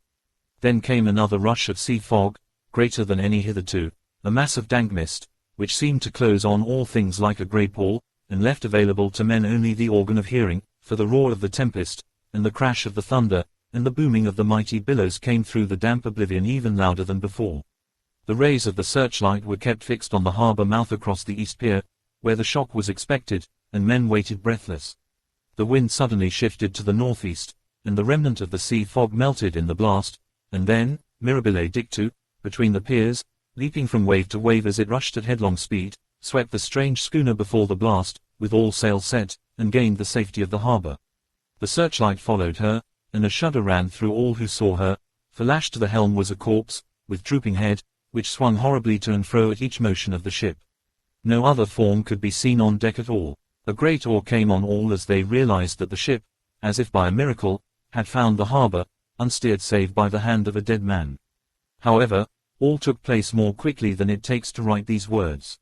The schooner paused not, but rushing across the harbor, pitched herself on that accumulation of sand and gravel washed by many tides and many storms into the southeast corner of the pier jutting under the east cliff, known locally as Tate Hill Pier. There was of course a considerable concussion as the vessel drove up on the sand heap. Every spar, rope, and stay was strained, and some of the top hammer came crashing down. But, strangest of all, the very instant the shore was touched, an immense dog sprang up on deck from below, as if shot up by the concussion, and running forward, jumped from the bow on the sand. Making straight for the steep cliff, where the churchyard hangs over the laneway to the east pier so steeply that some of the flat tombstones, thruff-steens, or through stones, as they call them in the Whitby vernacular, actually project over where the sustaining cliff has fallen away, it disappeared in the darkness, which seemed intensified just beyond the focus of the searchlight. It so happened that there was no one at the moment on Tate Hill Pier, as all those whose houses are in close proximity were either in bed or were out on the heights above. Thus the Coast Guard on duty on the eastern side of the harbor, who at once ran down to the little pier, was the first to climb on board. The men working the searchlight, after scouring the entrance of the harbor without seeing anything, then turned the light on the derelict and kept it there. The Coast Guard ran aft, and when he came beside the wheel, bent over to examine it, and recoiled at once as though under some sudden emotion. This seemed to pique a general curiosity, and quite a number of people began to run. It is a good way round from the west cliff by the drawbridge to Tate Hill Pier, but your correspondent is a fairly good runner, and came well ahead of the crowd. When I arrived, however, I found already assembled on the pier a crowd, whom the Coast Guard and police refused to allow to come on board. By the courtesy of the chief boatman, I was, as your correspondent, permitted to climb on deck, and was one of a small group who saw the dead seaman whilst actually lashed to the wheel. It was no wonder that the Coast Guard was surprised, or even awed, for not often can such a sight have been seen. The man was simply fastened by his hands, tied one over the other, to a spoke of the wheel. Between the inner hand and the wood was a crucifix, the set of beads on which it was fastened being around both wrists and wheel, and all kept fast by the binding cords. The poor fellow may have been seated at one time, but the flapping and buffeting of the sails had worked through the rudder of the wheel and dragged him to and fro, so that the cords with which he was tied had cut the flesh to the bone. Accurate note was made of the state of things, and a doctor, Surgeon J.M. Caffin, of 33, East Elliot Place, who came immediately after me, declared, after making examination, that the man must have been dead for quite 2 days. In his pocket was a bottle, carefully corked, empty save for a little roll of paper, which proved to be the addendum to the log. The Coast Guard said the man must have tied up his own hands, fastening the knots with his teeth. The fact that a Coast Guard was the first on board may save some complications, later on, in the Admiralty Court, for Coast Guards cannot claim the salvage which is the right of the first civilian entering on a derelict. Already, however, the legal tongues are wagging, and one young law student is loudly asserting that the rights of the owner are already completely sacrificed, his property being held in contravention of the statutes of Mortmain, since the tiller, as emblemship, if not proof, of delegated possession, is held in a dead hand. It is needless to say that the dead steersman has been reverently removed from the place where he held his honourable watch and ward till death, a steadfastness as noble as that of the young Casabianca, and placed in the mortuary to await inquest. Already the sudden storm is passing, and its fierceness is abating, crowds are scattering homeward, and the sky is beginning to redden over the Yorkshire wolds. I shall send, in time for your next issue, further details of the derelict ship which found her way so miraculously into harbour in the storm. Whitby. The 9th of August. The sequel to the strange arrival of the derelict in the storm last night is almost more startling than the thing itself. It turns out that the schooner is a Russian from Varna, and is called the Demeter. She is almost entirely in ballast of silver sand, with only a small amount of cargo, a number of great wooden boxes filled with mould. This cargo was consigned to a Whitby solicitor, Mr. S.F. Billington, of 7, the Crescent, who this morning went aboard and formally took possession of the goods consigned to him. The Russian consul, too, acting for the charter party, took formal possession of the ship, and paid all harbour dues, etc. Nothing is talked about here today except the strange coincidence. The officials of the Board of Trade have been most exacting in seeing that every compliance has been made with existing regulations. As the matter is to be a 9 days' wonder, they are evidently determined that there shall be no cause of after complaint. A good deal of interest was abroad concerning the dog which landed when the ship struck, and more than a few of the members of the SPCA, which is very strong in Whitby, have tried to befriend the animal. To the general disappointment, however, it was not to be found. It seems to have disappeared entirely from the town.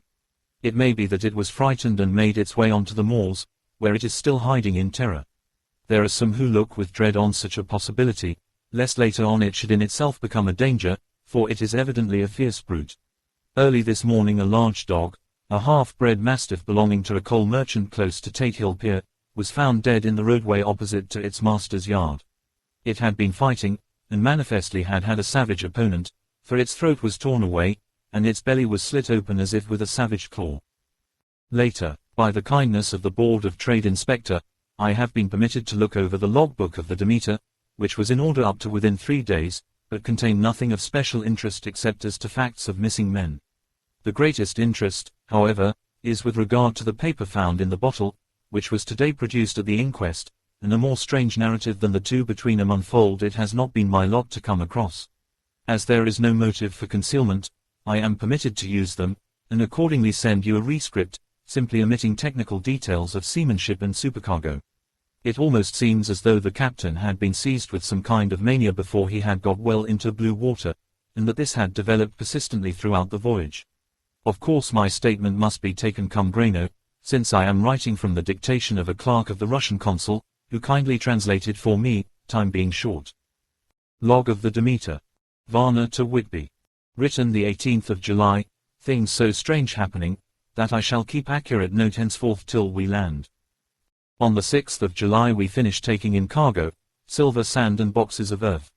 At noon set sail, east wind, fresh, crew, 5 hands, 2 mates, cook, and myself, captain. On the 11th of July at dawn entered Bosphorus, boarded by Turkish customs officers. Bakshish, all correct, under way at 4 p.m.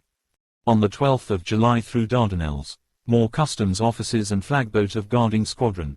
Bakshish again, work of officers thorough, but quick, want us off soon. At dark passed Inter Archipelago. On the 13th of July past Cape Matapan. Crew dissatisfied about something, seemed scared, but would not speak out. On the 14th of July was somewhat anxious about crew, men all steady fellows, who sailed with me before. Mate could not make out what was wrong, they only told him there was something, and crossed themselves. Mate lost temper with one of them that day and struck him. Expected fierce quarrel, but all was quiet. On the 16th of July mate reported in the morning that one of crew, Petrovsky, was missing. Could not account for it. Took larboard watch 8 bells last night, was relieved by Abramov, but did not go to bunk. Men more downcast than ever. All said they expected something of the kind, but would not say more than there was something aboard. Mate getting very impatient with them, feared some trouble ahead. On the 17th of July, yesterday, one of the men, Olgarin, came to my cabin, and in an awestruck way confided to me that he thought there was a strange man aboard the ship.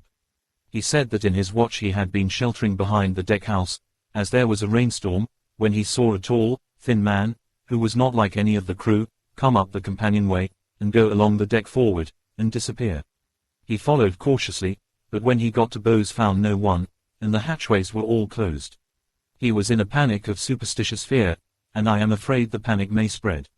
To allay it, I shall today search entire ship carefully from stem to stern. Later in the day I got together the whole crew, and told them, as they evidently thought there was someone in the ship, we would search from stem to stern. First mate angry, said it was folly, and to yield to such foolish ideas would demoralize the men, said he would engage to keep them out of trouble with a handspike. I let him take the helm, while the rest began thorough search, all keeping abreast, with lanterns. We left no corner unsearched. As there were only the big wooden boxes, there were no odd corners where a man could hide. Men much relieved when search over, and went back to work cheerfully. First mate scowled, but said nothing. The 22nd of July, rough weather last 3 days, and all hands busy with sails, no time to be frightened. Men seemed to have forgotten the dread. Mate cheerful again, and all on good terms. Praised men for work in bad weather. Past Gibraltar and out through straits. All well. The 24th of July, there seems some doom over this ship. Already a hand short, and entering on the Bay of Biscay with wild weather ahead, and yet last night another man lost, disappeared. Like the first, he came off his watch and was not seen again. Men all in a panic of fear, sent around Robin, asking to have double watch, as they fear to be alone. Mate angry, fear there will be some trouble, as either he or the men will do some violence. The 28th of July, 4 days in hell, knocking about in a sort of maelstrom, and the wind a tempest. No sleep for anyone, men all worn out, hardly know how to set a watch, since no one fit to go on. Second mate volunteered to steer and watch, and let men snatch a few hours sleep. Wind abating, seas still terrific, but feel them less, as ship is steadier. The 29th of July, another tragedy. Had single watch tonight, as crew too tired to double. When morning watch came on deck could find no one except steersman. Raised outcry, and all came on deck. Thorough search, but no one found. And now without second mate, and crew in a panic. Mate and I agreed to go armed henceforth and wait for any sign of cause. The 30th of July, last night. Rejoiced we are nearing England. Weather fine, all sails set. Retired worn out, slept soundly, awake by mate telling me that both man of watch and steersman missing. Only self and mate and 2 hands left to work ship. The 1st of August, 2 days of fog, and not a sail sighted. Had hoped when in the English Channel to be able to signal for help or get in somewhere. Not having power to work sails, have to run before wind. Dare not lower, as could not raise them again. We seem to be drifting to some terrible doom. Mate now more demoralized than either of men. His stronger nature seems to have worked inwardly against himself. Men are beyond fear, working stolidly and patiently, with minds made up to worst. They are Russian, he Romanian. The 2nd of August, midnight, woke up from few minutes sleep by hearing a cry, seemingly outside my port. Could see nothing in fog. Rushed on deck, and ran against mate. Tells me heard cry and ran, but no sign of man on watch. One more gone. Lord, help us. Mate says we must be past Straits of Dover, as in a moment of fog lifting he saw Northforeland, just as he heard the man cry out. If so we are now off in the North Sea, and only God can guide us in the fog, which seems to move with us, and God seems to have deserted us. The 3rd of August, At midnight I went to relieve the man at the wheel, and when I got to it found no one there. The wind was steady, and as we ran before it there was no yawing. I dared not leave it, so shouted for the mate. After a few seconds he rushed up on deck in his flannels. He looked wild-eyed and haggard, and I greatly fear his reason has given way.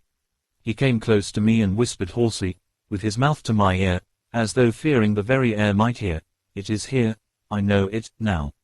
On the watch last night I saw it, like a man, tall and thin, and ghastly pale. It was in the bows, and looking out. I crept behind it, and gave it my knife, but the knife went through it, empty as the air." And as he spoke he took his knife and drove it savagely into space. Then he went on, "But it is here, and I'll find it. It is in the hold, perhaps in one of those boxes. I'll unscrew them one by one and see. You work the helm." And, with a warning look and his finger on his lip, he went below. There was springing up a choppy wind, and I could not leave the helm. I saw him come out on deck again with a tool chest and a lantern, and go down the forward hatchway. He is mad, stark, raving mad, and it's no use my trying to stop him. He can't hurt those big boxes, they are invoiced as clay, and to pull them about is as harmless a thing as he can do. So here I stay, and mind the helm, and write these notes. I can only trust in God and wait till the fog clears. Then, if I can't steer to any harbor with the wind that is, I shall cut down sails and lie by, and signal for help. Ellipsis. It is nearly all over now.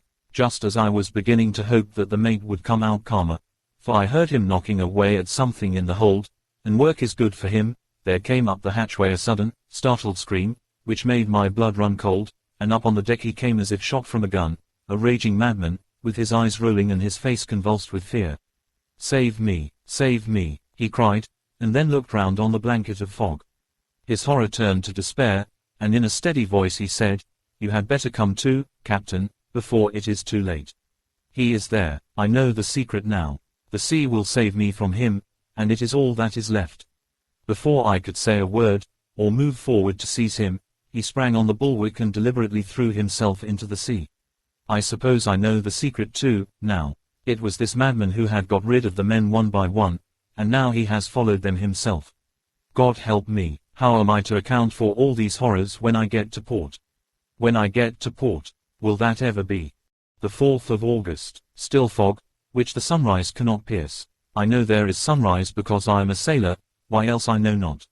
I dared not go below, I dared not leave the helm, so here all night I stayed, and in the dimness of the night I saw it, him.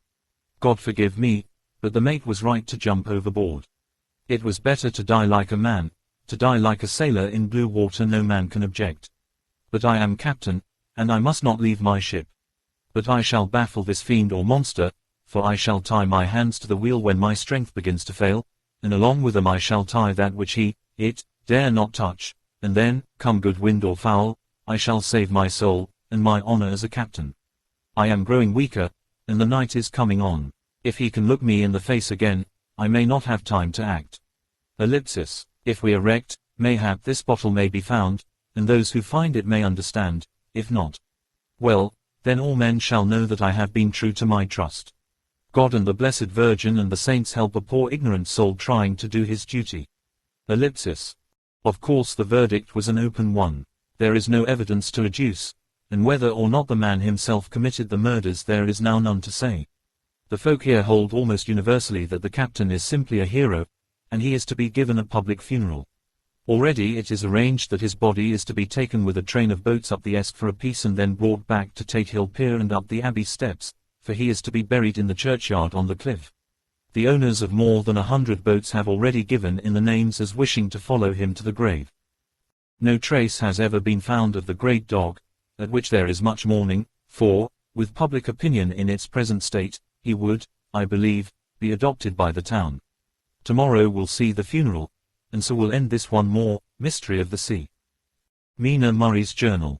The 8th of August. Lucy was very restless all night, and I, too, could not sleep. The storm was fearful, and as it boomed loudly among the chimney pots, it made me shudder. When a sharp puff came it seemed to be like a distant gun. Strangely enough, Lucy did not wake, but she got up twice and dressed herself. Fortunately, each time I awoke in time and managed to undress her without waking her, and got her back to bed. It is a very strange thing, this sleepwalking, for as soon as her will is thwarted in any physical way, her intention, if there be any, disappears, and she yields herself almost exactly to the routine of her life. Early in the morning we both got up and went down to the harbor to see if anything had happened in the night. There were very few people about, and though the sun was bright, and the air clear and fresh, the big, grim-looking waves, that seemed dark themselves because the foam that topped them was like snow, forced themselves in through the narrow mouth of the harbor, like a bullying man going through a crowd. Somehow I felt glad that Jonathan was not on the sea last night, but on land. But, oh, is he on land or sea? Where is he, and how? I am getting fearfully anxious about him. If I only knew what to do, and could do anything. The 10th of August, the funeral of the poor sea captain today was most touching. Every boat in the harbor seemed to be there, and the coffin was carried by captains all the way from Tate Hill Pier up to the churchyard. Lucy came with me, and we went early to our old seat, whilst the cortege of boats went up the river to the viaduct and came down again. We had a lovely view, and saw the procession nearly all the way. The poor fellow was laid to rest quite near our seat so that we stood on it when the time came and saw everything. Poor Lucy seemed much upset. She was restless and uneasy all the time, and I cannot but think that her dreaming at night is telling on her. She is quite odd in one thing, she will not admit to me that there is any cause for restlessness, or if there be, she does not understand it herself. There is an additional cause in that poor old Mr. Swales was found dead this morning on our seat, his neck being broken. He had evidently, as the doctor said, fallen back in the seat in some sort of fright, for there was a look of fear and horror on his face that the men said made them shudder. Poor dear old man, perhaps he had seen death with his dying eyes. Lucy is so sweet and sensitive that she feels influences more acutely than other people do. Just now she was quite upset by a little thing which I did not much heed, though I am myself very fond of animals. One of the men who came up here often to look for the boats was followed by his dog. The dog is always with him. They are both quiet persons, and I never saw the man angry, nor heard the dog bark. During the service the dog would not come to its master, who was on the seat with us, but kept a few yards off, barking and howling. Its master spoke to it gently, and then harshly, and then angrily, but it would neither come nor cease to make a noise. It was in a sort of fury, with its eyes savage, and all its hairs bristling out like a cat's tail when puss is on the warpath. Finally the man, too, got angry, and jumped down and kicked the dog, and then took it by the scruff of the neck and half dragged and half threw it on the tombstone on which the seat is fixed. The moment it touched the stone the poor thing became quiet and fell all into a tremble. It did not try to get away, but crouched down, quivering and cowering, and was in such a pitiable state of terror that I tried, though without effect, to comfort it. Lucy was full of pity, too, but she did not attempt to touch the dog, but looked at it in an agonized sort of way. I greatly fear that she is of too supersensitive a nature to go through the world without trouble. She will be dreaming of this tonight, I am sure. The whole agglomeration of things, the ship steered into port by a dead man, his attitude, tied to the wheel with a crucifix and beads, the touching funeral, the dog, now furious and now in terror, will all afford material for her dreams. I think it will be best for her to go to bed tired out physically, so I shall take her for a long walk by the cliffs to Robin Hood's Bay and back. She ought not to have much inclination for sleepwalking then. 8. Mina Murray's Journal. Same day, 11 o'clock p.m. Oh, but I am tired. If it were not that I had made my diary a duty I should not open it tonight. We had a lovely walk. Lucy, after a while, was in gay spirits, owing, I think, to some dear cows who came nosing towards us in a field close to the lighthouse, and frightened the wits out of us. I believe we forgot everything except, of course, personal fear, and it seemed to wipe the slate clean and give us a fresh start. We had a capital, severe tea, at Robin Hood's Bay in a sweet little old-fashioned inn, with a bow window right over the seaweed-covered rocks of the Strand. I believe we should have shocked the new woman with our appetites. Men are more tolerant, bless them. Then we walked home with some, or rather many, stoppages to rest, and with our hearts full of a constant dread of wild bulls. Lucy was really tired, and we intended to creep off to bed as soon as we could. The young curate came in, however, and Mrs. Westenra asked him to stay for supper. Lucy and I had both a fight for it with the dusty miller. I know it was a hard fight on my part, and I am quite heroic. I think that some day the bishops must get together and see about breeding up a new class of curates, who don't take supper, no matter how they may be pressed to, and who will know when girls are tired. Lucy is asleep and breathing softly. She has more color in her cheeks than usual, and looks, oh, so sweet. If Mr. Homewood fell in love with her seeing her only in the drawing room, I wonder what he would say if he saw her now.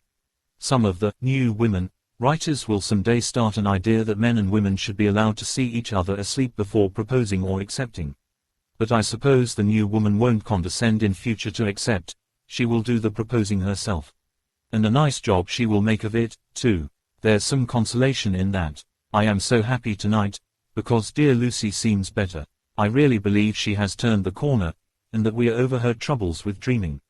I should be quite happy if I only knew if Jonathan, ellipsis, God bless and keep him. The 11th of August, 3 a.m., diary again. No sleep now, so I may as well write. I am too agitated to sleep. We have had such an adventure, such an agonizing experience. I fell asleep as soon as I had closed my diary. Ellipsis. Suddenly I became broad awake, and sat up, with a horrible sense of fear upon me, and of some feeling of emptiness around me. The room was dark, so I could not see Lucy's bed. I stole across and felt for her. The bed was empty. I lit a match and found that she was not in the room. The door was shut, but not locked, as I had left it. I feared to wake her mother, who has been more than usually ill lately, so threw on some clothes and got ready to look for her. As I was leaving the room it struck me that the clothes she wore might give me some clue to her dreaming intention. Dressing gown would mean house, dress, outside. Dressing gown and dress were both in their places. Thank God, I said to myself, she cannot be far, as she is only in her nightdress. I ran downstairs and looked in the sitting room. Not there. Then I looked in all the other open rooms of the house, with an ever-growing fear chilling my heart. Finally I came to the hall door and found it open. It was not wide open, but the catch of the lock had not caught.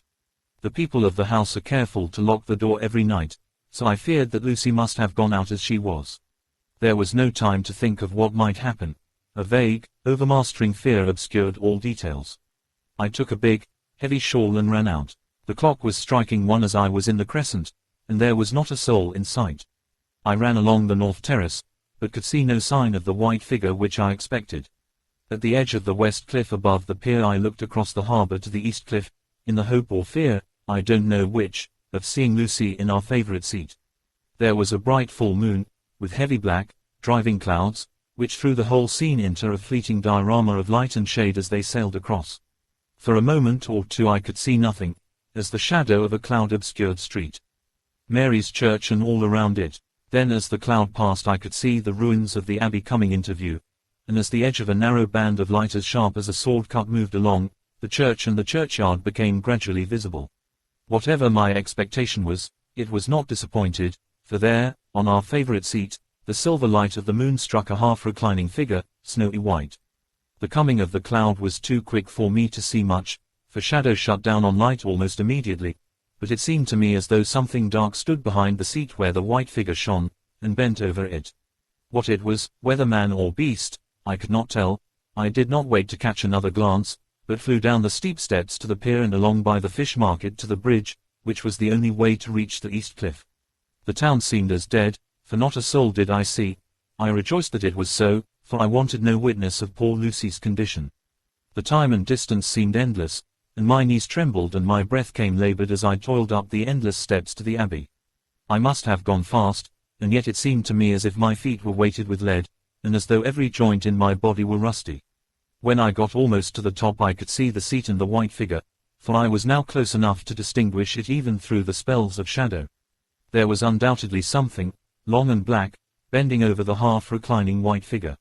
I called in fright, "Lucy, Lucy," and something raised a head, and from where I was I could see a white face and red, gleaming eyes.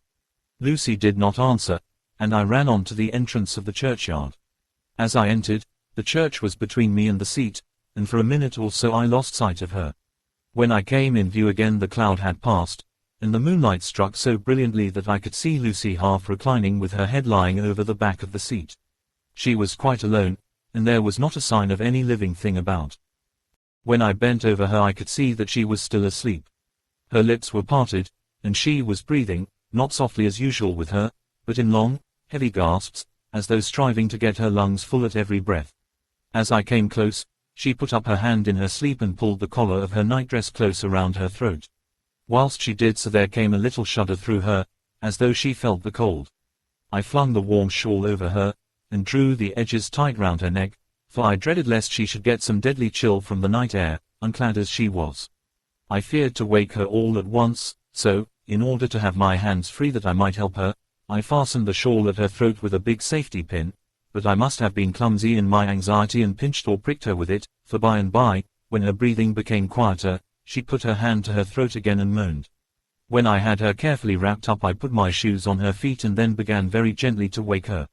At first she did not respond, but gradually she became more and more uneasy in her sleep, moaning and sighing occasionally. At last, as time was passing fast, and, for many other reasons, I wished to get her home at once, I shook her more forcibly, till finally she opened her eyes and awoke. She did not seem surprised to see me, as, of course, she did not realize all at once where she was. Lucy always wakes prettily, and even at such a time, when her body must have been chilled with cold, and her mind somewhat appalled at waking unclad in a churchyard at night, she did not lose her grace. She trembled a little, and clung to me. When I told her to come at once with me home she rose without a word, with the obedience of a child. As we passed along, the gravel hurt my feet, and Lucy noticed me wince. She stopped and wanted to insist upon my taking my shoes, but I would not. However, when we got to the pathway outside the churchyard, where there was a puddle of water, remaining from the storm, I daubed my feet with mud, using each foot in turn on the other, so that as we went home, no one, in case we should meet anyone, should notice my bare feet. Fortune favored us, and we got home without meeting a soul. Once we saw a man, who seemed not quite sober, passing along a street in front of us, but we hid in a door till he had disappeared up an opening such as there are here, steep little closes, or winds, as they call them in Scotland. My heart beat so loud all the time that sometimes I thought I should faint. I was filled with anxiety about Lucy, not only for her health, lest she should suffer from the exposure, but for her reputation in case the story should get wind. When we got in, and had washed our feet, and had said a prayer of thankfulness together, I tucked her into bed. Before falling asleep she asked, even implored, me not to say a word to anyone, even her mother, about her sleepwalking adventure. I hesitated at first to promise, but on thinking of the state of her mother's health, and how the knowledge of such a thing would fret her, and thinking, too, of how such a story might become distorted, nay, infallibly would, in case it should leak out, I thought it wiser to do so. I hope I did right. I have locked the door, and the key is tied to my wrist, so perhaps I shall not be again disturbed. Lucy is sleeping soundly. The reflex of the dawn is high and far over the sea. Ellipsis. Same day, noon. All goes well. Lucy slept till I woke her and seemed not to have even changed her side. The adventure of the night does not seem to have harmed her. On the contrary, it has benefited her, for she looks better this morning than she has done for weeks.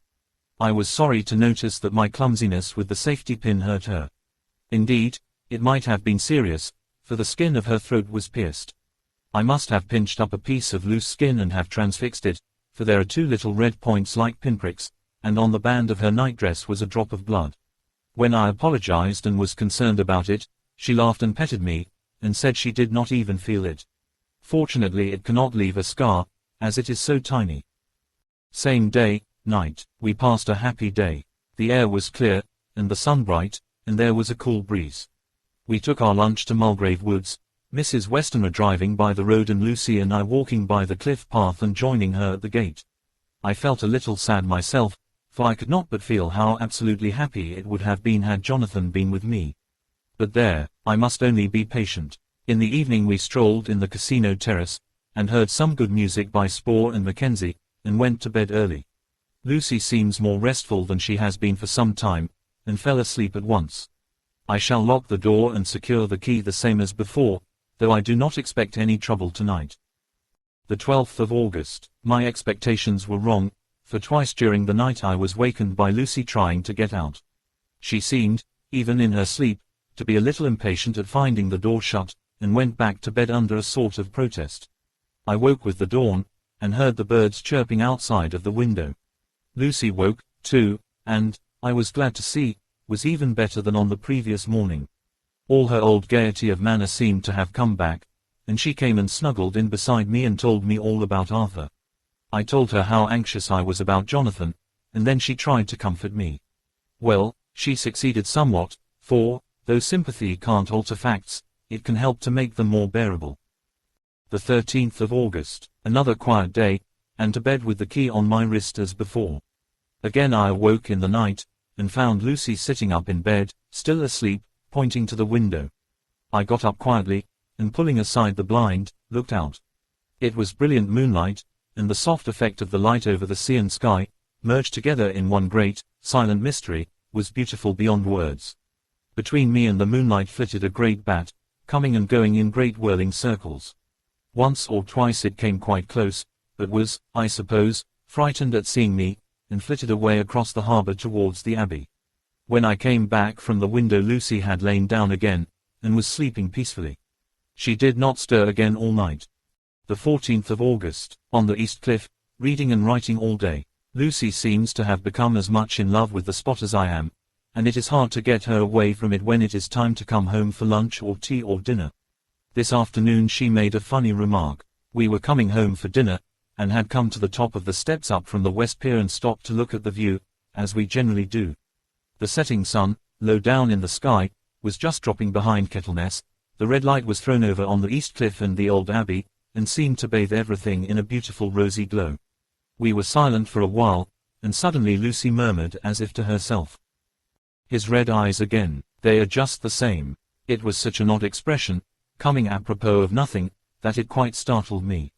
I slewed round a little, so as to see Lucy well without seeming to stare at her, and saw that she was in a half-dreamy state, with an odd look on her face that I could not quite make out, so I said nothing, but followed her eyes. She appeared to be looking over at our own seat, whereon was a dark figure seated alone. I was a little startled myself, for it seemed for an instant as if the stranger had great eyes like burning flames, but a second look dispelled the illusion. The red sunlight was shining on the windows of St. Mary's Church behind our seat, and as the sun dipped there was just sufficient change in the refraction and reflection to make it appear as if the light moved. I called Lucy's attention to the peculiar effect, and she became herself with a start, but she looked sad all the same. It may have been that she was thinking of that terrible night up there. We never referred to it, so I said nothing, and we went home to dinner. Lucy had a headache and went early to bed. I saw her asleep, and went out for a little stroll myself. I walked along the cliffs to the westward, and was full of sweet sadness, for I was thinking of Jonathan. When coming home, it was then bright moonlight, so bright that, though the front of our part of the crescent was in shadow, everything could be well seen. I threw a glance up at our window, and saw Lucy's head leaning out. I thought that perhaps she was looking out for me, so I opened my handkerchief and waved it. She did not notice or make any movement whatever. Just then, the moonlight crept round an angle of the building, and the light fell on the window. There distinctly was Lucy with her head lying up against the side of the windowsill and her eyes shut. She was fast asleep, and by her, seated on the windowsill, was something that looked like a good-sized bird. I was afraid she might get a chill, so I ran upstairs, but as I came into the room she was moving back to her bed, fast asleep, and breathing heavily. She was holding her hand to her throat, as though to protect it from cold. I did not wake her, but tucked her up warmly. I have taken care that the door is locked and the windows securely fastened. She looks so sweet as she sleeps, but she is paler than is her wont, and there is a drawn, haggard look under her eyes which I do not like. I fear she is fretting about something. I wish I could find out what it is. The 15th of August, rose later than usual. Lucy was languid and tired, and slept on after we had been called. We had a happy surprise at breakfast. Arthur's father is better, and wants the marriage to come off soon. Lucy is full of quiet joy, and her mother is glad and sorry at once.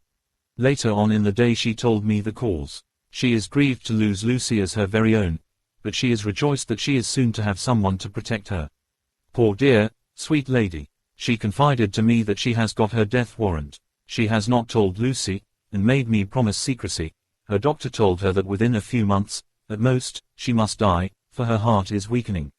At any time, even now, a sudden shock would be almost sure to kill her. We were wise to keep from her the affair of the dreadful night of Lucy's sleepwalking. The 17th of August, no diary for 2 whole days. I have not had the heart to write. Some sort of shadowy pall seems to be coming over our happiness. No news from Jonathan, and Lucy seems to be growing weaker, whilst her mother's hours are numbering to a close.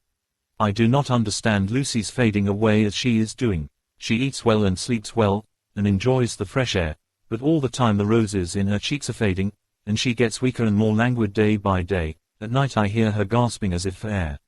I keep the key of our door always fastened to my wrist at night, but she gets up and walks about the room, and sits at the open window. Last night I found her leaning out when I woke up, and when I tried to wake her I could not, she was in a faint. When I managed to restore her she was as weak as water, and cried silently between long, painful struggles for breath. When I asked her how she came to be at the window she shook her head and turned away. I trust her feeling ill may not be from that unlucky prick of the safety pin. I looked at her throat just now as she lay asleep, and the tiny wounds seem not to have healed. They are still open, and, if anything, larger than before, and the edges of them are faintly white. They are like little white dots with red centers. Unless they heal within a day or two, I shall insist on the doctor seeing about them. Letter, Samuel F. Billington and Son, Solicitors, Whitby, to Messrs. Carter, Patterson and Company, London. The 17th of August. Dear Sirs. Herewith please receive invoice of goods sent by Great Northern Railway. Same are to be delivered at Carfax, near Purfleet, immediately on receipt at goods station King's Cross. The house is at present empty, but enclosed please find keys, all of which are labeled. You will please deposit the boxes, 50 in number, which form the consignment, in the partially ruined building forming part of the house and marked, on rough diagram enclosed. Your agent will easily recognize the locality, as it is the ancient chapel of the mansion. The goods leave by the train at 9:30 tonight, and will be due at King's Cross at 4:30 tomorrow afternoon. As our client wishes the delivery made as soon as possible, we shall be obliged by your having teams ready at King's Cross at the time named and forthwith conveying the goods to destination. In order to obviate any delays possible through any routine requirements as to payment in your departments, we enclose check herewith for £10, receipt of which please acknowledge. Should the charge be less than this amount, you can return balance. If greater, we shall at once send check for difference on hearing from you. You are to leave the keys on coming away in the main hall of the house, where the proprietor may get them on his entering the house by means of his duplicate key. Pray do not take us as exceeding the bounds of business courtesy in pressing you in all ways to use the utmost expedition. We are, dear sirs, faithfully yours, Samuel F. Billington and Son. Quote. Letter, Messrs. Carter, Patterson and Company, London, to Messrs. Billington and Son, Whitby. The 21st of August. Dear sirs.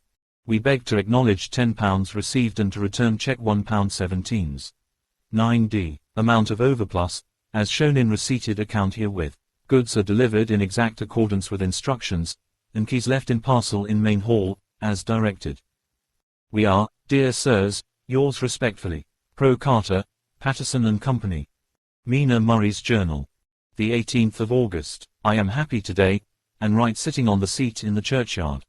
Lucy is ever so much better. Last night she slept well all night, and did not disturb me once. The roses seem coming back already to her cheeks, though she is still sadly pale and wan-looking. If she were in any way anemic I could understand it, but she is not. She is in gay spirits and full of life and cheerfulness. All the morbid reticence seems to have passed from her, and she has just reminded me, as if I needed any reminding, of that night, and that it was here, on this very seat, I found her asleep. As she told me she tapped playfully with the heel of her boot on the stone slab and said, "My poor little feet didn't make much noise then. I dare say poor old Mr. Swales would have told me that it was because I didn't want to wake up Geordie." As she was in such a communicative humor, I asked her if she had dreamed at all that night. Before she answered, that sweet, puckered look came into her forehead, which Arthur, I call him Arthur from her habit, says he loves, and, indeed, I don't wonder that he does. Then she went on in a half-dreaming kind of way, as if trying to recall it to herself. I didn't quite dream, but it all seemed to be real. I only wanted to be here in this spot, I don't know why, for I was afraid of something, I don't know what. I remember, though I suppose I was asleep, passing through the streets and over the bridge. A fish leaped as I went by, and I leaned over to look at it, and I heard a lot of dogs howling, The whole town seemed as if it must be full of dogs all howling at once, as I went up the steps. Then I had a vague memory of something long and dark with red eyes, just as we saw in the sunset, and something very sweet and very bitter all around me at once, and then I seemed sinking into deep green water, and there was a singing in my ears, as I have heard there is to drowning men, and then everything seemed passing away from me, my soul seemed to go out from my body and float about the air. I seemed to remember that once the West Lighthouse was right under me, and then there was a sort of agonizing feeling, as if I were in an earthquake, and I came back and found you shaking my body. I saw you do it before I felt you. Then she began to laugh. It seemed a little uncanny to me, and I listened to her breathlessly. I did not quite like it, and thought it better not to keep her mind on the subject, so we drifted on to other subjects, and Lucy was like her old self again. When we got home the fresh breeze had braced her up, and her pale cheeks were really more rosy. Her mother rejoiced when she saw her, and we all spent a very happy evening together. The 19th of August. Joy, joy, joy. Although not all joy. At last, news of Jonathan. The dear fellow has been ill, that is why he did not write. I am not afraid to think it or say it, now that I know. Mr. Hawkins sent me on the letter, and wrote himself, oh, so kindly. I am to leave in the morning and go over to Jonathan, and to help to nurse him if necessary, and to bring him home. Mr. Hawkins says it would not be a bad thing if we were to be married out there. I have cried over the good sister's letter till I can feel it wet against my bosom, where it lies. It is of Jonathan, and must be next my heart, for he is in my heart. My journey is all mapped out, and my luggage ready. I am only taking one change of dress. Lucy will bring my trunk to London and keep it till I send for it may be that. I must write no more, I must keep it to say to Jonathan, my husband. The letter that he has seen and touched must comfort me till we meet. Letter, Sister Agatha, Hospital of St. Joseph and St. Mary, Budapest, to Miss Wilhelmina Murray. The 12th of August. Dear Madam, I write by desire of Mr. Jonathan Harker, who is himself not strong enough to write, though progressing well, thanks to God and St. Joseph and St. Mary. He has been under our care for nearly 6 weeks, suffering from a violent brain fever. He wishes me to convey his love, and to say that by this post I write for him to Mr. Peter Hawkins, Exeter, to say, with his dutiful respects, that he is sorry for his delay, and that all of his work is completed. He will require some few weeks' rest in our sanatorium in the hills, but will then return. He wishes me to say that he has not sufficient money with him, and that he would like to pay for his staying here, so that others who need shall not be wanting for help. Believe me, yours, with sympathy and all blessings, Sister Agatha. P.S. My patient being asleep, I open this to let you know something more.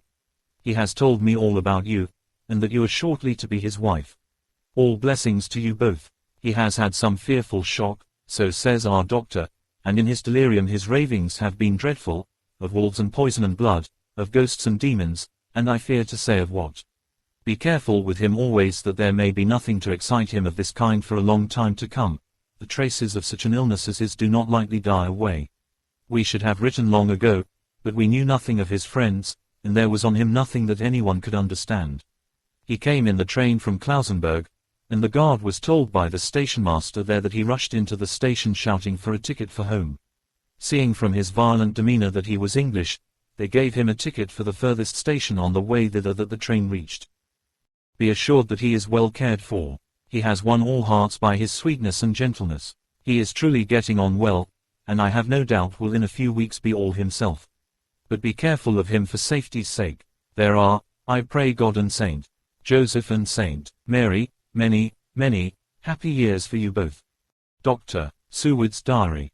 The 19th of August. Strange and sudden change in Renfield last night. About 8 o'clock he began to get excited and sniff about as a dog does when setting. The attendant was struck by his manner, and knowing my interest in him, encouraged him to talk.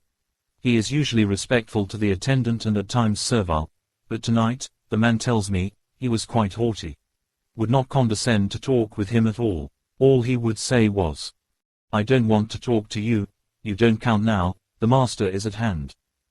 The attendant thinks it is some sudden form of religious mania which has seized him. If so, we must look out for squalls, for a strong man with homicidal and religious mania at once might be dangerous. The combination is a dreadful one. At 9 o'clock I visited him myself. His attitude to me was the same as that to the attendant. In his sublime self-feeling, the difference between myself and attendant seemed to him as nothing. It looks like religious mania, and he will soon think that he himself is God. These infinitesimal distinctions between man and man are too paltry for an omnipotent being. How these madmen give themselves away. The real God taketh heed lest a sparrow fall, but the God created from human vanity sees no difference between an eagle and a sparrow. Oh, if men only knew. For half an hour or more Renfield kept getting excited in greater and greater degree. I did not pretend to be watching him, but I kept strict observation all the same. All at once that shifty look came into his eyes which we always see when a madman has seized an idea, and with it the shifty movement of the head and back which asylum attendants come to know so well. He became quite quiet, and went and sat on the edge of his bed resignedly, and looked into space with lackluster eyes. I thought I would find out if his apathy were real or only assumed, and tried to lead him to talk of his pets, a theme which had never failed to excite his attention. At first he made no reply, but at length said testily, "Bother them all, I don't care a pin about them." "What?" I said, "you don't mean to tell me you don't care about spiders?" Spiders at present are his hobby, and the notebook is filling up with columns of small figures. To this he answered enigmatically, "The bride maidens rejoice the eyes that wait the coming of the bride, but when the bride draweth nigh, then the maidens shine not to the eyes that are filled." He would not explain himself, but remained obstinately seated on his bed all the time I remained with him. I am weary tonight and low in spirits. I cannot but think of Lucy, and how different things might have been. If I don't sleep at once, chloral, the modern Morpheus, C2HCl3OH20. I must be careful not to let it grow into a habit. No, I shall take none tonight. I have thought of Lucy, and I shall not dishonor her by mixing the two. If need be, tonight shall be sleepless. Ellipsis. Later, glad I made the resolution, gladder that I kept to it. I had lain tossing about, and had heard the clock strike only twice, when the night watchman came to me, sent up from the ward, to say that Renfield had escaped. I threw on my clothes and ran down at once. My patient is too dangerous a person to be roaming about. Those ideas of his might work out dangerously with strangers. The attendant was waiting for me. He said he had seen him not 10 minutes before, seemingly asleep in his bed, when he had looked through the observation trap in the door. His attention was called by the sound of the window being wrenched out. He ran back and saw his feet disappear through the window, and had at once sent up for me. He was only in his night gear, and cannot be far off. The attendant thought it would be more useful to watch where he should go than to follow him, as he might lose sight of him whilst getting out of the building by the door. He is a bulky man, and couldn't get through the window. I am thin, so, with his aid, I got out, but feet foremost, and, as we were only a few feet above ground, landed unhurt. The attendant told me the patient had gone to the left, and had taken a straight line, so I ran as quickly as I could. As I got through the belt of trees I saw a white figure scale the high wall which separates our grounds from those of the deserted house. I ran back at once, told the watchman to get 3 or 4 men immediately and follow me into the grounds of Carfax, in case our friend might be dangerous. I got a ladder myself, and crossing the wall, dropped down on the other side.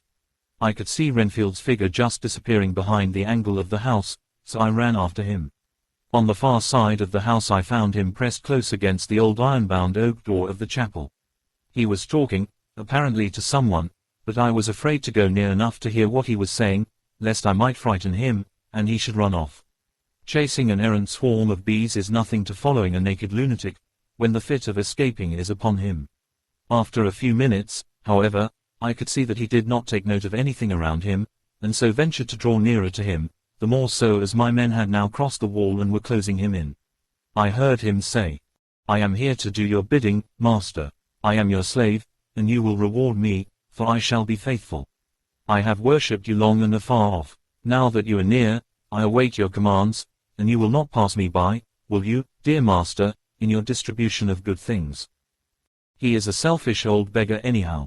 He thinks of the loaves and fishes even when he believes he is in a real presence. His manias make a startling combination. When we closed in on him he fought like a tiger. He is immensely strong, for he was more like a wild beast than a man. I never saw a lunatic in such a paroxysm of rage before, and I hope I shall not again. It is a mercy that we have found out his strength and his danger in good time. With strength and determination like his, he might have done wild work before he was caged. He is safe now at any rate. Jack Sheppard himself couldn't get free from the strait waistcoat that keeps him restrained, and he's chained to the wall in the padded room. His cries are at times awful, but the silences that follow are more deadly still, for he means murder in every turn and movement. Just now he spoke coherent words for the first time. "I shall be patient, master. It is coming, coming, coming." So I took the hint, and came to. I was too excited to sleep, but this diary has quieted me, and I feel I shall get some sleep tonight. IX. Letter, Mina Harker to Lucy Westenra. Budapest, the 24th of August. My dearest Lucy, I know you will be anxious to hear all that has happened since we parted at the railway station at Whitby. Well, my dear, I got to Hull all right, and caught the boat to Hamburg, and then the train on here. I feel that I can hardly recall anything of the journey, except that I knew I was coming to Jonathan, and, that as I should have to do some nursing, I had better get all the sleep I could. Ellipsis. I found my dear one, oh, so thin and pale and weak-looking. All the resolution has gone out of his dear eyes, and that quiet dignity which I told you was in his face has vanished. He is only a wreck of himself, and he does not remember anything that has happened to him for a long time past. At least, he wants me to believe so, and I shall never ask. He has had some terrible shock, and I fear it might tax his poor brain if he were to try to recall it. Sister Agatha, who is a good creature and a born nurse, tells me that he raved of dreadful things whilst he was off his head. I wanted her to tell me what they were, but she would only cross herself, and say she would never tell, that the ravings of the sick were the secrets of God, and that if a nurse through her vocation should hear them, she should respect her trust. She is a sweet, good soul, and the next day, when she saw I was troubled, she opened up the subject again, and after saying that she could never mention what my poor dear raved about, added, "I can tell you this much, my dear, that it was not about anything which he has done wrong himself, and you, as his wife-to-be, have no cause to be concerned. He has not forgotten you or what he owes to you. His fear was of great and terrible things, which no mortal can treat of. I do believe the dear soul thought I might be jealous lest my poor dear should have fallen in love with any other girl. The idea of my being jealous about Jonathan. And yet, my dear, let me whisper, I felt a thrill of joy through me when I knew that no other woman was a cause of trouble. I am now sitting by his bedside, where I can see his face while he sleeps. He is waking. Ellipsis. When he woke he asked me for his coat, as he wanted to get something from the pocket. I asked Sister Agatha, and she brought all his things. I saw that amongst them was his notebook, and was going to ask him to let me look at it, for I knew then that I might find some clue to his trouble, but I suppose he must have seen my wish in my eyes, for he sent me over to the window, saying he wanted to be quite alone for a moment. Then he called me back, and when I came he had his hand over the notebook, and he said to me very solemnly, "Wilhelmina," I knew then that he was in deadly earnest, for he has never called me by that name since he asked me to marry him. You know, dear, my ideas of the trust between husband and wife, there should be no secret, no concealment. I have had a great shock, and when I try to think of what it is I feel my head spin round, and I do not know if it was all real or the dreaming of a madman. You know I have had brain fever, and that is to be mad. The secret is here, and I do not want to know it. I want to take up my life here, with our marriage.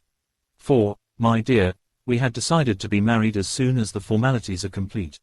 Are you willing, Wilhelmina, to share my ignorance? Here is the book. Take it and keep it, read it if you will, but never let me know, unless, indeed, some solemn duty should come upon me to go back to the bitter hours, asleep or awake, sane or mad, recorded here. He fell back exhausted, and I put the book under his pillow, and kissed him. I have asked Sister Agatha to beg the Superior to let our wedding be this afternoon, and am waiting her reply. Ellipsis.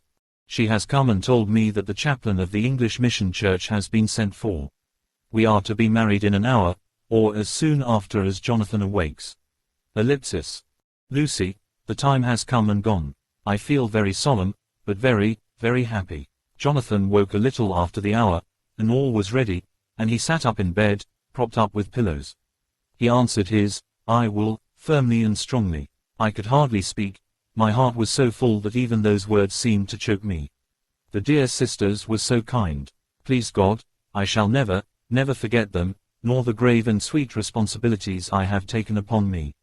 I must tell you of my wedding present. When the chaplain and the sisters had left me alone with my husband, oh, Lucy, it is the first time I have written the words, my husband, left me alone with my husband, I took the book from under his pillow, and wrapped it up in white paper, and tied it with a little bit of pale blue ribbon which was round my neck, and sealed it over the knot with sealing wax, and for my seal I used my wedding ring. Then I kissed it and showed it to my husband, and told him that I would keep it so, and then it would be an outward and visible sign for us all our lives that we trusted each other, that I would never open it unless it were for his own dear sake or for the sake of some stern duty. Then he took my hand in his, and oh, Lucy, it was the first time he took his wife's hand, and said that it was the dearest thing in all the wide world, and that he would go through all the past again to win it, if need be. The poor dear meant to have said a part of the past, but he cannot think of time yet, and I shall not wonder if at first he mixes up not only the month, but the year. Well, my dear, what could I say? I could only tell him that I was the happiest woman in all the wide world, and that I had nothing to give him except myself, my life, and my trust, and that with these went my love and duty for all the days of my life. And, my dear, when he kissed me, and drew me to him with his poor weak hands, it was like a very solemn pledge between us. Ellipsis. Lucy dear, do you know why I tell you all this? It is not only because it is all sweet to me, but because you have been, and are, very dear to me. It was my privilege to be your friend and guide when you came from the schoolroom to prepare for the world of life. I want you to see now, and with the eyes of a very happy wife, whither duty has led me, so that in your own married life you too may be all happy as I am. My dear, please Almighty God, your life may be all it promises, a long day of sunshine, with no harsh wind, no forgetting duty, no distrust. I must not wish you no pain, for that can never be, but I do hope you will be always as happy as I am now. Goodbye, my dear. I shall post this at once, and, perhaps, write you very soon again. I must stop, for Jonathan is waking. I must attend to my husband. Your ever-loving, Mina Harker. Letter, Lucy Westenra to Mina Harker. Whitby, the 30th of August. My dearest Mina. Oceans of love and millions of kisses, and may you soon be in your own home with your husband. I wish you could be coming home soon enough to stay with us here. The strong air would soon restore Jonathan, it has quite restored me. I have an appetite like a cormorant, am full of life, and sleep well. You will be glad to know that I have quite given up walking in my sleep. I think I have not stirred out of my bed for a week, that is when I once got into it at night. Arthur says I am getting fat. By the way, I forgot to tell you that Arthur is here. We have such walks and drives, and rides, and rowing, and tennis, and fishing together, and I love him more than ever. He tells me that he loves me more, but I doubt that, for at first he told me that he couldn't love me more than he did then. But this is nonsense. There he is, calling to me, so no more just at present from your loving Lucy. P.S. Mother sends her love. She seems better, poor dear. P.P.S. We're to be married on the 28th of September. Dr. Seward's Diary. The 20th of August. The case of Renfield grows even more interesting. He has now so far quieted that there are spells of cessation from his passion. For the first week after his attack he was perpetually violent. Then one night, just as the moon rose, he grew quiet, and kept murmuring to himself, "Now I can wait, now I can wait." The attendant came to tell me, so I ran down at once to have a look at him. He was still in the strait waistcoat and in the padded room, but the suffused look had gone from his face, and his eyes had something of their old pleading, I might almost say, cringing, softness. I was satisfied with his present condition, and directed him to be relieved. The attendants hesitated, but finally carried out my wishes without protest. It was a strange thing that the patient had humor enough to see the distrust, for, coming close to me, he said in a whisper, all the while looking furtively at them, "They think I could hurt you. Fancy me hurting you, the fools." It was soothing, somehow, to the feelings to find myself dissociated even in the mind of this poor madman from the others, but all the same I do not follow his thought. Am I to take it that I have anything in common with him, so that we are, as it were, to stand together, or has he to gain from me some good so stupendous that my well-being is needful to him? I must find out later on. Tonight he will not speak. Even the offer of a kitten or even a full-grown cat will not tempt him. He will only say, "I don't take any stock in cats." I have more to think of now, and I can wait, I can wait. After a while I left him. The attendant tells me that he was quiet until just before dawn, and that then he began to get uneasy, and at length violent, until at last he fell into a paroxysm which exhausted him so that he swooned into a sort of coma. 3 nights has the same thing happened, violent all day then quiet from moonrise to sunrise. I wish I could get some clue to the cause. It would almost seem as if there was some influence which came and went. Happy thought, we shall tonight play sane wits against mad ones. He escaped before without our help, tonight he shall escape with it. We shall give him a chance, and have the men ready to follow in case they are required. Ellipsis. The 23rd of August. The unexpected always happens. How well Disraeli knew life. Our bird when he found the cage open would not fly, so all our subtle arrangements were for naught. At any rate, we have proved one thing, that the spells of quietness last a reasonable time. We shall in future be able to ease his bonds for a few hours each day. I have given orders to the night attendant merely to shut him in the padded room, when once he is quiet, until an hour before sunrise. The poor soul's body will enjoy the relief even if his mind cannot appreciate it. Hark, the unexpected again. I am called. The patient has once more escaped. Later, another night adventure. Renfield artfully waited until the attendant was entering the room to inspect. Then he dashed out past him and flew down the passage. I sent word for the attendants to follow. Again he went into the grounds of the deserted house, and we found him in the same place, pressed against the old chapel door. When he saw me he became furious, and had not the attendants seized him in time, he would have tried to kill me. As we were holding him a strange thing happened. He suddenly redoubled his efforts, and then as suddenly grew calm. I looked round instinctively, but could see nothing. Then I caught the patient's eye and followed it, but could trace nothing as it looked into the moonlit sky except a big bat, which was flapping its silent and ghostly way to the west. Bats usually wheel and flit about, but this one seemed to go straight on, as if it knew where it was bound for or had some intention of its own. The patient grew calmer every instant, and presently said, "You needn't tie me, I shall go quietly." Without trouble we came back to the house. I feel there is something ominous in his calm, and shall not forget this night. Ellipsis. Lucy Westenra's diary. Hillingham, the 24th of August. I must imitate Mina, and keep writing things down. Then we can have long talks when we do meet. I wonder when it will be. I wish she were with me again, for I feel so unhappy. Last night I seemed to be dreaming again just as I was at Whitby. Perhaps it is the change of air, or getting home again. It is all dark and horrid to me, for I can remember nothing, but I am full of vague fear, and I feel so weak and worn out. When Arthur came to lunch he looked quite grieved when he saw me, and I hadn't the spirit to try to be cheerful. I wonder if I could sleep in Mother's room tonight. I shall make an excuse and try. The 25th of August. Another bad night. Mother did not seem to take to my proposal. She seems not too well herself, and doubtless she fears to worry me. I tried to keep awake, and succeeded for a while, but when the clock struck 12 it waked me from a doze, so I must have been falling asleep. There was a sort of scratching or flapping at the window, but I did not mind it, and as I remember no more, I suppose I must then have fallen asleep. More bad dreams. I wish I could remember them. This morning I am horribly weak. My face is ghastly pale, and my throat pains me. It must be something wrong with my lungs, for I don't seem ever to get air enough. I shall try to cheer up when Arthur comes, or else I know he will be miserable to see me so. Letter, Arthur Homeward to Dr. Seward. Albemarle Hotel, the 31st of August. My dear Jack. I want you to do me a favor. Lucy is ill, that is, she has no special disease, but she looks awful, and is getting worse every day. I have asked her if there is any cause. I do not dare to ask her mother, for to disturb the poor lady's mind about her daughter in her present state of health would be fatal. Mrs. Westenra has confided to me that her doom is spoken, disease of the heart, though poor Lucy does not know it yet. I am sure that there is something preying on my dear girl's mind. I am almost distracted when I think of her. To look at her gives me a pang. I told her I should ask you to see her, and though she demurred at first, I know why, old fellow, she finally consented. It will be a painful task for you, I know, old friend, but it is for her sake, and I must not hesitate to ask, or you to act.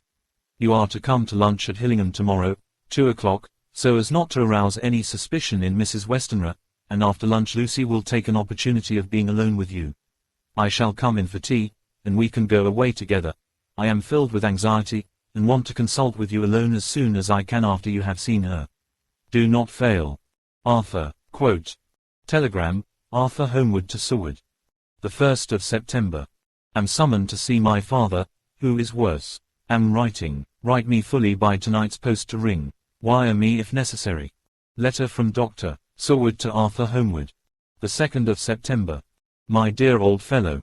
With regard to Miss Westenra's health, I hasten to let you know at once that in my opinion there is not any functional disturbance or any malady that I know of. At the same time, I am not by any means satisfied with her appearance. She is woefully different from what she was when I saw her last. Of course you must bear in mind that I did not have full opportunity of examination such as I should wish. Our very friendship makes a little difficulty which not even medical science or custom can bridge over. I had better tell you exactly what happened, leaving you to draw, in a measure, your own conclusions. I shall then say what I have done and propose doing. I found Miss Westenra in seemingly gay spirits. Her mother was present, and in a few seconds I made up my mind that she was trying all she knew to mislead her mother and prevent her from being anxious. I have no doubt she guesses, if she does not know, what need of caution there is. We lunched alone, and as we all exerted ourselves to be cheerful, we got, as some kind of reward for our labors, some real cheerfulness amongst us. Then Mrs. Westenra went to lie down, and Lucy was left with me. We went into her boudoir. Until we got there her gaiety remained, for the servants were coming and going. As soon as the door was closed, however, the mask fell from her face, and she sank down into a chair with a great sigh, and hid her eyes with her hand. When I saw that her high spirits had failed, I at once took advantage of her reaction to make a diagnosis. She said to me very sweetly, I cannot tell you how I loathe talking about myself. I reminded her that a doctor's confidence was sacred, but that you were grievously anxious about her. She caught on to my meaning at once, and settled that matter in a word. Tell Arthur everything you choose.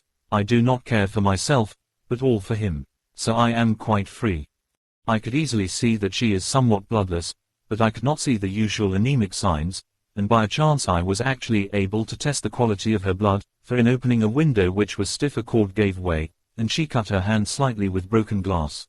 It was a slight matter in itself, but it gave me an evident chance, and I secured a few drops of the blood and have analyzed them. The qualitative analysis gives a quite normal condition, and shows, I should infer, in itself a vigorous state of health. In other physical matters I was quite satisfied that there is no need for anxiety, but as there must be a cause somewhere, I have come to the conclusion that it must be something mental. She complains of difficulty in breathing satisfactorily at times, and of heavy, lethargic sleep, with dreams that frighten her, but regarding which she can remember nothing.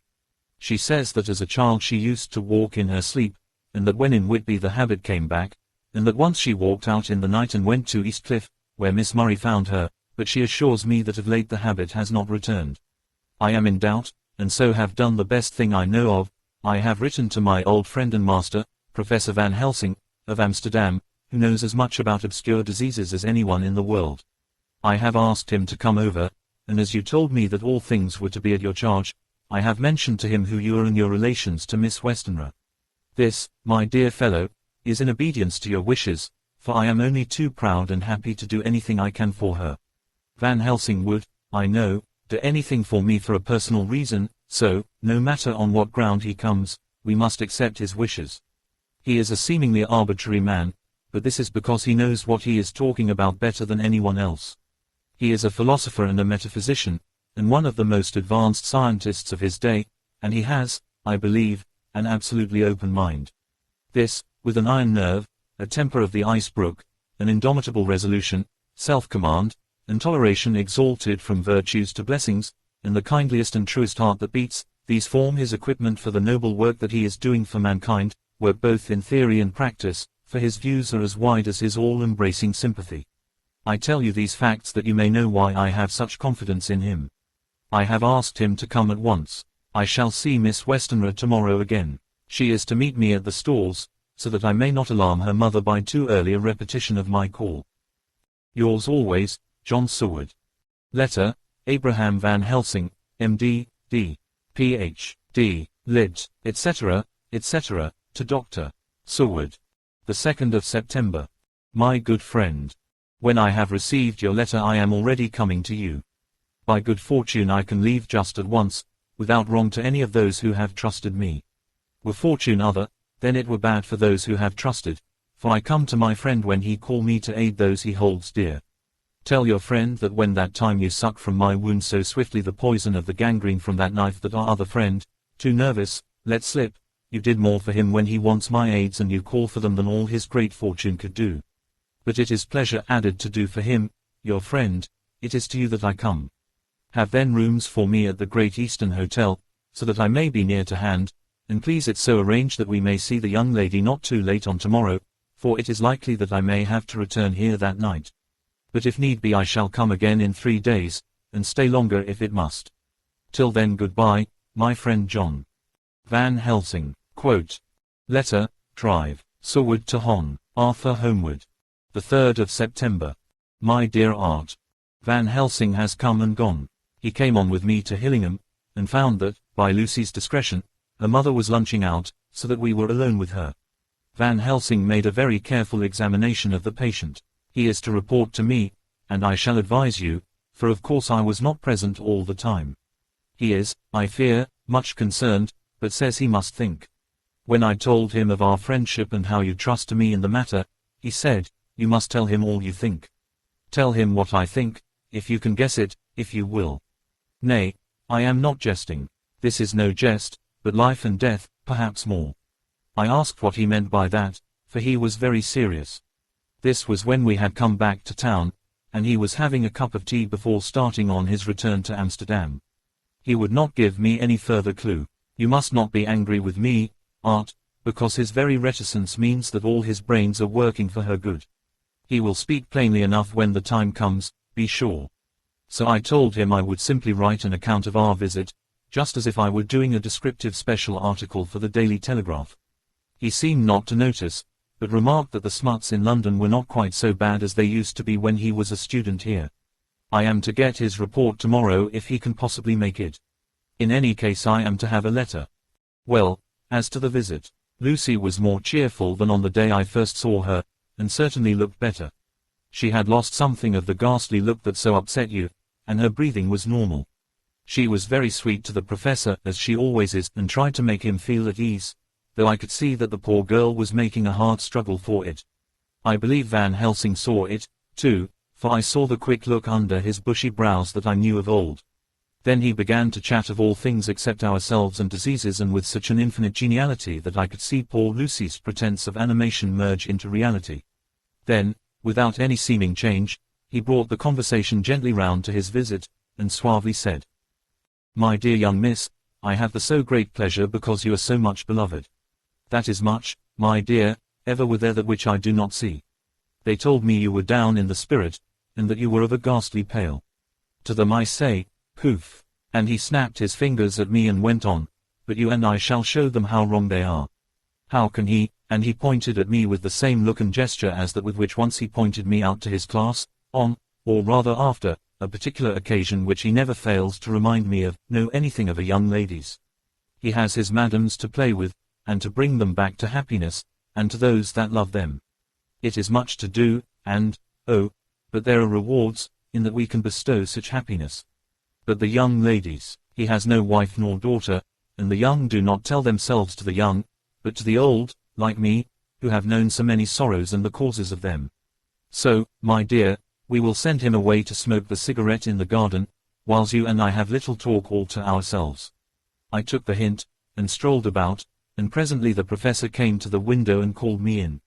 He looked grave, but said, I have made careful examination, but there is no functional cause. With you I agree that there has been much blood lost. It has been, but is not. But the conditions of her are in no way anemic. I have asked her to send me her maid, that I may ask just 1 or 2 questions, that so I may not chance to miss nothing. I know well what she will say, and yet there is cause, there is always cause for everything.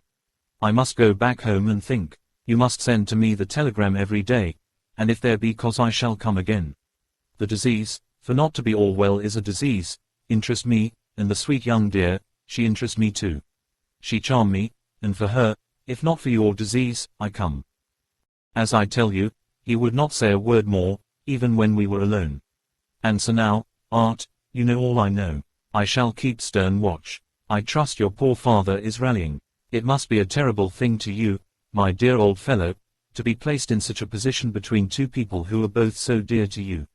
I know your idea of duty to your father, and you are right to stick to it, but, if need be, I shall send you word to come at once to Lucy, so do not be over-anxious unless you hear from me. Dr. Seward's Diary. The 4th of September. Zoophagus patient still keeps up our interest in him. He had only one outburst, and that was yesterday at an unusual time. Just before the stroke of noon he began to grow restless. The attendant knew the symptoms, and at once summoned aid. Fortunately the men came at a run, and were just in time, for at the stroke of noon he became so violent that it took all their strength to hold him. In about 5 minutes, however, he began to get more and more quiet, and finally sank into a sort of melancholy, in which state he has remained up to now. The attendant tells me that his screams whilst in the paroxysm were really appalling. I found my hands full when I got in, attending to some of the other patients who were frightened by him. Indeed, I can quite understand the effect, for the sounds disturbed even me, though I was some distance away. It is now after the dinner hour of the asylum, and as yet my patient sits in a corner brooding, with a dull, sullen, woebegone look in his face, which seems rather to indicate than to show something directly. I cannot quite understand it. Later, another change in my patient. At 5 o'clock I looked in on him, and found him seemingly as happy and contented as he used to be. He was catching flies and eating them, and was keeping note of his capture by making nail marks on the edge of the door between the ridges of padding. When he saw me, he came over and apologized for his bad conduct, and asked me in a very humble, cringing way to be led back to his own room and to have his notebook again. I thought it well to humor him, so he is back in his room with the window open. He has the sugar of his tea spread out on the windowsill, and is reaping quite a harvest of flies. He is not now eating them, but putting them into a box, as of old, and is already examining the corners of his room to find a spider. I tried to get him to talk about the past few days, for any clue to his thoughts would be of immense help to me, but he would not rise. For a moment or two he looked very sad, and said in a sort of faraway voice, as though saying it rather to himself than to me, all over, he has deserted me, no hope for me now unless I do it for myself." Then suddenly turning to me in a resolute way, he said, "Doctor, won't you be very good to me and let me have a little more sugar? I think it would be good for me." "And the flies?" I said. "Yes, the flies like it, too, and I like the flies, therefore I like it. And there are people who know so little as to think that madmen do not argue." I procured him a double supply, and left him as happy a man as, I suppose, any in the world. I wish I could fathom his mind. Midnight, another change in him. I had been to see Miss Westenra, whom I found much better, and had just returned, and was standing at our own gate looking at the sunset, when once more I heard him yelling. As his room is on this side of the house, I could hear it better than in the morning. It was a shock to me to turn from the wonderful smoky beauty of a sunset over London, with its lurid lights and inky shadows and all the marvelous tints that come on foul clouds even as on foul water, and to realize all the grim sternness of my own cold stone building, with its wealth of breathing misery, and my own desolate heart to endure it all. I reached him just as the sun was going down, and from his window saw the red disk sink. As it sank he became less and less frenzied, and just as it dipped he slid from the hands that held him, an inert mass, on the floor. It is wonderful, however, what intellectual recuperative power lunatics have, for within a few minutes he stood up quite calmly and looked around him. I signaled to the attendants not to hold him, for I was anxious to see what he would do. He went straight over to the window and brushed out the crumbs of sugar, then he took his fly box, and emptied it outside, and threw away the box, then he shut the window, and crossing over, sat down on his bed. All this surprised me, so I asked him, "Are you not going to keep flies any more?" "No," said he. "I am sick of all that rubbish." He certainly is a wonderfully interesting study. I wish I could get some glimpse of his mind or of the cause of his sudden passion. Stop, there may be a clue after all, if we can find why today his paroxysms came on at high noon and at sunset. Can it be that there is a malign influence of the sun at periods which affects certain natures, as at times the moon does others? We shall see. Telegram, Seward, London, to Van Helsing, Amsterdam. The 4th of September. Patient still better today. Telegram, Seward, London, to Van Helsing, Amsterdam. The 5th of September. Patient greatly improved. Good appetite, sleeps naturally, good spirits, color coming back. Telegram, Seward, London, to Van Helsing, Amsterdam. The 6th of September. Terrible change for the worse. Come at once, do not lose an hour. I hold over telegram to homeward till have seen you. X. Letter, Drive, Seward to Hon. Arthur homeward. The 6th of September. My dear Art. My news today is not so good. Lucy this morning had gone back a bit. There is, however, one good thing which has arisen from it. Mrs. Westenra was naturally anxious concerning Lucy, and has consulted me professionally about her. I took advantage of the opportunity, and told her that my old master, Van Helsing, the great specialist, was coming to stay with me, and that I would put her in his charge conjointly with myself, so now we can come and go without alarming her unduly, for a shock to her would mean sudden death, and this, in Lucy's weak condition, might be disastrous to her. We are hedged in with difficulties, all of us, my poor old fellow, but, please God, we shall come through them all right. If any need I shall write, so that, if you do not hear from me, take it for granted that I am simply waiting for news. In haste. Yours ever, John Seward. Quote. Dr. Seward's Diary. The 7th of September. The first thing Van Helsing said to me when we met at Liverpool Street was, "Have you said anything to our young friend the lover of her?" "No," I said. "I waited till I had seen you, as I said in my telegram. I wrote him a letter simply telling him that you were coming, as Miss Westenra was not so well, and that I should let him know if need be." "Right, my friend," he said, "quite right. Better he not know as yet, perhaps he shall never know. I pray so, but if it be needed, then he shall know all. And, my good friend John, let me caution you. You deal with the madmen. All men are mad in some way or the other, and inasmuch as you deal discreetly with your madmen, so deal with God's madmen, too, the rest of the world. You tell not your madmen what you do nor why you do it, you tell them not what you think. So you shall keep knowledge in its place, where it may rest, where it may gather its kind around it and breed. You and I shall keep as yet what we know here, and here." He touched me on the heart and on the forehead, and then touched himself the same way. "I have for myself thoughts at the present. Later I shall unfold to you." "Why not now?" I asked. "It may do some good, we may arrive at some decision." He stopped and looked at me, and said, "My friend John, when the corn is grown, even before it has ripened, while the milk of its mother earth is in him, and the sunshine has not yet begun to paint him with his gold, the husbandman he pull the ear and rub him between his rough hands, and blow away the green chaff, and say to you, look, he's good corn, he will make good crop when the time comes." I did not see the application, and told him so. For reply he reached over and took my ear in his hand and pulled it playfully, as he used long ago to do at lectures, and said, "The good husbandman tell you so then because he knows, but not till then. But you do not find the good husbandman dig up his planted corn to see if he grow. That is for the children who play at husbandry, and not for those who take it as of the work of their life. See you now, friend John. I have sown my corn, and nature has her work to do in making it sprout. If he sprout at all, there's some promise, and I wait till the ear begins to swell." He broke off, for he evidently saw that I understood. Then he went on, and very gravely, "You were always a careful student, and your casebook was ever more full than the rest. You were only student then, now you are master, and I trust that good habit have not fail. Remember, my friend, that knowledge is stronger than memory, and we should not trust the weaker. Even if you have not kept the good practice, let me tell you that this case of our dear Miss is one that may be, mind, I say may be, of such interest to us and others that all the rest may not make him kick the beam, as your people say. Take then good note of it. Nothing is too small. I counsel you, put down in record even your doubts and surmises. Hereafter it may be of interest to you to see how true you guess. We learn from failure, not from success. When I described Lucy's symptoms, the same as before, but infinitely more marked, he looked very grave, but said nothing. He took with him a bag in which were many instruments and drugs, the ghastly paraphernalia of our beneficial trade, as he once called, in one of his lectures, the equipment of a professor of the healing craft. When we were shown in, Mrs. Westenra met us. She was alarmed, but not nearly so much as I expected to find her. Nature in one of her beneficent moods has ordained that even death has some antidote to its own terrors.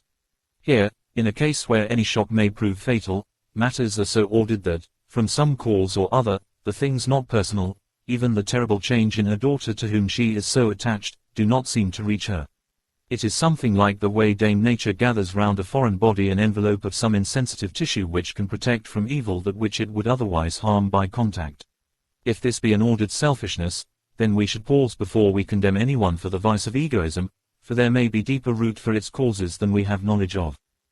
I used my knowledge of this phase of spiritual pathology, and laid down a rule that she should not be present with Lucy or think of her illness more than was absolutely required. She assented readily, so readily that I saw again the hand of nature fighting for life. Van Helsing and I were shown up to Lucy's room. If I was shocked when I saw her yesterday, I was horrified when I saw her today. She was ghastly, chalkily pale, the red seemed to have gone even from her lips and gums, and the bones of her face stood out prominently. Her breathing was painful to see or hear. Van Helsing's face grew set as marble, and his eyebrows converged till they almost touched over his nose. Lucy lay motionless, and did not seem to have strength to speak, so for a while we were all silent. Then Van Helsing beckoned to me, and we went gently out of the room. The instant we had closed the door he stepped quickly along the passage to the next door, which was open. Then he pulled me quickly in with him and closed the door.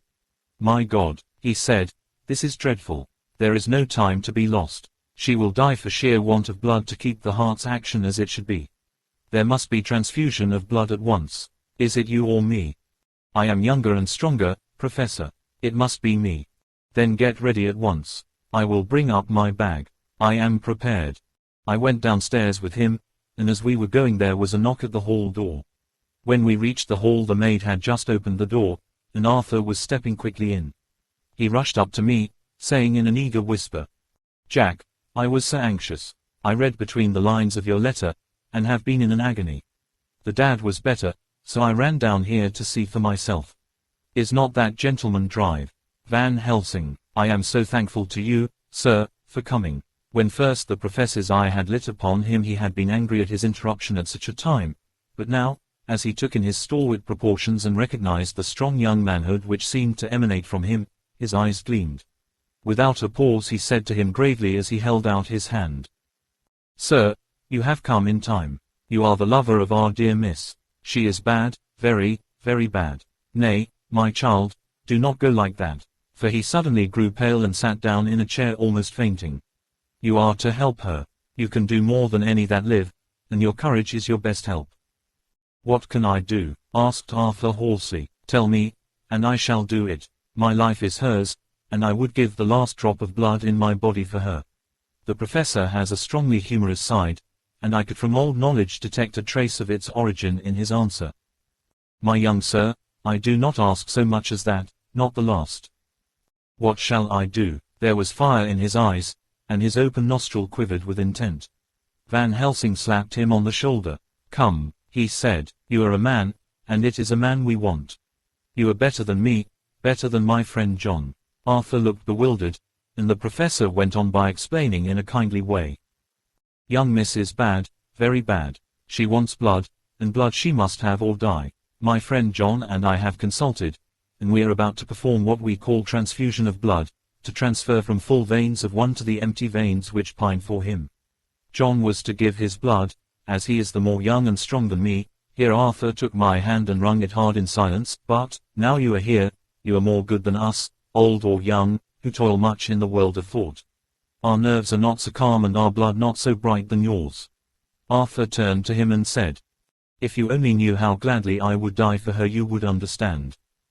He stopped, with a sort of choke in his voice. "Good boy," said Van Helsing. "In the not so far off you will be happy that you have done all for her you love. Come now and be silent. You shall kiss her once before it is done, but then you must go, and you must leave at my sign. Say no word to madam, you know how it is with her. There must be no shock, any knowledge of this would be one. Come." We all went up to Lucy's room. Arthur by direction remained outside. Lucy turned her head and looked at us, but said nothing. She was not asleep, but she was simply too weak to make the effort. Her eyes spoke to us, that was all. Van Helsing took some things from his bag and laid them on a little table out of sight. Then he mixed a narcotic, and coming over to the bed, said cheerily, "Now, little miss, here is your medicine. Drink it off, like a good child. See, I lift you so that to swallow is easy." Yes, she had made the effort with success. It astonished me how long the drug took to act. This, in fact, marked the extent of her weakness. The time seemed endless until sleep began to flicker in her eyelids. At last, however, the narcotic began to manifest its potency, and she fell into a deep sleep. When the professor was satisfied, he called Arthur into the room, and bade him strip off his coat. Then he added, "You may take that one little kiss whilst I bring over the table. Friend John, help to me." So neither of us looked whilst he bent over her. Van Helsing, turning to me, said, "He is so young and strong and of blood so pure that we need not defibrillate it." Then with swiftness, but with absolute method, Van Helsing performed the operation. As the transfusion went on, something like life seemed to come back to poor Lucy's cheeks, and through Arthur's growing pallor the joy of his face seemed absolutely to shine. After a bit I began to grow anxious, for the loss of blood was telling on Arthur, strong man as he was. It gave me an idea of what a terrible strain Lucy's system must have undergone, that what weakened Arthur only partially restored her. But the professor's face was set, and he stood watch in hand and with his eyes fixed now on the patient and now on Arthur. I could hear my own heart beat. Presently he said in a soft voice, "Do not stir an instant. It is enough. You attend him, I will look to her." When all was over I could see how much Arthur was weakened. I dressed the wound and took his arm to bring him away, when Van Helsing spoke without turning round. "The man seems to have eyes in the back of his head. The brave lover, I think, deserve another kiss, which he shall have presently." And as he had now finished his operation, he adjusted the pillow to the patient's head. As he did so, the narrow black velvet band which she seems always to wear round her throat, buckled with an old diamond buckle which her lover had given her, was dragged a little up, and showed a red mark on her throat. Arthur did not notice it, but I could hear the deep hiss of indrawn breath, which is one of Van Helsing's ways of betraying emotion. He said nothing at the moment, but turned to me, saying, "Now take down our brave young lover, give him of the port wine, and let him lie down a while. He must then go home and rest, sleep much and eat much, that he may be recruited of what he has so given to his love. He must not stay here. Hold, a moment, I may take it, sir, that you are anxious of result. Then bring it with you that in all ways the operation is successful. You have saved her life this time, and you can go home and rest easy in mind that all that can be is. I shall tell her all when she is well. She shall love you none the less for what you have done. Goodbye." When Arthur had gone I went back to the room. Lucy was sleeping gently, but her breathing was stronger. I could see the counterpane move as her breast heaved. By the bedside sat Van Helsing, looking at her intently. The velvet band again covered the red mark. I asked the professor in a whisper, "What do you make of that mark on her throat? What do you make of it?" "I have not examined it yet," I answered, and then and there proceeded to loose the band. Just over the external jugular vein there were 2 punctures, not large, but not wholesome looking. There was no sign of disease, but the edges were white and worn looking, as if by some trituration. It at once occurred to me that this wound, or whatever it was, might be the means of that manifest loss of blood, but I abandoned the idea as soon as formed, for such a thing could not be. The whole bed would have been drenched to a scarlet with the blood which the girl must have lost to leave such a pallor as she had before the transfusion. "Well," said Van Helsing. "Well," said I can make nothing of it." The professor stood up. "I must go back to Amsterdam tonight," he said. "There are books and things there which I want. You must remain here all the night, and you must not let your sight pass from her." "Shall I have a nurse?" I asked. "We are the best nurses, you and I. You keep watch all night, see that she is well fed, and that nothing disturbs her. You must not sleep all the night. Later on we can sleep, you and I shall be back as soon as possible. And then we may begin." "May begin," I said. "What on earth do you mean?" "We shall see," he answered, as he hurried out. He came back a moment later and put his head inside the door and said with warning finger held up, "Remember, she is your charge. If you leave her, and harm befall, you shall not sleep easy hereafter." Dr. Seward's diary, continued. The 8th of September. I sat up all night with Lucy. The opiate worked itself off towards dusk, and she waked naturally, she looked a different being from what she had been before the operation. Her spirits even were good, and she was full of a happy vivacity, but I could see evidences of the absolute prostration which she had undergone. When I told Mrs. Westenra that Dr. Van Helsing had directed that I should sit up with her, she almost pooh-poohed the idea, pointing out her daughter's renewed strength and excellent spirits. I was firm, however, and made preparations for my long vigil.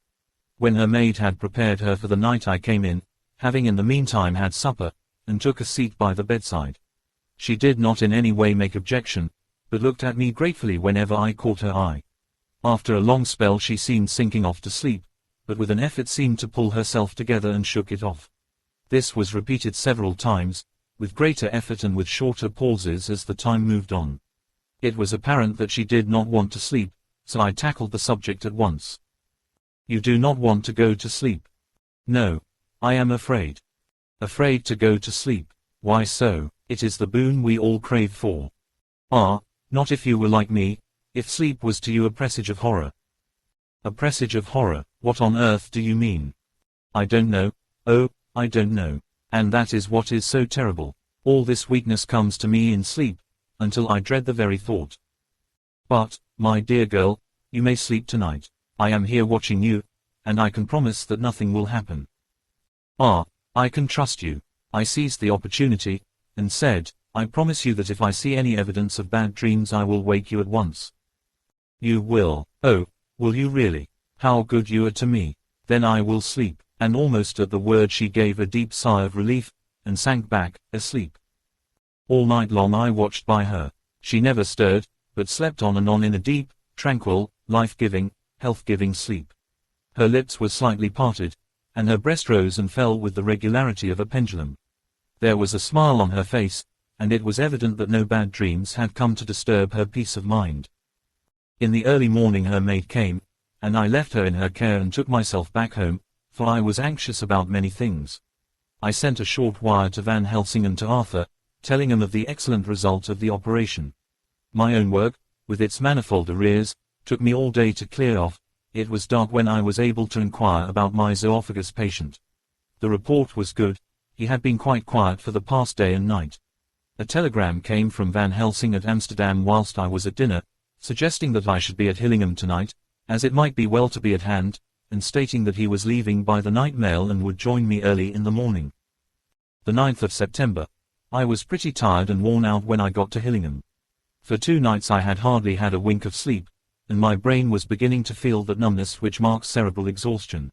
Lucy was up and in cheerful spirits. When she shook hands with me she looked sharply in my face and said, "No sitting up tonight for you. You are worn out." "I am quite well again, indeed, I am, and if there is to be any sitting up, it is I who will sit up with you."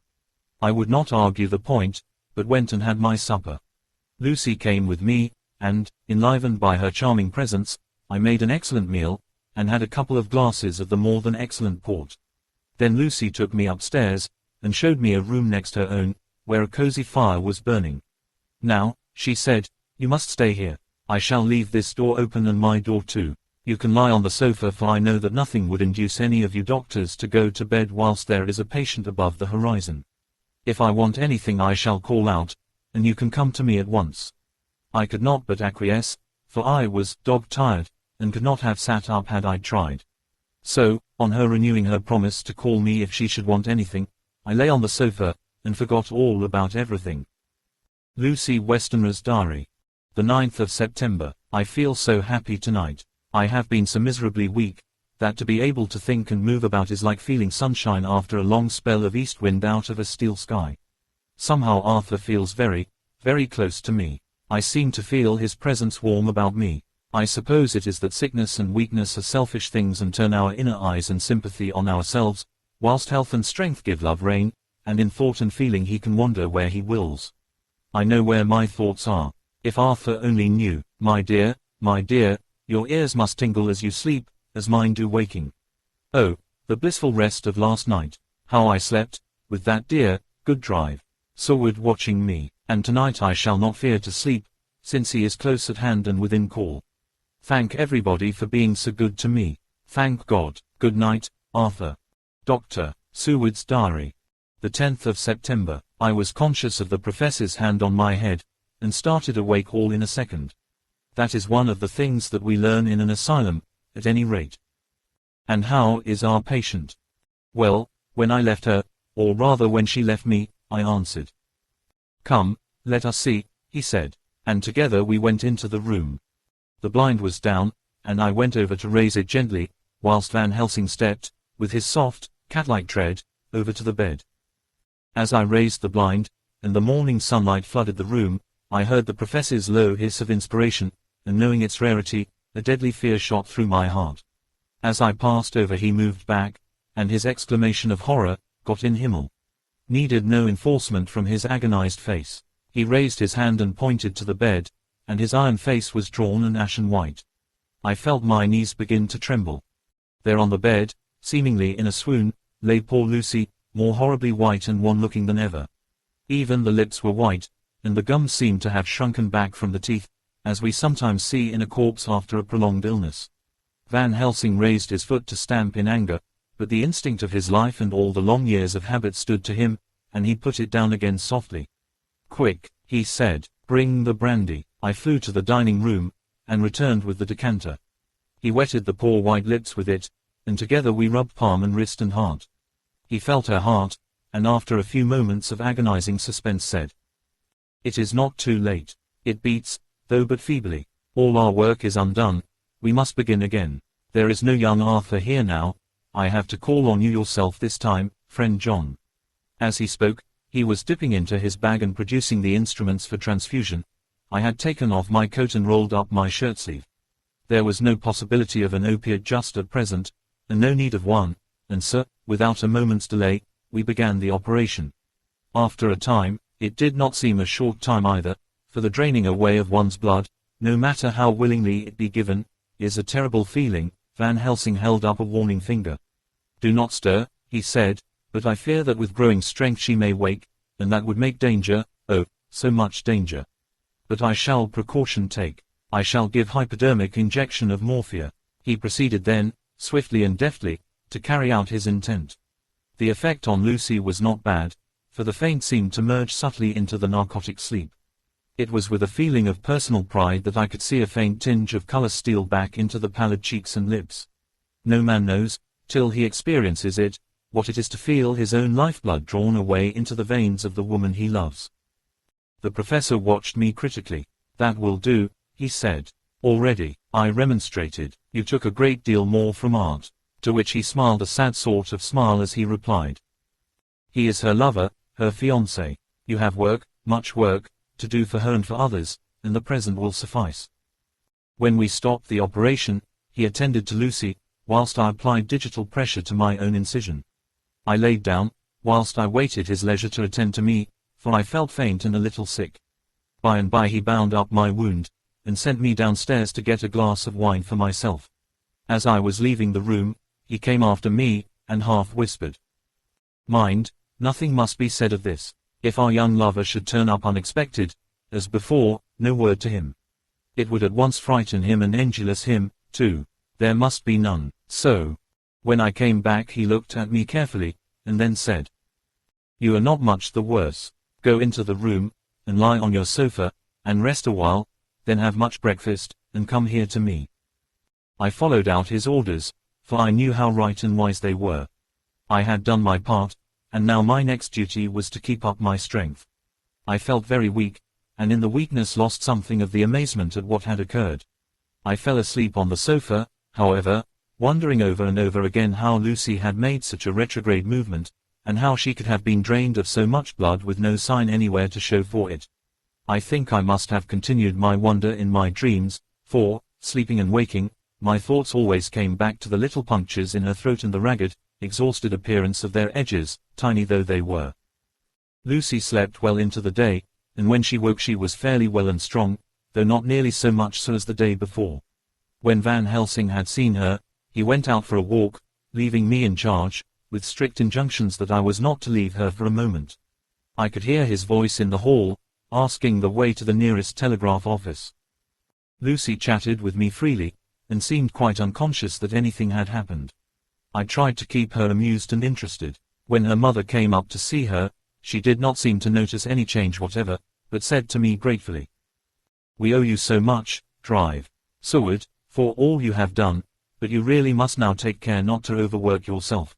You are looking pale yourself. You want a wife to nurse and look after you a bit, that you do." As she spoke, Lucy turned crimson, though it was only momentarily, for her poor wasted veins could not stand for long such an unwanted drain to the head. The reaction came in excessive pallor as she turned imploring eyes on me. I smiled and nodded, and laid my finger on my lips.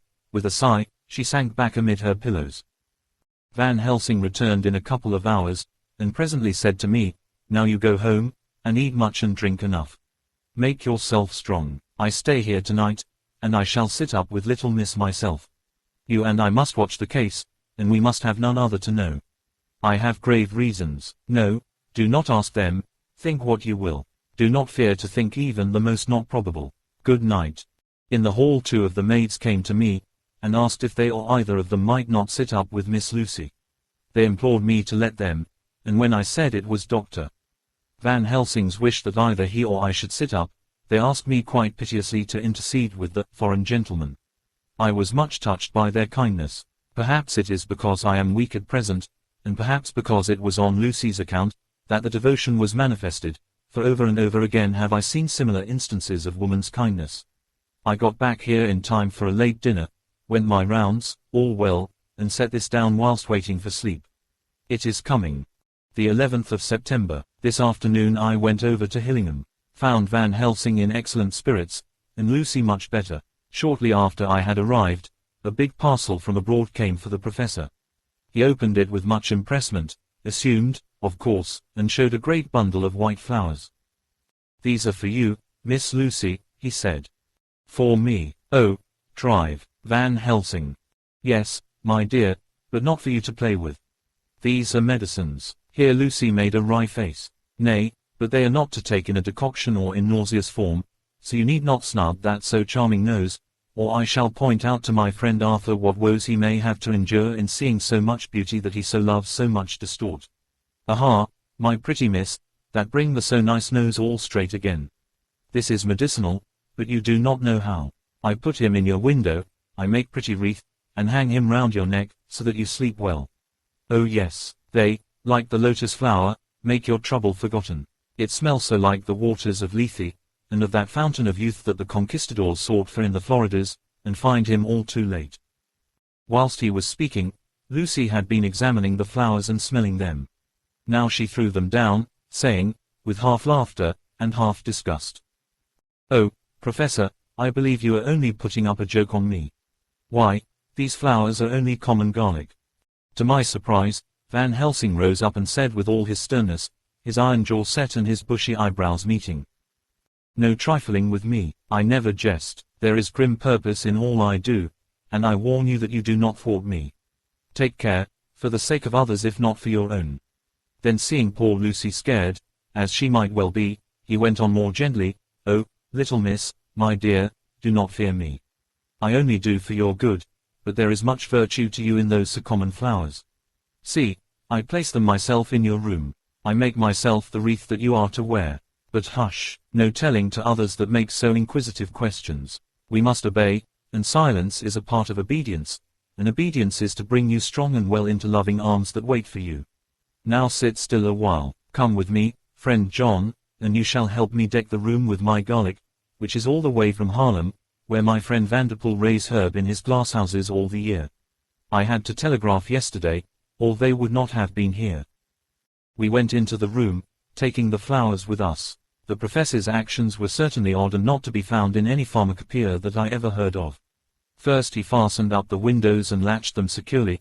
Next, taking a handful of the flowers, he rubbed them all over the sashes, as though to ensure that every whiff of air that might get in would be laden with the garlic smell.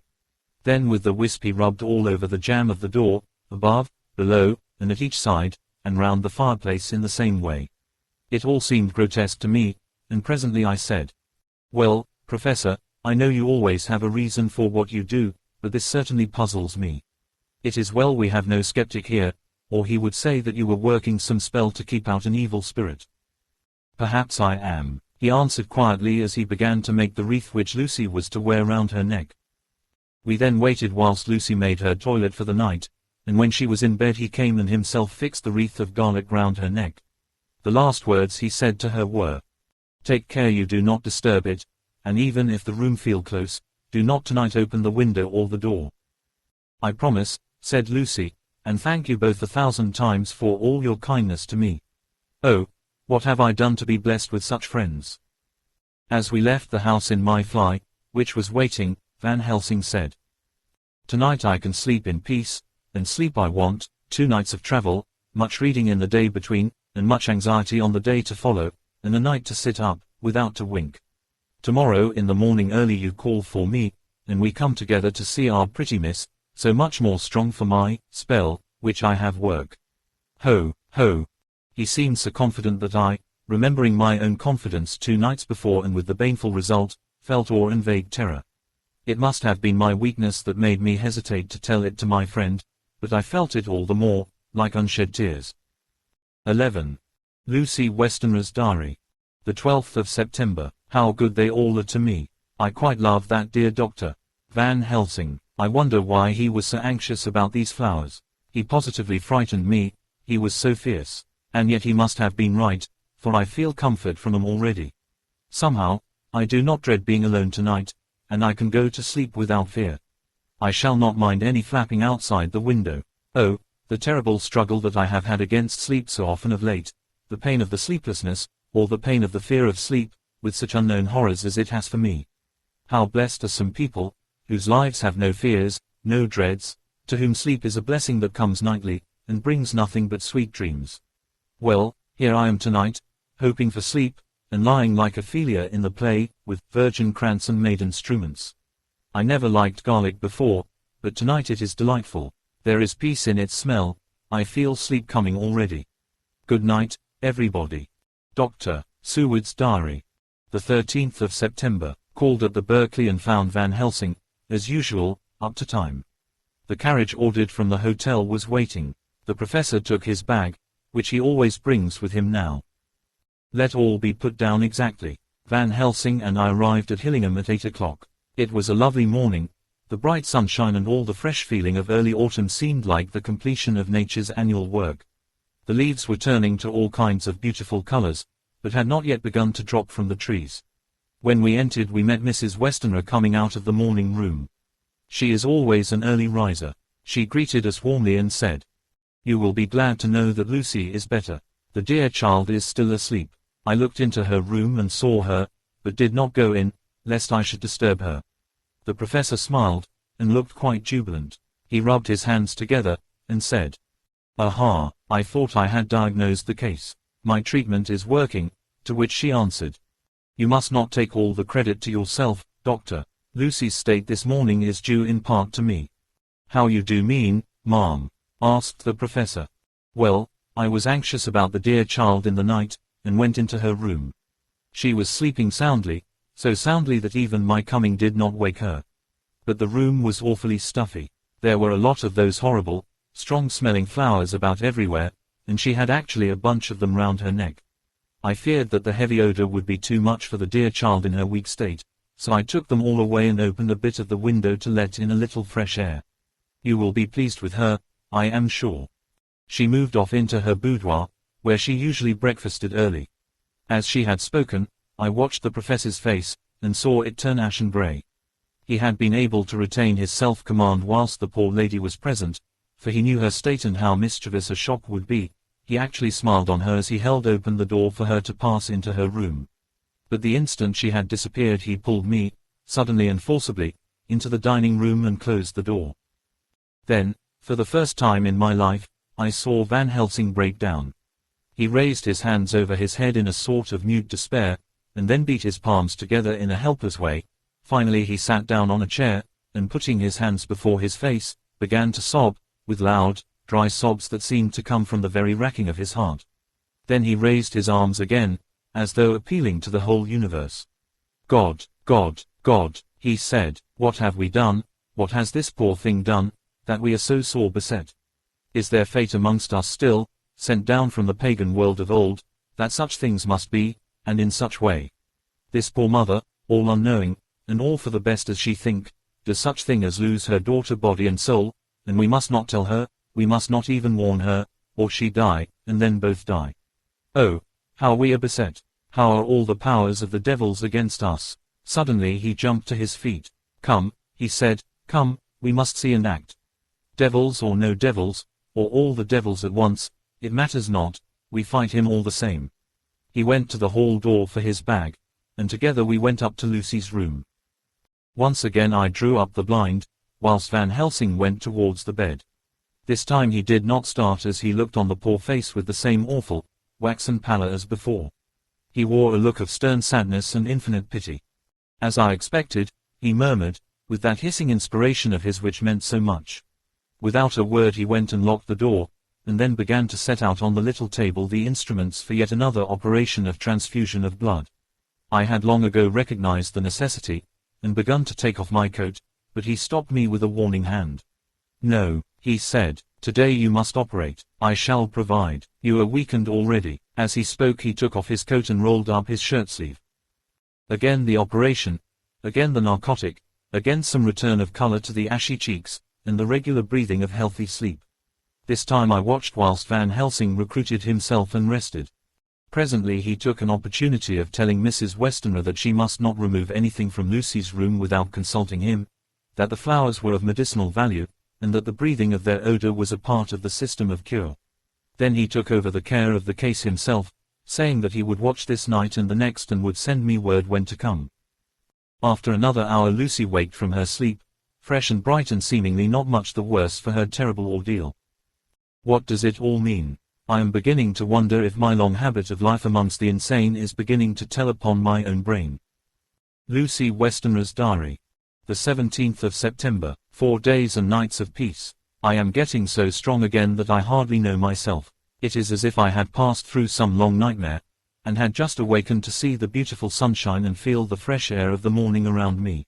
I have a dim half-remembrance of long, anxious times of waiting and fearing, darkness in which there was not even the pain of hope to make present distress more poignant, and then long spells of oblivion, and the rising back to life as a diver coming up through a great press of water. Since, however, Van Helsing has been with me, all this bad dreaming seems to have passed away, the noises that used to frighten me out of my wits, the flapping against the windows, the distant voices which seemed so close to me, the harsh sounds that came from I know not where and commanded me to do I know not what, have all ceased. I go to bed now without any fear of sleep. I do not even try to keep awake. I have grown quite fond of the garlic, and a boxful arrives for me every day from Haarlem. Tonight Van Helsing is going away, as he has to be for a day in Amsterdam. But I need not be watched. I am well enough to be left alone. Thank God for mother's sake, and dear Arthur's, and for all our friends who have been so kind. I shall not even feel the change, for last night Van Helsing slept in his chair a lot of the time. I found him asleep twice when I awoke, but I did not fear to go to sleep again, although the bowls or bats or something napped almost angrily against the window panes. The Pall Mall Gazette, the 18th of September. The Escaped Wolf. Perilous adventure of our interviewer. Interview with the keeper in the Zoological Gardens.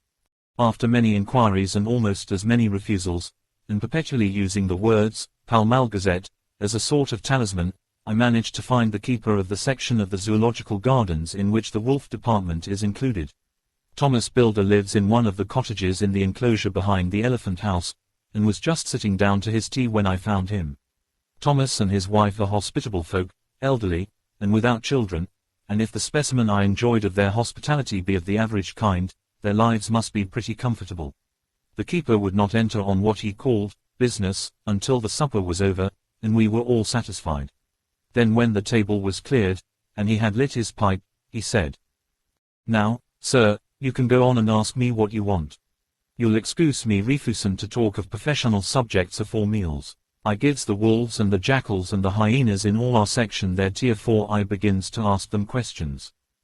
"How do you mean, ask them questions?" I queried, wishful to get him into a talkative humor.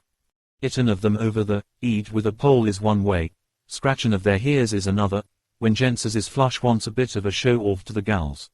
I don't so much mind the fust, the itin' with a pole afore I chucks in the dinner, but I waits till they've had their sherry and coffee, so to speak, afore I tries on with the ear scratchin'.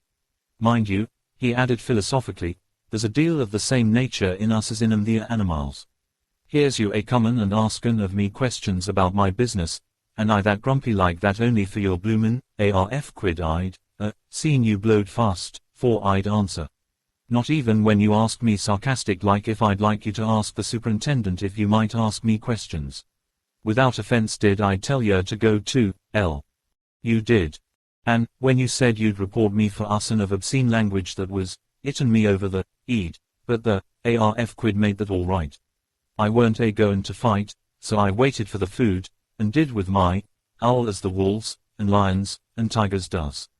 But, law, love yer, art, now that the old, ooman has stuck a chunk of her tea cake in me, and, rinsed me out with her bloomin' old teapot, and I've lit up, you may scratch my ears for all you're worth, and won't get even a growl out of me. Drive along with your questions. I know what you're a-comin' at, that, escaped wolf. Exactly, I want you to give me your view of it. Just tell me how it happened, and when I know the facts I'll get you to say what you consider was the cause of it, and how you think the whole affair will end. All right, Governor, this, is about the, old story. That, wolf what we called Berserker was one of 3 grey ones that came from Norway to Jamrax, which we bought off him 4 years ago. He was a nice well-behaved wolf, that never gave no trouble to talk of. I'm more surprised at him for wantin' to get out nor any other animal in the place. But, there, you can't trust wolves no more nor women. Don't you mind him, sir, broke in Mrs. Tom, with a cheery laugh. He's got mindin' the animals so long that blessed if he ain't like a old wolf, hisself. But there ain't no harm in him. Well, sir, it was about 2 hours after feedin' yesterday when I first hear my disturbance.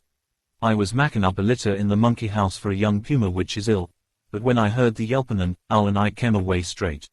There was Berserker a-tearin' like a mad thing at the bars as if he wanted to get out.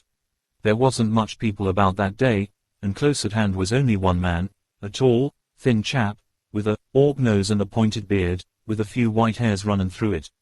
He had a hard, cold look and red eyes, and I took a sort of mislike to him, for it seemed as if it was him as they was hurritated at. He had white kid gloves on, his hands, and he pointed out the animals to me and says, "Keeper, these wolves seem upset at something." "Maybe it's you," says I, for I did not like the airs as he give, hisself. He didn't get angry, as I hoped he would, but he smiled a kind of insolent smile, with a mouth full of white, sharp teeth. "Oh no, they wouldn't like me," he says. "Oh yes, they would," says I, imitatin' of him. "They always likes a bone or two to clean their teeth on about tea time, which you, as a bagful." Well, it was a odd thing, but when the animals see us a-talkin' they lay down, and when I went over to Berserker he let me stroke his ears same as ever. That there man came over, and blessed but if he didn't put in his hand and stroke the old wolf's ears too. "Take care," says I, "Berserker is quick." "Never mind," he says. "I'm used to, Are you in the business yourself?" I says, taking off my, for a man what trades in wolves, etc., is a good friend to keepers. "No," says he, "not exactly in the business, but I, avenue made pets of several."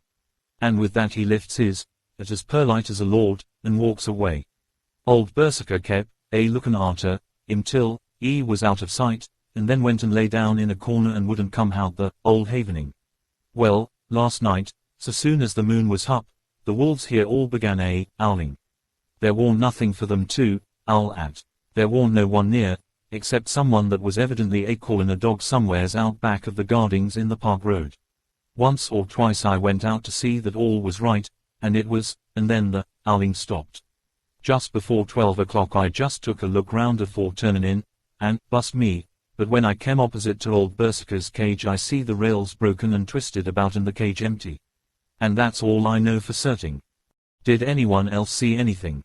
One of our gardeners was comin' home about that time from a harmony, when he sees a big grey dog comin' out through the garden edges. At least, so he says, but I don't give much for it myself, for if he did, he never said a word about it to his missus when he got home, and it was only after the escape of the wolf was made known, and we had been up all night huntin' of the park for Berserker, that he remembered seein' anything. My own belief was that the harmony had got into his head. Now, Mr. Builder, can you account in any way for the escape of the wolf? Well, sir, he said, with a suspicious sort of modesty, I think I can, but I don't know as how you'd be satisfied with the theory. Certainly I shall, if a man like you, who knows the animals from experience, can't hazard a good guess at any rate, who is even to try? Well then, sir, I accounts for it this way. It seems to me that Wolf escaped, simply because he wanted to get out. From the hearty way that both Thomas and his wife laughed at the joke, I could see that it had done service before, and that the whole explanation was simply an elaborate sell. I couldn't cope in badinage with the worthy Thomas, but I thought I knew a surer way to his heart, so I said, Now, Mr. Builder, we'll consider that first half sovereign worked off, and this brother of his is waiting to be claimed when you've told me what you think will happen. Right, yeah, sir, he said briskly. Yell, excuse me, I know, for a chaffin of ye, but the old woman here winked at me, which was as much as telling me to go on.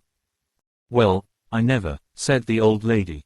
My opinion is this, that Wolf is hidden of somewheres. The gardener what didn't remember said he was gallopin' northward faster than a horse could go, but I don't believe him, for, you see, sir, wolves don't gallop no more nor dogs does, they not bein' built that way. Wolves is fine things in a storybook, and I dessay when they gets in packs and does be chivin' something that's more afeard than they can make a devil of a noise and chop it up, whatever it is. But, law, bless you, in real life a wolf is only a low creature, not half so clever or bold as a good dog, and not half a quarter so much fight in him. This one ain't been used to fightin' or even to providin' for hisself, and more like he's somewhere round the park hidden and shiverin' of, and, if he thinks at all, wonderin' where he is to get his breakfast from, or maybe he's got down some area and is in a coal cellar. My eye, won't some cook get a rum start when she sees his green eyes shining at her out of the dark? If he can't get food he's bound to look for it, and mayhap he may chance to light on a butcher's shop in time. If he doesn't, and some nursemaid goes walkin' off with a soldier, leavin' of the hinfant in the perambulator, well, then I shouldn't be surprised if the census is one babby the less. That's all. I was handing him the half-sovereign, when something came bobbing up against the window, and Mr. Builder's face doubled its natural length with surprise. God bless me, he said, if there ain't old Berserker come back by hisself. He went to the door and opened it, a most unnecessary proceeding it seemed to me. I have always thought that a wild animal never looks so well as when some obstacle of pronounced durability is between us. A personal experience has intensified rather than diminished that idea.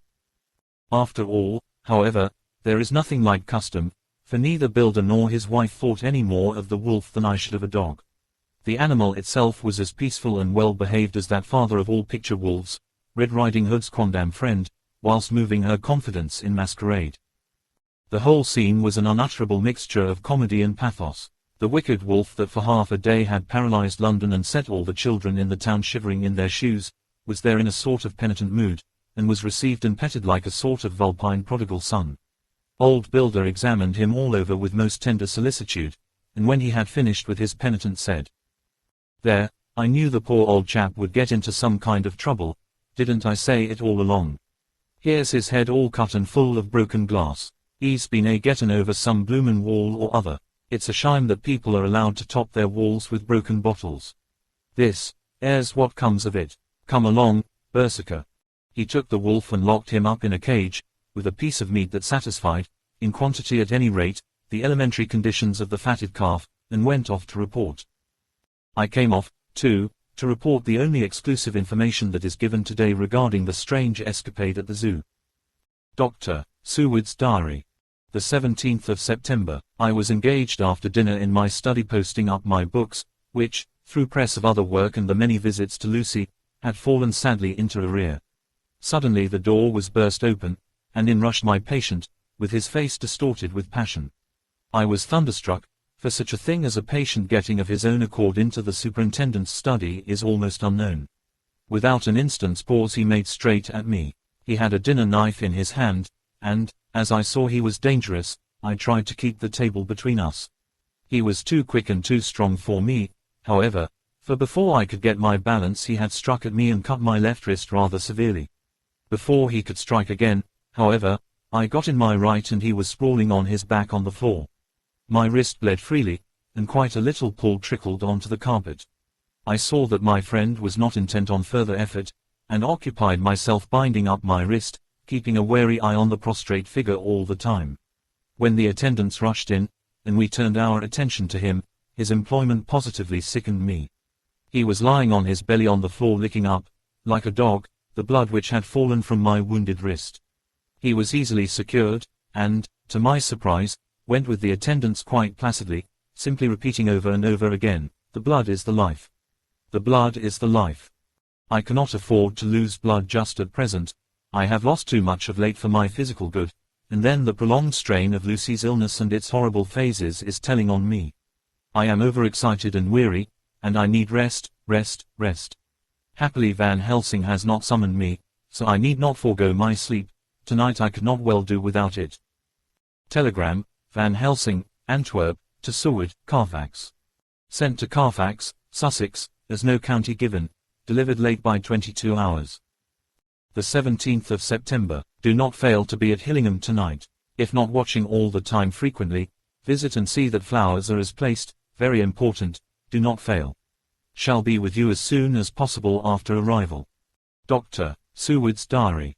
The 18th of September, just off for train to London. The arrival of Van Helsing's telegram filled me with dismay. A whole night lost, and I know by bitter experience what may happen in a night. Of course it is possible that all may be well, but what may have happened? Surely there is some horrible doom hanging over us that every possible accident should thwart us in all we try to do. I shall take this cylinder with me, and then I can complete my entry on Lucy's phonograph. Memorandum left by Lucy Westenra. The 17th of September, night. I write this and leave it to be seen, so that no one may by any chance get into trouble through me.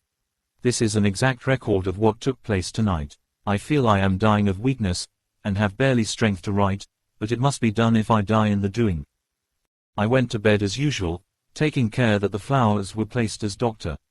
Van Helsing directed, and soon fell asleep.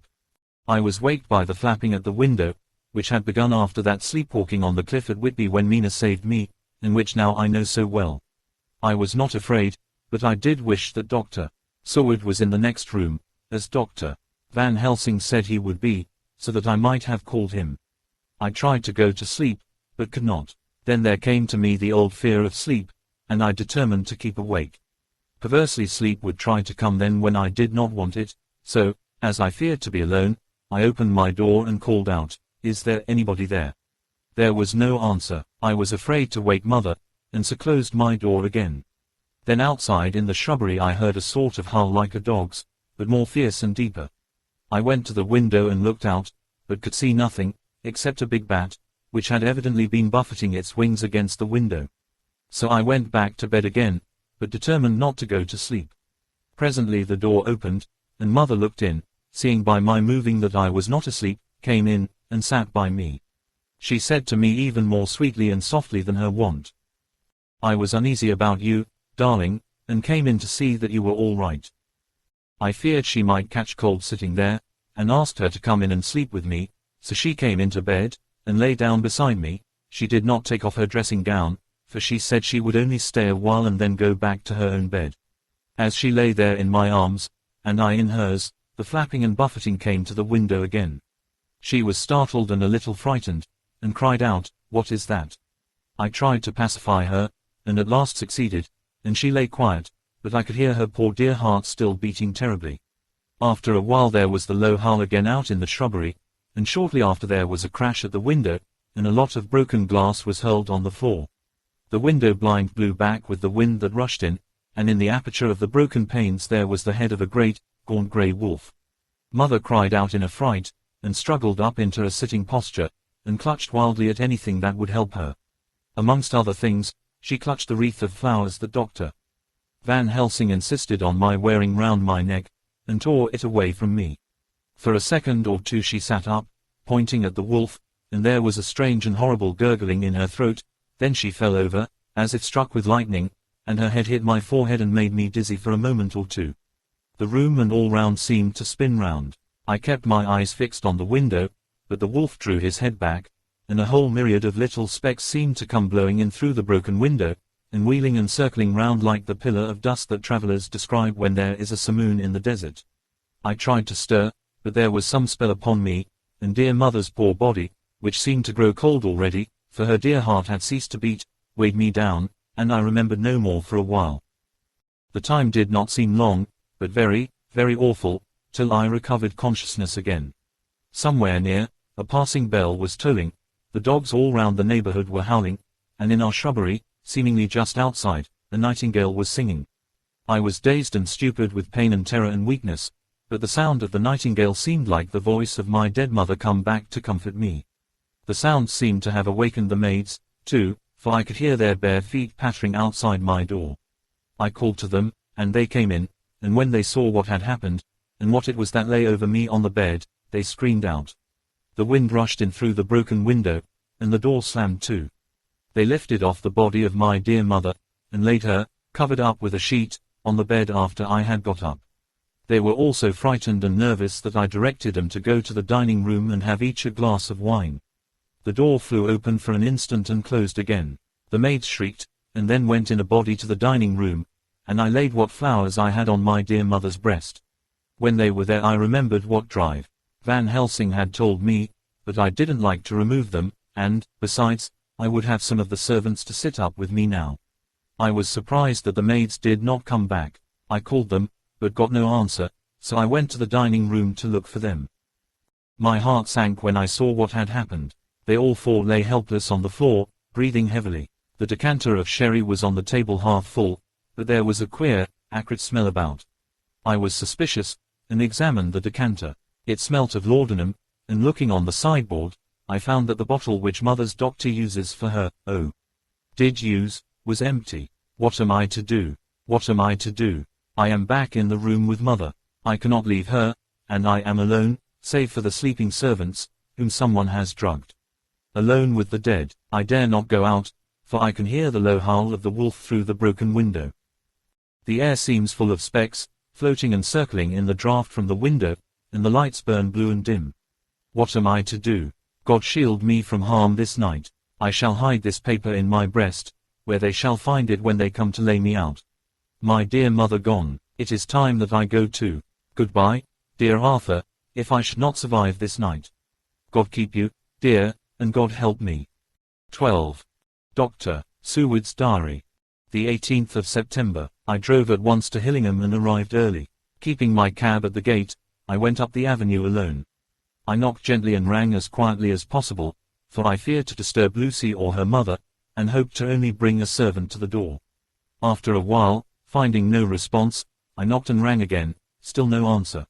I cursed the laziness of the servants that they should lie abed at such an hour, for it was now 10 o'clock, and so rang and knocked again, but more impatiently, but still without response. Hitherto I had blamed only the servants, but now a terrible fear began to assail me. Was this desolation but another link in the chain of doom which seemed drawing tight around us? Was it indeed a house of death to which I had come, too late? I knew that minutes, even seconds of delay, might mean hours of danger to Lucy, if she had had again one of those frightful relapses, and I went round the house to try if I could find by chance an entry anywhere. I could find no means of ingress. Every window and door was fastened and locked, and I returned baffled to the porch. As I did so, I heard the rapid pit-pat of a swiftly driven horse's feet. They stopped at the gate, and a few seconds later I met Van Helsing running up the avenue. When he saw me, he gasped out. Then it was you, and just arrived. How is she? Are we too late? Did you not get my telegram? I answered as quickly and coherently as I could that I had only got his telegram early in the morning, and had not lost a minute in coming here, and that I could not make anyone in the house hear me.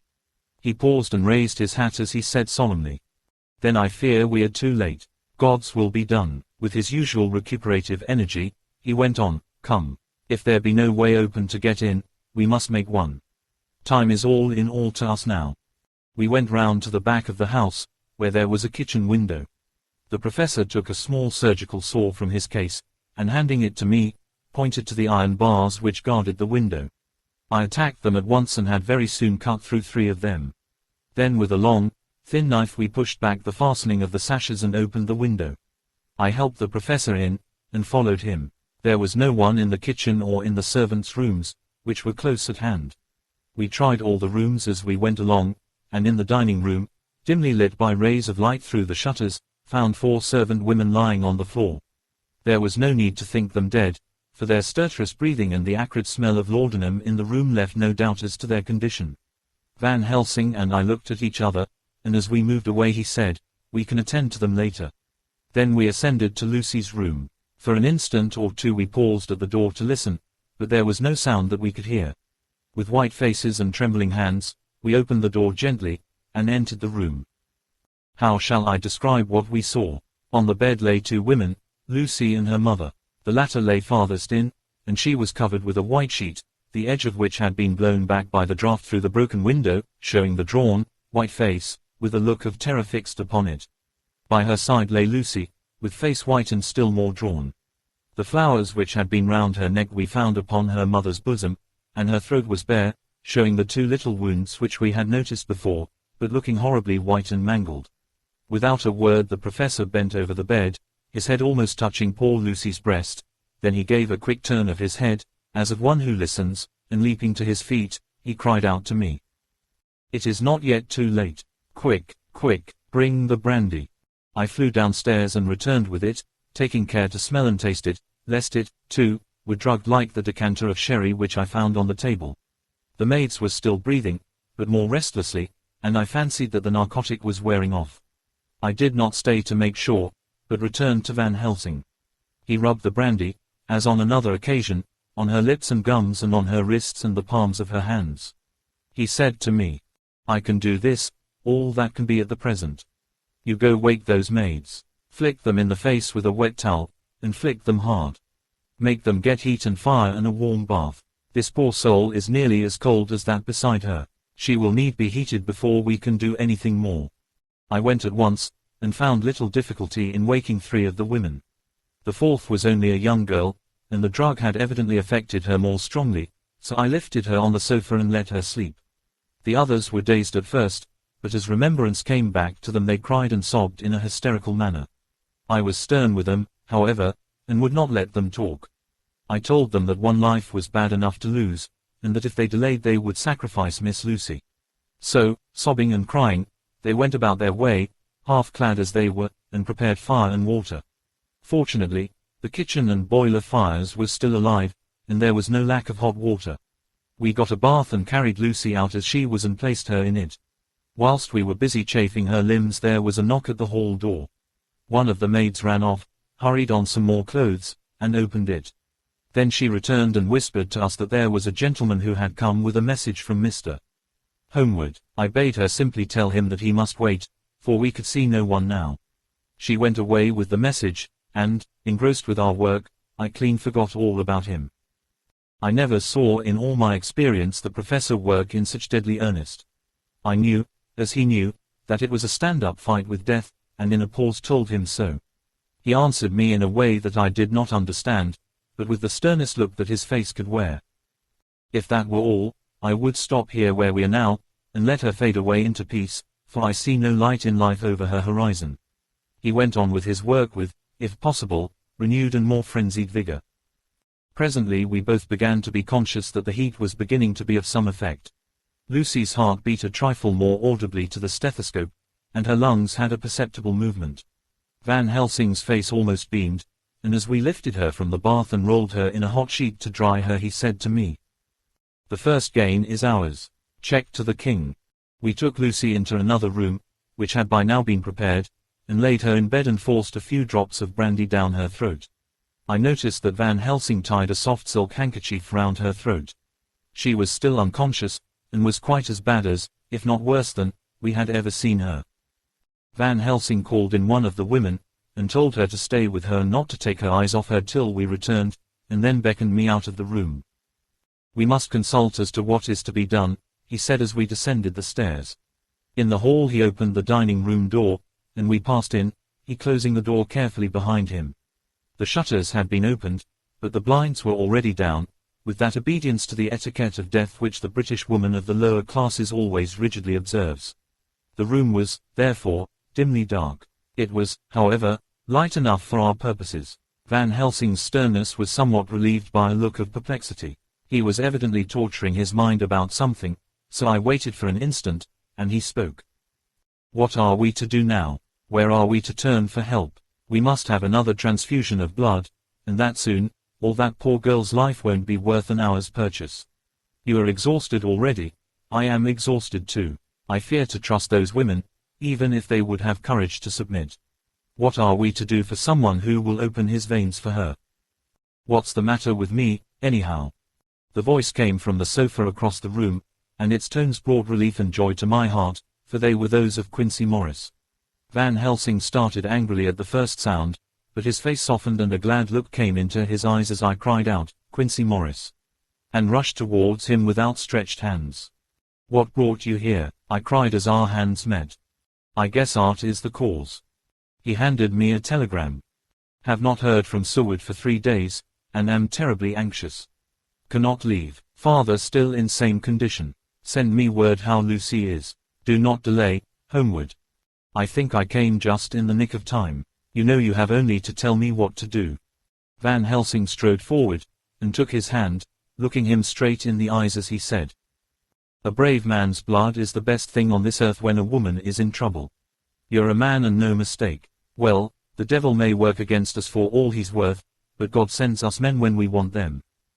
Once again we went through that ghastly operation. I have not the heart to go through with the details. Lucy had got a terrible shock and it told on her more than before, for though plenty of blood went into her veins, her body did not respond to the treatment as well as on the other occasions. Her struggle back into life was something frightful to see and hear. However, the action of both heart and lungs improved, and Van Helsing made a subcutaneous injection of morphia, as before, and with good effect. Her faint became a profound slumber. The professor watched whilst I went downstairs with Quincy Morris, and sent one of the maids to pay off one of the cabmen who were waiting. I left Quincy lying down after having a glass of wine, and told the cook to get ready a good breakfast. Then a thought struck me, and I went back to the room where Lucy now was.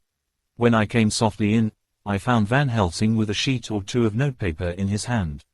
He had evidently read it, and was thinking it over as he sat with his hand to his brow. There was a look of grim satisfaction in his face, as of one who has had a doubt solved. He handed me the paper saying only, "It dropped from Lucy's breast when we carried her to the bath." When I had read it, I stood looking at the professor, and after a pause asked him, "In God's name, what does it all mean? Was she, or is she, mad, or what sort of horrible danger is it?" I was so bewildered that I did not know what to say more. Van Helsing put out his hand and took the paper, saying, "Do not trouble about it now. Forget it for the present. You shall know and understand it all in good time, but it will be later. And now what is it that you came to me to say?" This brought me back to fact, and I was all myself again. "I came to speak about the certificate of death. If we do not act properly and wisely, there may be an inquest, and the paper would have to be produced. I am in hopes that we need have no inquest, for if we had it would surely kill poor Lucy, if nothing else did. I know, and you know, and the other doctor who attended her knows, that Mrs. Westenra had disease of the heart, and we can certify that she died of it. Let us fill up the certificate at once, and I shall take it myself to the registrar and go on to the undertaker."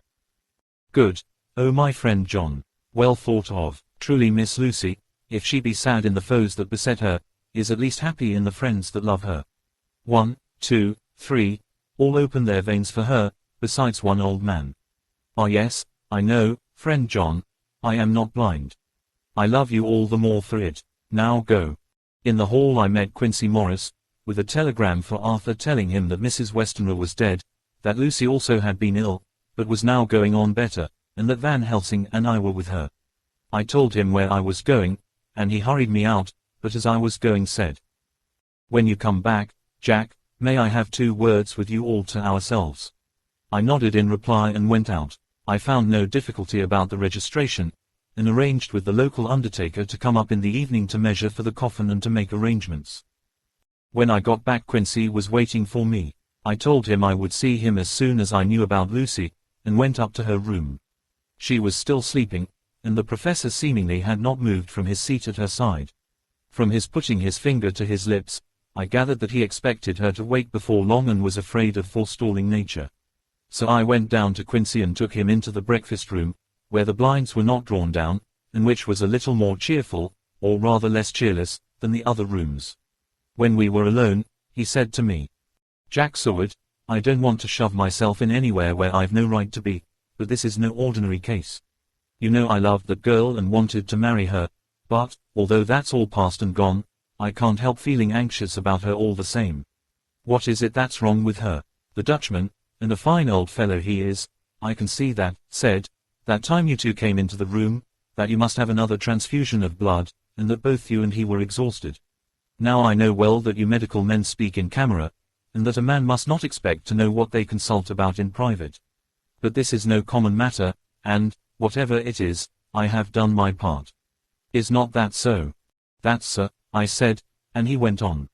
"I take it that both you and Van Helsing had done already what I did today. Is not that so?" "That's so. And I guess Art was in it too. When I saw him 4 days ago down at his own place he looked queer. I have not seen anything pulled down so quick since I was on the Pampers and had a mare that I was fond of go to grass all in a night. One of those big bats that they call vampires had got at her in the night, and what with his gorge and the vein left open, there wasn't enough blood in her to let her stand up, and I had to put a bullet through her as she lay. Jack, if you may tell me without betraying confidence, Arthur was the first, is not that so?" As he spoke the poor fellow looked terribly anxious. He was in a torture of suspense regarding the woman he loved, and his utter ignorance of the terrible mystery which seemed to surround her intensified his pain. His very heart was bleeding, and it took all the manhood of him, and there was a royal lot of it, too, to keep him from breaking down. I paused before answering, for I felt that I must not betray anything which the professor wished kept secret, but already he knew so much, and guessed so much, that there could be no reason for not answering, so I answered in the same phrase, "That's so." "And how long has this been going on?" "About 10 days. 10 days. Then I guess, Jack Seward, that poor pretty creature that we all love has had put into her veins within that time the blood of 4 strong men. Man alive, her whole body wouldn't hold it." Then, coming close to me, he spoke in a fierce half-whisper, "What took it out?" I shook my head. "That," I said, "is the crux. Van Helsing is simply frantic about it, and I am at my wit's end. I can't even hazard a guess. There has been a series of little circumstances which have thrown out all our calculations as to Lucy being properly watched. But these shall not occur again. Here we stay until all be well, or ill." Quincy held out his hand. "Count me in," he said. "You and the Dutchman will tell me what to do, and I'll do it." When she woke late in the afternoon, Lucy's first movement was to feel in her breast, and, to my surprise, produced the paper which Van Helsing had given me to read. The careful professor had replaced it where it had come from, lest on waking she should be alarmed. Her eye then lit on Van Helsing and on me too, and gladdened. Then she looked around the room, and seeing where she was, shuddered. She gave a loud cry, and put her poor thin hands before her pale face. We both understood what that meant, that she had realized to the full her mother's death, so we tried what we could to comfort her. Doubtless sympathy eased her somewhat, but she was very low in thought and spirit, and wept silently and weakly for a long time. We told her that either or both of us would now remain with her all the time, and that seemed to comfort her. Towards dusk she fell into a doze. Here a very odd thing occurred. Whilst still asleep she took the paper from her breast and tore it in two. Van Helsing stepped over and took the pieces from her. All the same, however, she went on with the action of tearing, as though the material was still in her hands. Finally she lifted her hands and opened them as though scattering the fragments. Van Helsing seemed surprised, and his brows gathered as if in thought, but he said nothing. The 19th of September. All last night she slept fitfully, being always afraid to sleep, and something weaker when she woke from it. The professor and I took it in turns to watch, and we never left her for a moment unattended. Quincy Morris said nothing about his intention, but I knew that all night long he patrolled round and round the house. When the day came, its searching light showed the ravages in poor Lucy's strength. She was hardly able to turn her head, and the little nourishment which she could take seemed to do her no good. At times she slept, and both Van Helsing and I noticed the difference in her, between sleeping and waking. Whilst asleep she looked stronger, although more haggard, and her breathing was softer.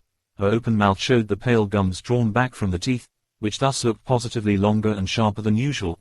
When she woke the softness of her eyes evidently changed the expression, for she looked her own self, although a dying one. In the afternoon she asked for Arthur, and we telegraphed for him. Quincy went off to meet him at the station.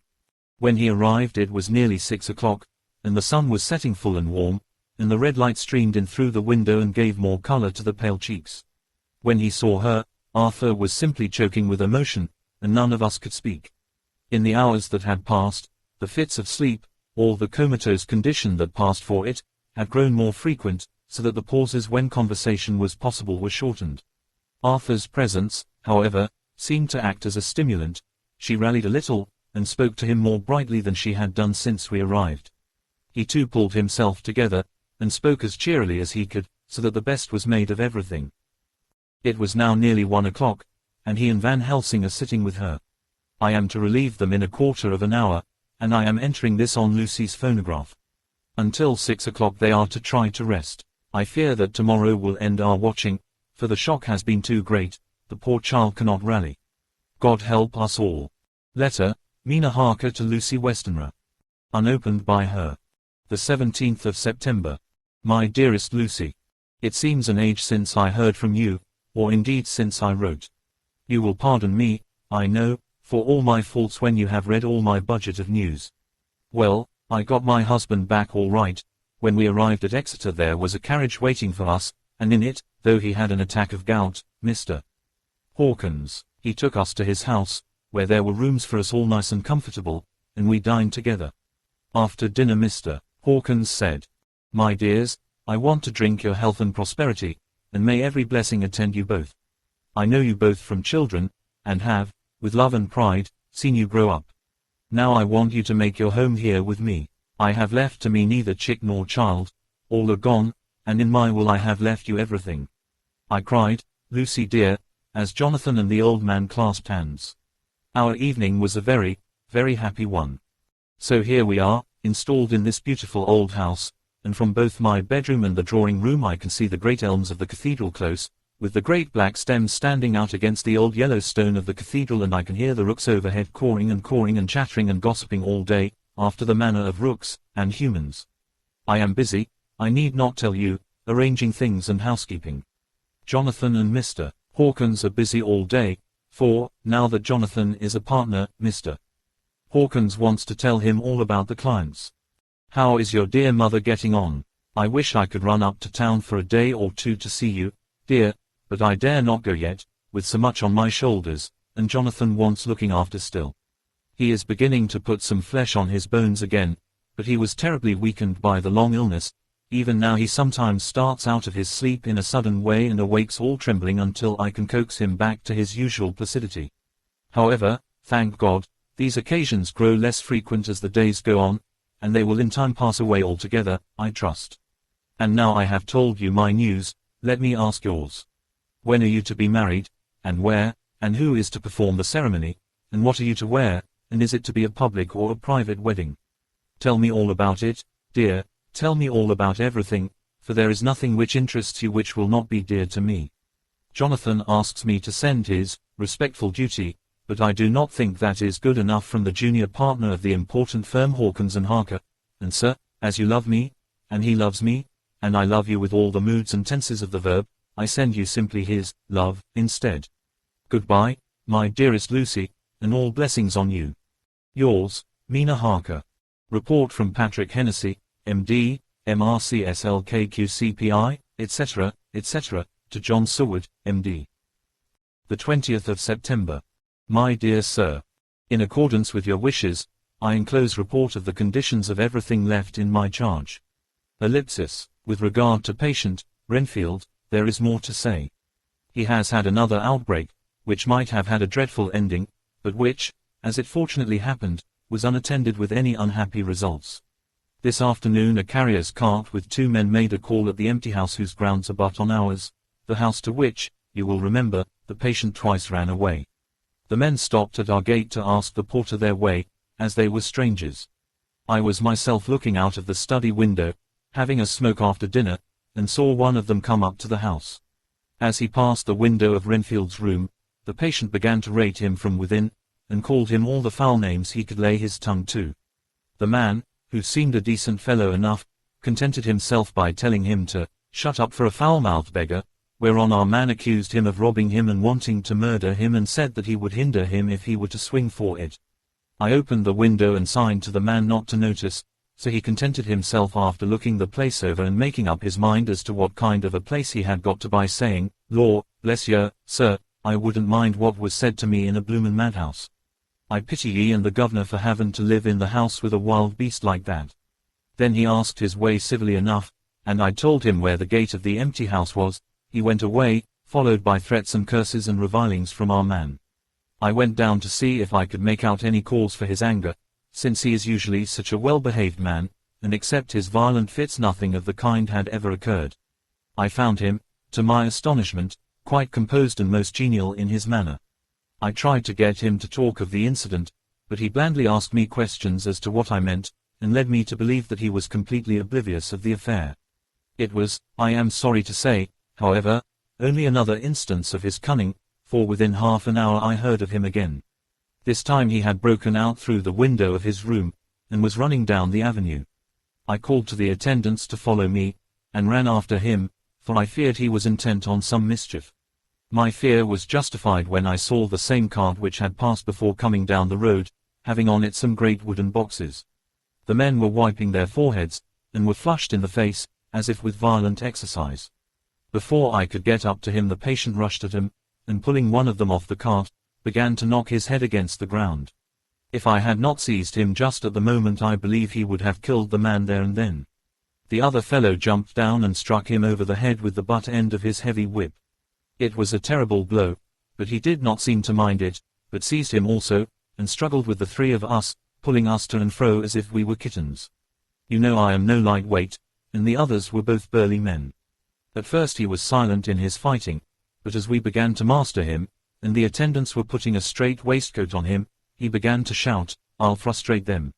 They shan't rob me, they shan't murder me by inches. I'll fight for my lord and master," and all sorts of similar incoherent ravings. It was with very considerable difficulty that they got him back to the house and put him in the padded room.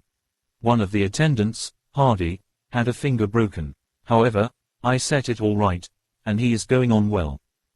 The two carriers were at first loud in their threats of actions for damages, and promised to rain all the penalties of the law on us. Their threats were, however, mingled with some sort of indirect apology for the defeat of the two of them by a feeble madman. They said that if it had not been for the way their strength had been spent in carrying and raising the heavy boxes to the cart they would have made short work of him.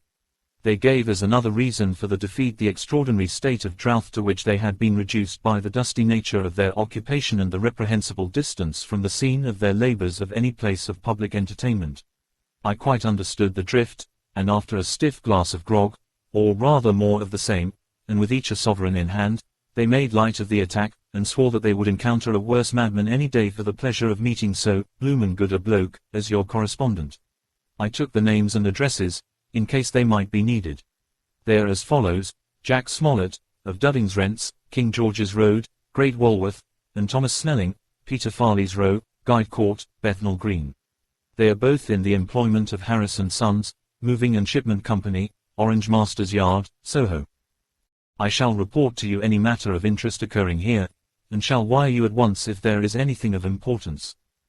Believe me, dear sir, yours faithfully, Patrick Hennessy. Letter, Mina Harker to Lucy Westenra. Unopened by her. The 18th of September. My dearest Lucy. Such a sad blow has befallen us. Mr. Hawkins has died very suddenly. Some may not think it so sad for us, but we had both come to so love him that it really seems as though we had lost a father.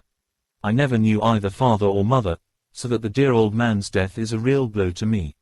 Jonathan is greatly distressed. It is not only that he feels sorrow, deep sorrow, for the dear, good man who has befriended him all his life, and now at the end has treated him like his own son and left him a fortune which to people of our modest bringing up is wealth beyond the dream of avarice, but Jonathan feels it on another account.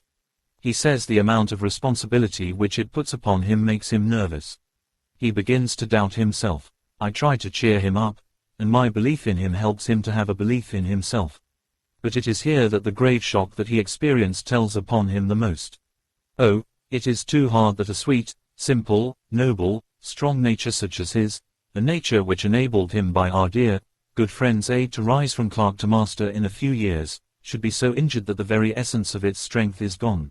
Forgive me, dear, if I worry you with my troubles in the midst of your own happiness, but, Lucy dear, I must tell someone, for the strain of keeping up a brave and cheerful appearance to Jonathan tries me, and I have no one here that I can confide in. I dread coming up to London, as we must do the day after tomorrow, for poor Mr. Hawkins left in his will that he was to be buried in the grave with his father. As there are no relations at all, Jonathan will have to be chief mourner. I shall try to run over to see you, dearest, if only for a few minutes. Forgive me for troubling you. With all blessings. Your loving, Mina Harker. Dr. Seward's Diary. The 20th of September. Only resolution and habit can let me make an entry tonight. I am too miserable, too low-spirited, too sick of the world and all in it, including life itself, that I would not care if I heard this moment the flapping of the wings of the angel of death. And he has been flapping those grim wings to some purpose of late, Lucy's mother and Arthur's father, and now. Ellipsis. Let me get on with my work. I duly relieved Van Helsing in his watch over Lucy. We wanted Arthur to go to rest also, but he refused at first. It was only when I told him that we should want him to help us during the day, and that we must not all break down for want of rest, lest Lucy should suffer, that he agreed to go. Van Helsing was very kind to him. Come, my child, he said, come with me. You are sick and weak, and have had much sorrow and much mental pain, as well as that tax on your strength that we know of. You must not be alone, for to be alone is to be full of fears and alarms. Come to the drawing room, where there is a big fire, and there are 2 sofas.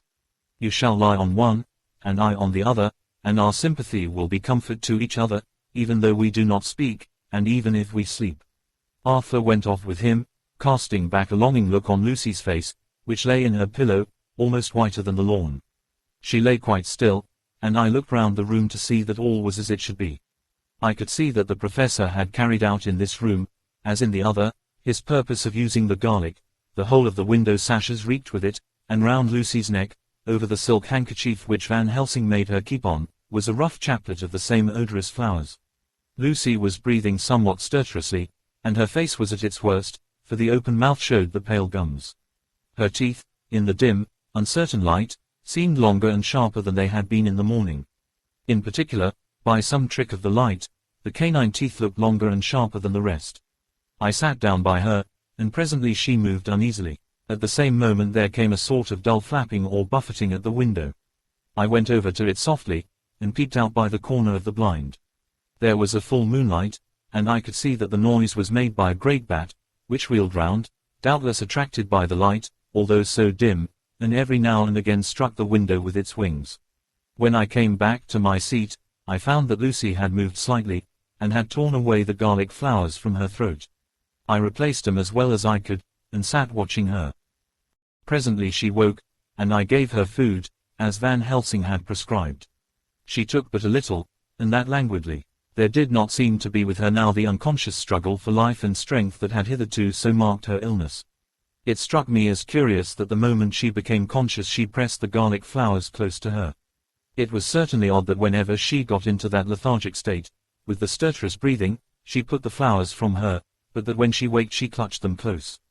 There was no possibility of making any mistake about this, for in the long hours that followed, she had many spells of sleeping and waking and repeated both actions many times.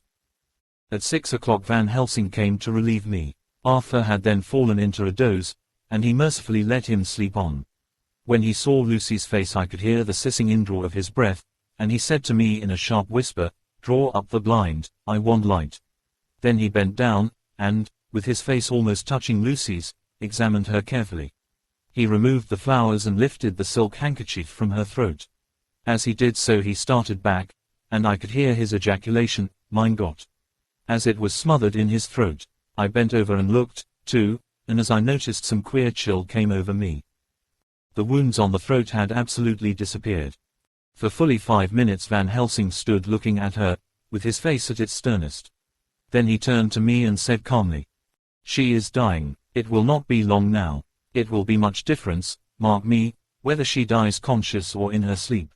Wake that poor boy, and let him come and see the last. He trusts us, and we have promised him." I went to the dining room and waked him. He was dazed for a moment, but when he saw the sunlight streaming in through the edges of the shutters he thought he was late, and expressed his fear. I assured him that Lucy was still asleep, but told him as gently as I could that both Van Helsing and I feared that the end was near. He covered his face with his hands, and slid down on his knees by the sofa, where he remained, perhaps a minute, with his head buried, praying, whilst his shoulders shook with grief. I took him by the hand and raised him up. "Come," I said, "my dear old fellow, summon all your fortitude, it will be best and easiest for her." When we came into Lucy's room I could see that Van Helsing had, with his usual forethought, been putting matters straight and making everything look as pleasing as possible. He had even brushed Lucy's hair, so that it lay on the pillow in its usual sunny ripples. When we came into the room she opened her eyes, and seeing him, whispered softly, "Arthur, oh, my love, I am so glad you have come." He was stooping to kiss her, when Van Helsing motioned him back. "No," he whispered, "not yet. Hold her hand, it will comfort her more." So Arthur took her hand and knelt beside her, and she looked her best, with all the soft lines matching the angelic beauty of her eyes. Then gradually her eyes closed, and she sank to sleep. For a little bit her breast heaved softly, and her breath came and went like a tired child's. And then insensibly there came the strange change which I had noticed in the night. Her breathing grew stertorous, the mouth opened, and the pale gums, drawn back, made the teeth look longer and sharper than ever. In a sort of sleep-waking, vague, unconscious way she opened her eyes, which were now dull and hard at once, and said in a soft, voluptuous voice, such as I had never heard from her lips, "Arthur, oh, my love, I am so glad you have come. Kiss me." Arthur bent eagerly over to kiss her, but at that instant Van Helsing, who, like me, had been startled by her voice, swooped upon him, and catching him by the neck with both hands, dragged him back with a fury of strength which I never thought he could have possessed, and actually hurled him almost across the room. "Not for your life," he said, "not for your living soul and hers." And he stood between them like a lion at bay. Arthur was so taken aback that he did not for a moment know what to do or say, and before any impulse of violence could seize him he realized the place and the occasion, and stood silent, waiting. I kept my eyes fixed on Lucy, as did Van Helsing, and we saw a spasm as of rage flit like a shadow over her face, the sharp teeth champed together. Then her eyes closed, and she breathed heavily. Very shortly after she opened her eyes in all their softness, and putting out her poor, pale, thin hand, took Van Helsing's great brown one, drawing it to her, she kissed it. "My true friend," she said, in a faint voice, but with untellable pathos, "my true friend, and his. Oh, guard him, and give me peace." "I swear it," he said solemnly, kneeling beside her and holding up his hand, as one who registers an oath. Then he turned to Arthur, and said to him, "Come, my child, take her hand in yours, and kiss her on the forehead, and only once." Their eyes met instead of their lips, and so they parted. Lucy's eyes closed, and Van Helsing, who had been watching closely, took Arthur's arm, and drew him away. And then Lucy's breathing became stertorous again, and all at once it ceased. "It is all over," said Van Helsing. "She is dead." I took Arthur by the arm, and led him away to the drawing-room, where he sat down, and covered his face with his hands, sobbing in a way that nearly broke me down to see. I went back to the room, and found Van Helsing looking at poor Lucy, and his face was sterner than ever. Some change had come over her body. Death had given back part of her beauty, for her brow and cheeks had recovered some of their flowing lines, even the lips had lost the deadly pallor. It was as if the blood, no longer needed for the working of the heart, had gone to make the harshness of death as little rude as might be. We thought her dying whilst she slept, and sleeping when she died. I stood beside Van Helsing, and said, "Ah, well, poor girl, there is peace for her at last. It is the end." He turned to me, and said with grave solemnity, "Not so, alas, not so, it is only the beginning." When I asked him what he meant, he only shook his head and answered, "We can do nothing as yet, wait and see." 13. Dr. Seward's diary, continued. The funeral was arranged for the next succeeding day, so that Lucy and her mother might be buried together. I attended to all the ghastly formalities, and the urbane undertaker proved that his staff were afflicted, or blessed, with something of his own obsequious suavity. Even the woman who performed the last offices for the dead remarked to me, in a confidential, rather professional way, when she had come out from the death chamber, She makes a very beautiful corpse, sir. It's quite a privilege to attend on her. It's not too much to say that she will do credit to our establishment. I noticed that Van Helsing never kept far away. This was possible from the disordered state of things in the household. There were no relatives at hand, and as Arthur had to be back the next day to attend at his father's funeral, we were unable to notify anyone who should have been bidden. Under the circumstances, Van Helsing and I took it upon ourselves to examine papers, etc. He insisted upon looking over Lucy's papers himself. I asked him why, for I feared that he, being a foreigner, might not be quite aware of English legal requirements, and so might in ignorance make some unnecessary trouble. He answered me, I know, you forget that I am a lawyer as well as a doctor. But this is not altogether for the law. You knew that, when you avoided the coroner. I have more than him to avoid. There may be papers more, such as this. As he spoke he took from his pocketbook the memorandum which had been in Lucy's breast, and which she had torn in her sleep. When you find anything of the solicitor who is for the late Mrs. Westenra, seal all her papers, and write him tonight. For me, I watch here in the room and in Miss Lucy's old room all night, and I myself search for what may be. It is not well that her very thoughts go into the hands of strangers. I went on with my part of the work, and in another half-hour had found the name and address of Mrs. Westenra's solicitor and had written to him.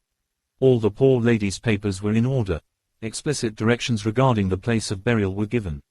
I had hardly sealed the letter, when, to my surprise, Van Helsing walked into the room, saying, "Can I help you, friend John? I am free, and if I may, my service is to you." "Have you got what you looked for?" I asked, to which he replied, "I did not look for any specific thing. I only hoped to find, and find I have, all that there was, only some letters and a few memoranda, and a diary new begun. But I have them here, and we shall for the present say nothing of them. I shall see that poor lad tomorrow evening, and, with his sanction, I shall use some." When we had finished the work in hand, he said to me, "And now, friend John, I think we may to bed. We want sleep, both you and I, and rest to recuperate. Tomorrow we shall have much to do, but for the tonight there is no need of us." Alas! Before turning in we went to look at poor Lucy. The undertaker had certainly done his work well, for the room was turned into a small chapel ardent. There was a wilderness of beautiful white flowers, and death was made as little repulsive as might be. The end of the winding sheet was laid over the face. When the professor bent over and turned it gently back, we both started at the beauty before us, the tall wax candles showing a sufficient light to note it well. All Lucy's loveliness had come back to her in death, and the hours that had passed, instead of leaving traces of decay's effacing fingers, had but restored the beauty of life, till positively I could not believe my eyes that I was looking at a corpse. The professor looked sternly grave. He had not loved her as I had, and there was no need for tears in his eyes. He said to me, "Remain till I return," and left the room. He came back with a handful of wild garlic from the box waiting in the hall, but which had not been opened, and placed the flowers amongst the others on and around the bed. Then he took from his neck, inside his collar, a little gold crucifix, and placed it over the mouth. He restored the sheet to its place, and we came away. I was undressing in my own room, when, with a premonitory tap at the door, he entered, and at once began to speak. "Tomorrow I want you to bring me, before night, a set of post-mortem knives." "Must we make an autopsy?" I asked. "Yes and no. I want to operate, but not as you think. Let me tell you now, but not a word to another. I want to cut off her head and take out her heart." "Ah, you a surgeon, and so shocked. You, whom I have seen with no tremble of hand or heart, do operations of life and death that make the rest shudder. Oh, but I must not forget, my dear friend John, that you loved her, and I have not forgotten it, for it is I that shall operate, and you must only help. I would like to do it tonight, but for Arthur I must not. He will be free after his father's funeral tomorrow, and he will want to see her, to see it. Then, when she is coffined ready for the next day, you and I shall come when all sleep. We shall unscrew the coffin lid, and shall do our operation, and then replace all, so that none know, save we alone. But why do it at all? The girl is dead. Why mutilate her poor body without need? And if there is no necessity for a post-mortem and nothing to gain by it, no good to her, to us, to science, to human knowledge, why do it? Without such it is monstrous. For answer he put his hand on my shoulder, and said, with infinite tenderness, "Friend John, I pity your poor bleeding heart, and I love you the more because it does so bleed. If I could, I would take on myself the burden that you do bear. But there are things that you know not, but that you shall know, and bless me for knowing, though they are not pleasant things. John, my child, you have been my friend now many years, and yet did you ever know me to do any without good cause? I may err, I am but man, but I believe in all I do. Was it not for these causes that you sent for me when the great trouble came? Yes, were you not amazed, nay horrified, when I would not let Arthur kiss his love, though she was dying, and snatched him away by all my strength? Yes, and yet you saw how she thanked me, with her so beautiful dying eyes, her voice, too, so weak, and she kissed my rough old hand and blessed me. Yes, and did you not hear me swear promise to her, that so she closed her eyes grateful? Yes. Well, I have good reason now for all I want to do. You have for many years trust me, you have believed me weeks past, when there be things so strange that you might have well doubt. Believe me yet a little, friend John. If you trust me not, then I must tell what I think, and that is not perhaps well. And if I work, as work I shall, no matter trust or no trust, without my friend trust in me, I work with heavy heart and feel, oh, so lonely when I want all help and courage that may be. He paused a moment and went on solemnly, Friend John, there are strange and terrible days before us. Let us not be two, but one, that so we work to a good end. Will you not have faith in me? I took his hand, and promised him. I held my door open as he went away, and watched him go into his room and close the door. As I stood without moving, I saw one of the maids pass silently along the passage. She had her back towards me, so did not see me, and go into the room where Lucy lay. The sight touched me. Devotion is so rare, and we are so grateful to those who show it unasked to those we love. Here was a poor girl putting aside the terrors which she naturally had of death to go watch alone by the bier of the mistress whom she loved, so that the poor clay might not be lonely till laid to eternal rest. Ellipsis. I must have slept long and soundly, for it was broad daylight when Van Helsing waked me by coming into my room. He came over to my bedside and said, "You need not trouble about the knives, we shall not do it." "Why not?" I asked, for his solemnity of the night before had greatly impressed me. "Because," he said sternly, "it is too late, or too early. See, here," he held up the little golden crucifix. "This was stolen in the night." "How, stolen?" I asked in wonder, "since you have it now?" "Because I get it back from the worthless wretch who stole it, from the woman who robbed the dead and the living. Her punishment will surely come, but not through me. She knew not altogether what she did, and thus unknowing, she only stole. Now we must wait." He went away on the word, leaving me with a new mystery to think of, a new puzzle to grapple with. The forenoon was a dreary time, but at noon the solicitor came, Mr. Marquand, of Holman, Sons, Marquand and Lidderdale. He was very genial and very appreciative of what we had done, and took off our hands all cares as to details. During lunch he told us that Mrs. Westenra had for some time expected sudden death from her heart, and had put her affairs in absolute order. He informed us that, with the exception of a certain entailed property of Lucy's father's which now, in default of direct issue, went back to a distant branch of the family, the whole estate, real and personal, was left absolutely to Arthur Holmwood. When he had told us so much he went on. Frankly, we did our best to prevent such a testamentary disposition, and pointed out certain contingencies that might leave her daughter either penniless or not so free as she should be to act regarding a matrimonial alliance. Indeed, we pressed the matter so far that we almost came into collision, for she asked us if we were or were not prepared to carry out her wishes. Of course, we had then no alternative but to accept. We were right in principle, and 99 times out of 100 we should have proved, by the logic of events, the accuracy of our judgment. Frankly, however, I must admit that in this case any other form of disposition would have rendered impossible the carrying out of her wishes. For by her predeceasing her daughter the latter would have come into possession of the property, and, even had she only survived her mother by 5 minutes, her property would, in case there were no will, and a will was a practical impossibility in such a case, have been treated at her decease as under intestacy. In which case Lord Godalming, though so dear a friend, would have had no claim in the world, and the inheritors, being remote, would not be likely to abandon the just rights, for sentimental reasons regarding an entire stranger. I assure you, my dear sirs, I am rejoiced at the result, perfectly rejoiced. He was a good fellow, but his rejoicing at the one little part, in which he was officially interested, of so great a tragedy, was an object lesson in the limitations of sympathetic understanding. He did not remain long, but said he would look in later in the day and see Lord Godalming. His coming, however, had been a certain comfort to us, since it assured us that we should not have to dread hostile criticism as to any of our acts. Arthur was expected at 5 o'clock, so a little before that time we visited the death chamber. It was so in very truth, for now both mother and daughter lay in it. The undertaker, true to his craft, had made the best display he could of his goods, and there was a mortuary air about the place that lowered our spirits at once. Van Helsing ordered the former arrangement to be adhered to, explaining that, as Lord Godalming was coming very soon, it would be less harrowing to his feelings to see all that was left of his fiancée quite alone.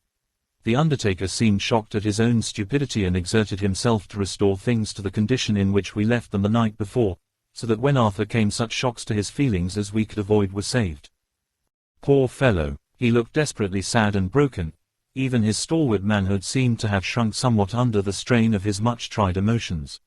He had, I knew, been very genuinely and devotedly attached to his father, and to lose him, and at such a time, was a bitter blow to him. With me he was warm as ever, and to Van Helsing he was sweetly courteous, but I could not help seeing that there was some constraint with him.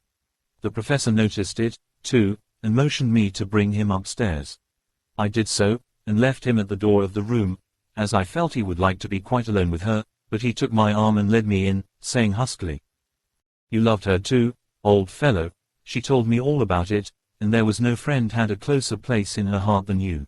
I don't know how to thank you for all you have done for her. I can't think yet." Ellipsis quote. Here he suddenly broke down, and threw his arms round my shoulders and laid his head on my breast, crying, "Oh, Jack, Jack, what shall I do? The whole of life seems gone from me all at once, and there is nothing in the wide world for me to live for." I comforted him as well as I could. In such cases men do not need much expression. A grip of the hand, the tightening of an arm over the shoulder, a sob in unison, are expressions of sympathy dear to a man's heart. I stood still and silent till his sobs died away, and then I said softly to him, "Come and look at her." Together we moved over to the bed, and I lifted the lawn from her face. God, how beautiful she was! Every hour seemed to be enhancing her loveliness. It frightened and amazed me somewhat, and as for Arthur, he fell a trembling, and finally was shaken with doubt as with an ague. At last, after a long pause, he said to me in a faint whisper, "Jack, is she really dead?" I assured him sadly that it was so, and went on to suggest, for I felt that such a horrible doubt should not have life for a moment longer than I could help, that it often happened that after death faces became softened and even resolved into the youthful beauty, that this was especially so when death had been preceded by any acute or prolonged suffering. It seemed to quite do away with any doubt, and, after kneeling beside the couch for a while and looking at her lovingly and long, he turned aside. I told him that that must be goodbye, as the coffin had to be prepared, so he went back and took her dead hand in his and kissed it, and bent over and kissed her forehead. He came away, fondly looking back over his shoulder at her as he came. I left him in the drawing-room, and told Van Helsing that he had said goodbye, so the latter went to the kitchen to tell the undertaker's men to proceed with the preparations and to screw up the coffin. When he came out of the room again I told him of Arthur's question, and he replied, "I am not surprised. Just now I doubted for a moment myself." We all dined together, and I could see that poor Art was trying to make the best of things. Van Helsing had been silent all dinner time, but when we had lit our cigars he said, "Lord," but Arthur interrupted him. "No, no, not that, for God's sake, not yet at any rate. Forgive me, sir, I did not mean to speak offensively, it is only because my loss is so recent." The professor answered very sweetly, "I only used that name because I was in doubt. I must not call you, Mr., and I have grown to love you, yes, my dear boy, to love you, as Arthur." Arthur held out his hand, and took the old man's warmly. "Call me what you will," he said. "I hope I may always have the title of a friend. And let me say that I am at a loss for words to thank you for your goodness to my poor dear." He paused a moment, and went on, "I know that she understood your goodness even better than I do, and if I was rude or in any way wanting at that time you acted so, you remember." The professor nodded, "You must forgive me." He answered with a grave kindness. I know it was hard for you to quite trust me then, for to trust such violence needs to understand, and I take it that you do not, that you cannot, trust me now, for you do not yet understand. And there may be more times when I shall want you to trust when you cannot, and may not, and must not yet understand. But the time will come when your trust shall be whole and complete in me, and when you shall understand as though the sunlight himself shone through. Then you shall bless me from first to last for your own sake, and for the sake of others and for her dear sake to whom I swore to protect. And, indeed, sir, said Arthur warmly, I shall in all ways trust you. I know and believe you have a very noble heart, and you are Jack's friend, and you were hers. You shall do what you like. The professor cleared his throat a couple of times, as though about to speak, and finally said, May I ask you something now? Certainly. You know that Mrs. Westenra left you all her property. No, poor dear, I never thought of it. And as it is all yours, you have a right to deal with it as you will. I want you to give me permission to read all Miss Lucy's papers and letters. Believe me, it is no idle curiosity. I have a motive of which, be sure, she would have approved. I have them all here. I took them before we knew that all was yours, so that no strange hand might touch them, no strange eye look through words into her soul. I shall keep them, if I may, even you may not see them yet, but I shall keep them safe. No word shall be lost, and in the good time I shall give them back to you. It's a hard thing I ask, but you will do it, will you not, for Lucy's sake? Arthur spoke out heartily, like his old self. Dr. Van Helsing, you may do what you will. I feel that in saying this I am doing what my dear one would have approved. I shall not trouble you with questions till the time comes. The old professor stood up as he said solemnly. And you are right, there will be pain for us all, but it will not be all pain, nor will this pain be the last. We and you too, you most of all, my dear boy, will have to pass through the bitter water before we reach the sweet. But we must be brave of heart and unselfish, and do our duty, and all will be well. I slept on a sofa in Arthur's room that night. Van Helsing did not go to bed at all. He went to and fro, as if patrolling the house, and was never out of sight of the room where Lucy lay in her coffin, strewn with the wild garlic flowers, which sent, through the odor of lily and rose, a heavy, overpowering smell into the night. Mina Harker's Journal. The 22nd of September. In the train to Exeter. Jonathan sleeping. It seems only yesterday that the last entry was made, and yet how much between then, in Whitby and all the world before me, Jonathan away and no news of him, and now, married to Jonathan a solicitor, a partner, rich, master of his business, Mr. Hawkins dead and buried, and Jonathan with another attack that may harm him. Some day he may ask me about it. Down it all goes. I am rusty in my shorthand. See what unexpected prosperity does for us, so it may be as well to freshen it up again with an exercise anyhow. Ellipsis. The service was very simple and very solemn. There were only ourselves and the servants there, one or two old friends of his from Exeter, his London agent, and a gentleman representing Sir John Paxton, the president of the Incorporated Law Society. Jonathan and I stood hand in hand, and we felt that our best and dearest friend was gone from us. Ellipsis. We came back to town quietly, taking a bus to Hyde Park Corner. Jonathan thought it would interest me to go into the Row for a while, so we sat down, but there were very few people there, and it was sad looking and desolate to see so many empty chairs. It made us think of the empty chair at home, so we got up and walked down Piccadilly. Jonathan was holding me by the arm, the way he used to in old days before I went to school. I felt it very improper, for you can't go on for some years teaching etiquette and decorum to other girls without the pedantry of it biting into yourself a bit, but it was Jonathan, and he was my husband, and we didn't know anybody who saw us, and we didn't care if they did, so on we walked. I was looking at a very beautiful girl, in a big cartwheel hat, sitting in a Victoria outside Giuliano's, when I felt Jonathan clutch my arm so tight that he hurt me, and he said under his breath, "My God. I am always anxious about Jonathan, for I fear that some nervous fit may upset him again," so I turned to him quickly, and asked him what it was that disturbed him. He was very pale, and his eyes seemed bulging out as, half in terror and half in amazement, he gazed at a tall, thin man, with a beaky nose and black moustache and pointed beard, who was also observing the pretty girl. He was looking at her so hard that he did not see either of us, and so I had a good view of him. His face was not a good face, it was hard, and cruel, and sensual, and his big white teeth, that looked all the whiter because his lips were so red, were pointed like an animal's. Jonathan kept staring at him, till I was afraid he would notice. I feared he might take it ill, he looked so fierce and nasty. I asked Jonathan why he was disturbed, and he answered, evidently thinking that I knew as much about it as he did, "Do you see who it is?" "No, dear," I said, "I don't know him. Who is it?" His answer seemed to shock and thrill me, for it was said as if he did not know that it was to me, Mina, to whom he was speaking. "It is the man himself." The poor dear was evidently terrified at something, very greatly terrified. I do believe that if he had not had me to lean on and to support him he would have sunk down. He kept staring. A man came out of the shop with a small parcel, and gave it to the lady, who then drove off. The dark man kept his eyes fixed on her, and when the carriage moved up Piccadilly he followed in the same direction, and hailed a hansom. Jonathan kept looking after him, and said, as if to himself, "I believe it is the Count, but he has grown young. My God, if this be so. Oh, my God, if I only knew, if I only knew." He was distressing himself so much that I feared to keep his mind on the subject by asking him any questions, so I remained silent. I drew him away quietly, and he, holding my arm, came easily. We walked a little further, and then went in and sat for a while in the Green Park.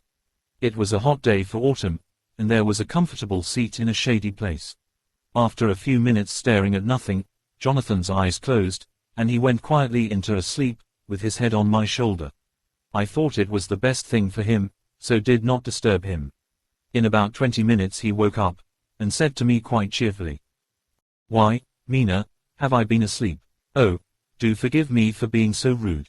Come, and we'll have a cup of tea somewhere." He had evidently forgotten all about the dark stranger, as in his illness he had forgotten all that this episode had reminded him of. I don't like this lapsing into forgetfulness. It may make or continue some injury to the brain. I must not ask him, for fear I shall do more harm than good, but I must somehow learn the facts of his journey abroad. The time is come, I fear, when I must open that parcel, and know what is written. Oh, Jonathan, you will, I know, forgive me if I do wrong, but it is for your own dear sake.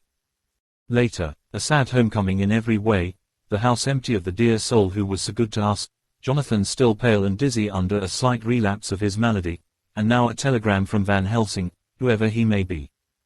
"You will be grieved to hear that Mrs. Westenra died 5 days ago, and that Lucy died the day before yesterday. They were both buried today. Oh, what a wealth of sorrow in a few words.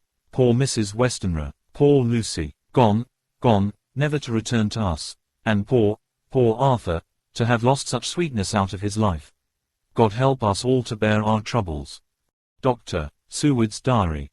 The 22nd of September. It is all over. Arthur has gone back to Ring, and has taken Quincy Morris with him.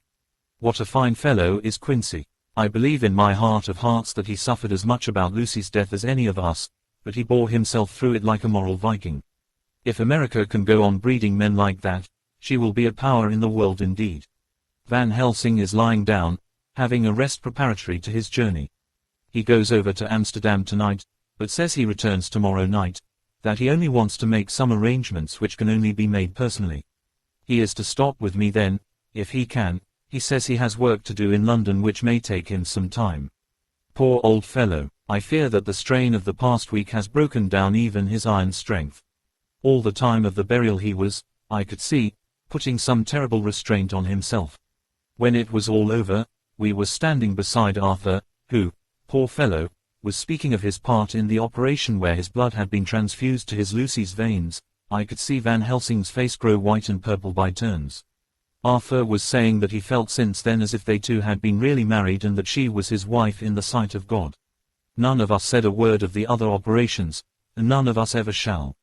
Arthur and Quincy went away together to the station, and Van Helsing and I came on here. The moment we were alone in the carriage he gave way to a regular fit of hysterics. He has denied to me since that it was hysterics, and insisted that it was only his sense of humor asserting itself under very terrible conditions. He laughed till he cried, and I had to draw down the blinds lest anyone should see us and misjudge, and then he cried, till he laughed again, and laughed and cried together, just as a woman does.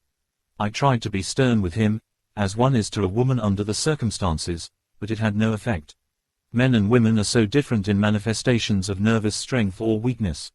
Then when his face grew grave and stern again, I asked him why his mirth, and why at such a time. His reply was in a way characteristic of him, for it was logical and forceful and mysterious. He said, "Ah, you don't comprehend, friend John. Do not think that I am not sad, though I laugh. See, I have cried even when the laugh did choke me. But no more think that I am all sorry when I cry, for the laugh he come just the same. Keep it always with you, that laughter who knock at your door and say, 'May I come in?' Is not the true laughter. No, he is a king, and he come when and how he like. He ask no person, he choose no time of suitability. He say, 'I am here. Behold, in example I grieve my heart out for that so sweet young girl, I give my blood for her, though I am old and worn, I give my time, my skill, my sleep, I let my other sufferers want that so she may have all. And yet I can laugh at her very grave, laugh when the clay from the spade of the sexton drop upon her coffin and say, thud, thud, to my heart, till it send back the blood from my cheek. My heart bleed for that poor boy, that dear boy, so of the age of mine own boy had I been so blessed that he live, and with his hair and eyes the same. There, you know now why I love him so. And yet when he say things that touch my husband heart to the quick, and make my father heart yearn to him as to no other man, not even to you, friend John, for we are more level in experiences than father and son, yet even at such moment king laugh he come to me and shout and bellow in my ear, 'Here I am. Here I am,' till the blood come dance back and bring some of the sunshine that he carry with him to my cheek. Oh, friend John, it is a strange world, a sad world, a world full of miseries, and woes, and troubles, and yet when king laugh come he make them all dance to the tune he play. Bleeding hearts, and dry bones of the churchyard, and tears that burn as they fall, all dance together to the music that he make with that smileless mouth of him. And believe me, friend John, that he is good to come, and kind. Ah, we men and women are like ropes drawn tight with strain that pull us different ways. Then tears come, and, like the rain on the ropes, they brace us up, until perhaps the strain become too great, and we break. But king laugh he come like the sunshine, and he ease off the strain again, and we bear to go on with our labor, what it may be. I did not like to wound him by pretending not to see his idea, but, as I did not yet understand the cause of his laughter, I asked him. As he answered me his face grew stern, and he said in quite a different tone. Oh, it was the grim irony of it all, this so lovely lady garlanded with flowers, that looked so fair as life, till one by one we wondered if she were truly dead. She laid in that so fine marble house in that lonely churchyard, where rest so many of her kin, laid there with the mother who loved her, and whom she loved, and that sacred bell going, toll, toll, toll, so sad and slow, and those holy men, with the white garments of the angel, pretending to read books, and yet all the time their eyes never on the page, and all of us with the bowed head. And all for what? She is dead, so, is it not? Well, for the life of me, Professor, I said, I can't see anything to laugh at in all that. Why, your explanation makes it a harder puzzle than before. But even if the burial service was comic, what about poor Art and his trouble? Why, his heart was simply breaking. Just so, said he not that the transfusion of his blood to her veins had made her truly his bride? Yes, and it was a sweet and comforting idea for him. Quite so, but there was a difficulty, friend John. If so that, then what about the others? Ho, ho, then this so sweet maid is a polyandrist, and me, with my poor wife dead to me, but alive by church's law, though no wits, all gone, even I, who am faithful husband to this now no wife, am bigamist. I don't see where the joke comes in there either, I said, and I did not feel particularly pleased with him for saying such things. He laid his hand on my arm, and said, Friend John, forgive me if I pain. I showed not my feeling to others when it would wound, but only to you, my old friend, whom I can trust. If you could have looked into my very heart then when I want to laugh, if you could have done so when the laugh arrived, if you could do so now, when King Laugh have pack up his crown, and all that is to him, for he go far, far away from me, and for a long, long time, maybe you would perhaps pity me the most of all.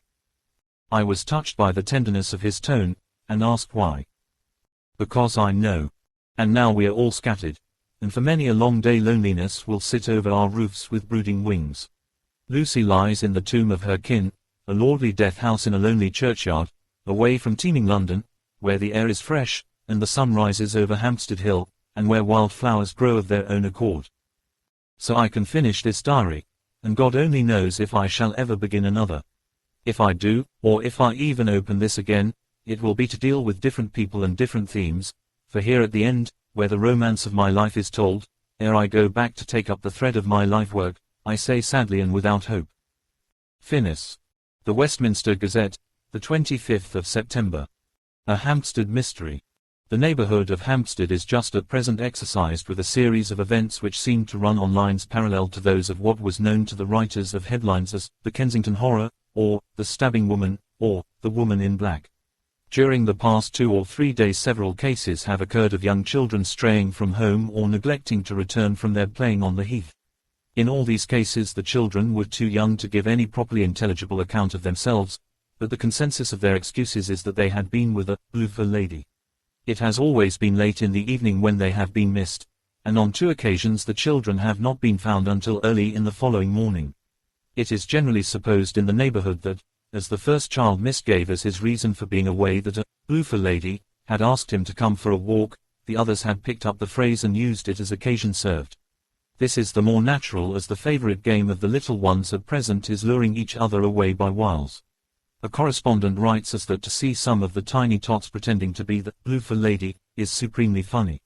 Some of our caricaturists might, he says, take a lesson in the irony of grotesque by comparing the reality and the picture. It is only in accordance with general principles of human nature that the loafer lady should be the popular role at these al fresco performances. Our correspondent naively says that even Ellen Terry could not be so winningly attractive as some of these grubby-faced little children pretend, and even imagine themselves, to be. There is, however, possibly a serious side to the question, for some of the children, indeed all who have been missed at night, have been slightly torn or wounded in the throat. The wounds seem such as might be made by a rat or a small dog, and although of not much importance individually, would tend to show that whatever animal inflicts them has a system or method of its own. The police of the division have been instructed to keep a sharp lookout for straying children, especially when very young, in and around Hampstead Heath, and for any stray dog which may be about. The Westminster Gazette, the 25th of September. Extra Special. The Hampstead Horror. Another child injured. The loafer lady. We have just received intelligence that another child, missed last night, was only discovered late in the morning under a furze bush at the Shooters Hill side of Hampstead Heath, which is, perhaps, less frequented than the other parts. It has the same tiny wound in the throat as has been noticed in other cases. It was terribly weak, and looked quite emaciated.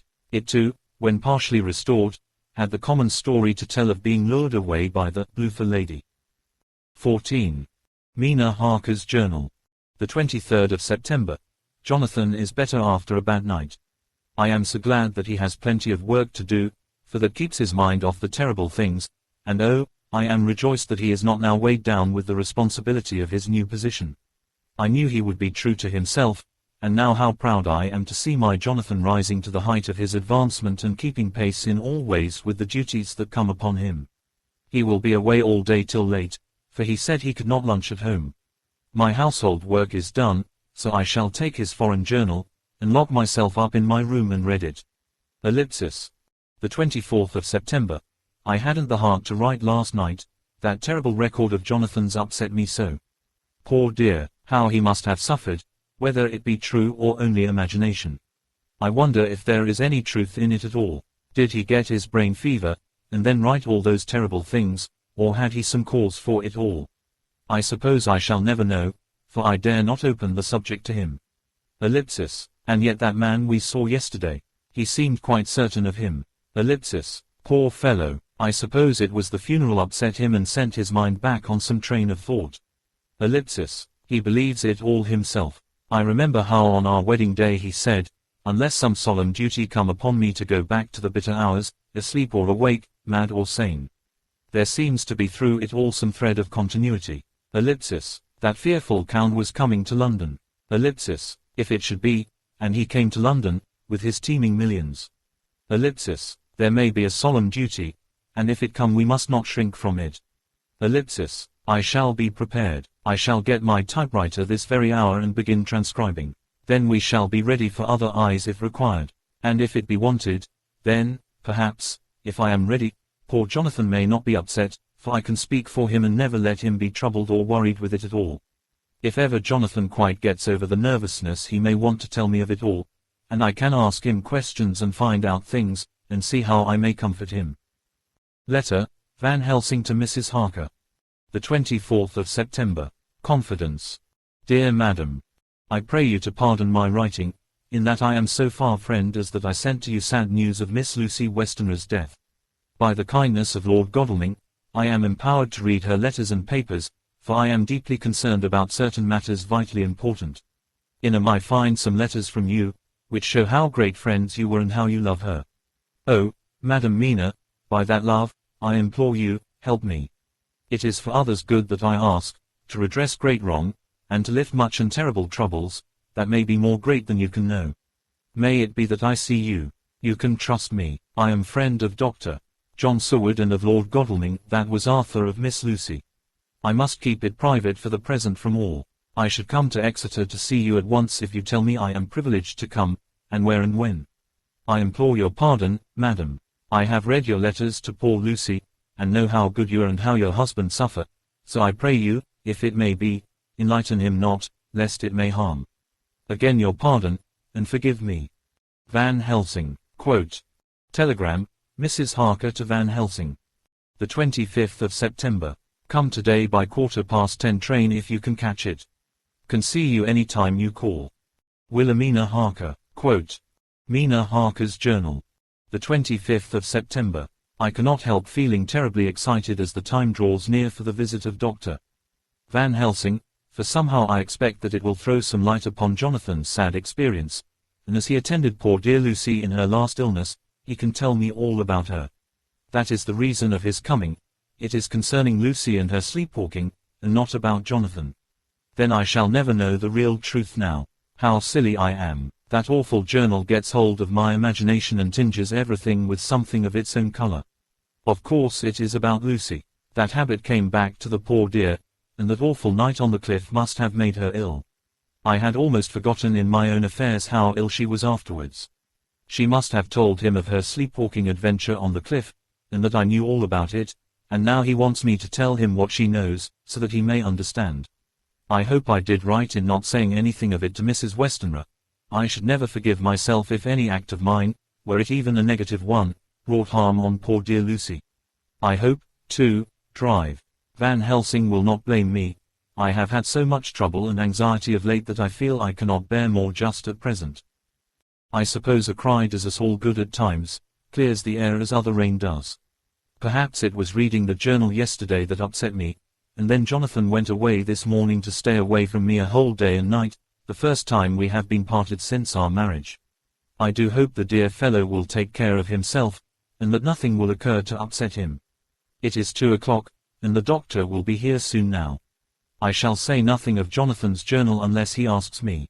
I am so glad I have typewritten out my own journal, so that, in case he asks about Lucy, I can hand it to him. It will save much questioning.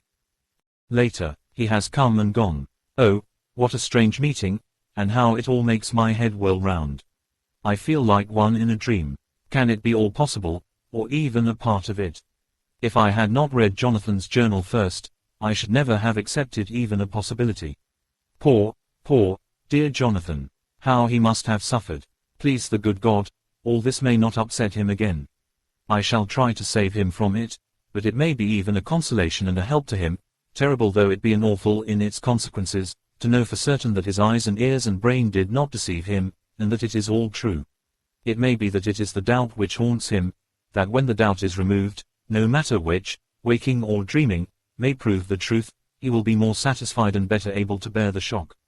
Dr. Van Helsing must be a good man as well as a clever one if he is Arthur's friend and Dr.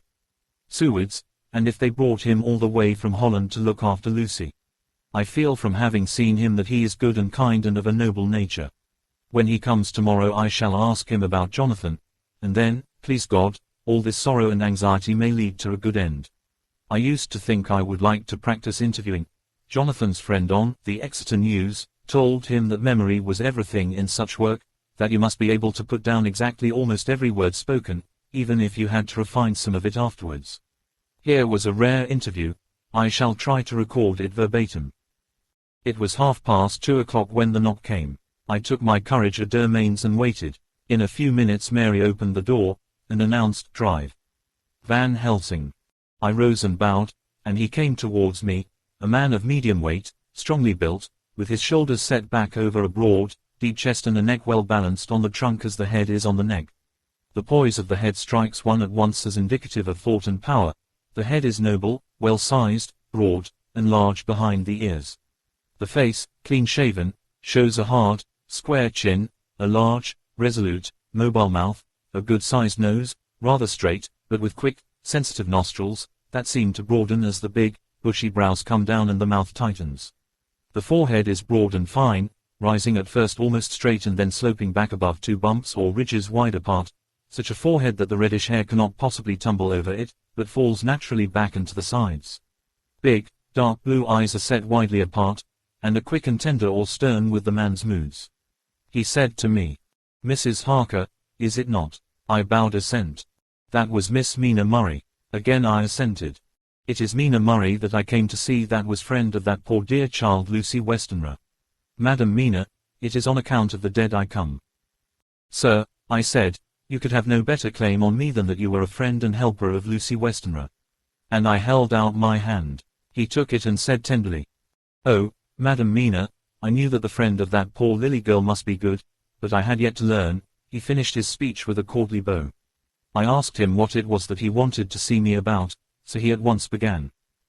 "I have read your letters to Miss Lucy. Forgive me, but I had to begin to inquire somewhere, and there was none to ask. I know that you were with her at Whitby. She sometimes kept a diary. You need not look surprised, Madam Mina. It was begun after you had left, and was in imitation of you, and in that diary she traces by inference certain things to a sleepwalking in which she puts down that you saved her. In great perplexity then I come to you, and ask you out of your so much kindness to tell me all of it that you can remember. I can tell you, I think, Drive. Van Helsing, all about it." "Ah, then you have good memory for facts, for details." "It is not always so with young ladies." "No, doctor, but I wrote it all down at the time. I can show it to you if you like." "Oh, Madam Mina, I will be grateful, you will do me much favor." I could not resist the temptation of mystifying him a bit. I suppose it is some of the taste of the original apple that remains still in our mouths, so I handed him the shorthand diary. He took it with a grateful bow, and said, "May I read it?"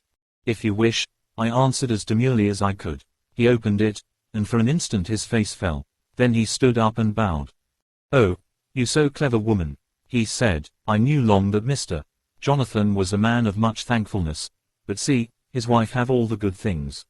And will you not so much honor me and so help me as to read it for me?" Alas, I know not the shorthand. By this time my little joke was over, and I was almost ashamed, so I took the typewritten copy from my work-basket and handed it to him. "Forgive me," I said, "I could not help it, but I had been thinking that it was of dear Lucy that you wished to ask, and so that you might not have time to wait, not on my account, but because I know your time must be precious, I have written it out on the typewriter for you." He took it and his eyes glistened. "You are so good," he said. "And may I read it now? I may want to ask you some things when I have read." "By all means," I said, "read it over whilst I order lunch, and then you can ask me questions whilst we eat." He bowed and settled himself in a chair with his back to the light, and became absorbed in the papers, whilst I went to see after lunch chiefly in order that he might not be disturbed. When I came back, I found him walking hurriedly up and down the room, his face all ablaze with excitement. He rushed up to me and took me by both hands. "Oh, Madam Mina," he said, "how can I say what I owe to you? This paper is as sunshine. It opens the gate to me. I am dazed, I am dazzled, with so much light, and yet clouds roll in behind the light every time. But that you do not, cannot, comprehend. Oh, but I am grateful to you, you so clever woman. Madam," he said this very solemnly, "if ever Abraham Van Helsing can do anything for you or yours, I trust you will let me know. It will be pleasure and delight if I may serve you as a friend, but all I have ever learned, all I can ever do, shall be for you and those you love. There are darknesses in life, and there are lights, you are one of the lights. You will have happy life and good life, and your husband will be blessed in you. But, doctor, you praise me too much, and you do not know me.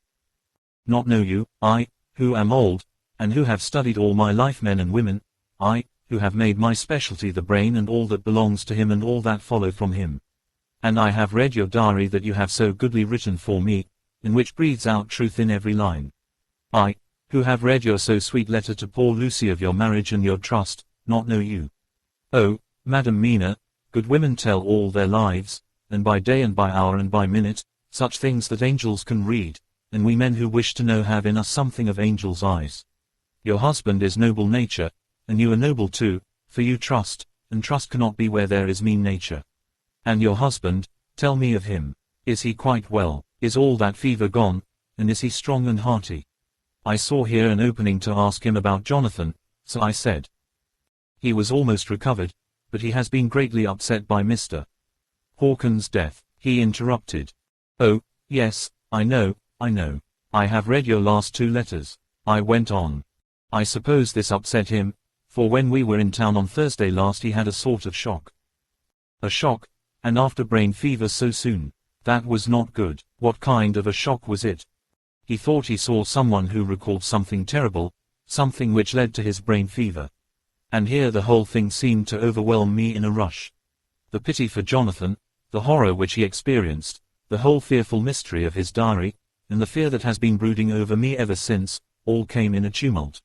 I suppose I was hysterical, for I threw myself on my knees and held up my hands to him, and implored him to make my husband well again.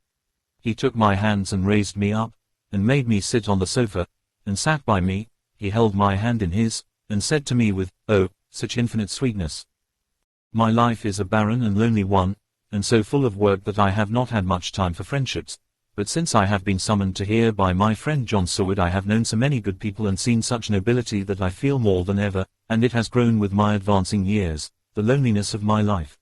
Believe me, then, that I come here full of respect for you, and you have given me hope, not in what I am seeking of, but that there are good women still left to make life happy, good women, whose lives and whose truths may make good lesson for the children that are to be. I am glad, that I may here be of some use to you, for if your husband suffer, he suffer within the range of my study and experience.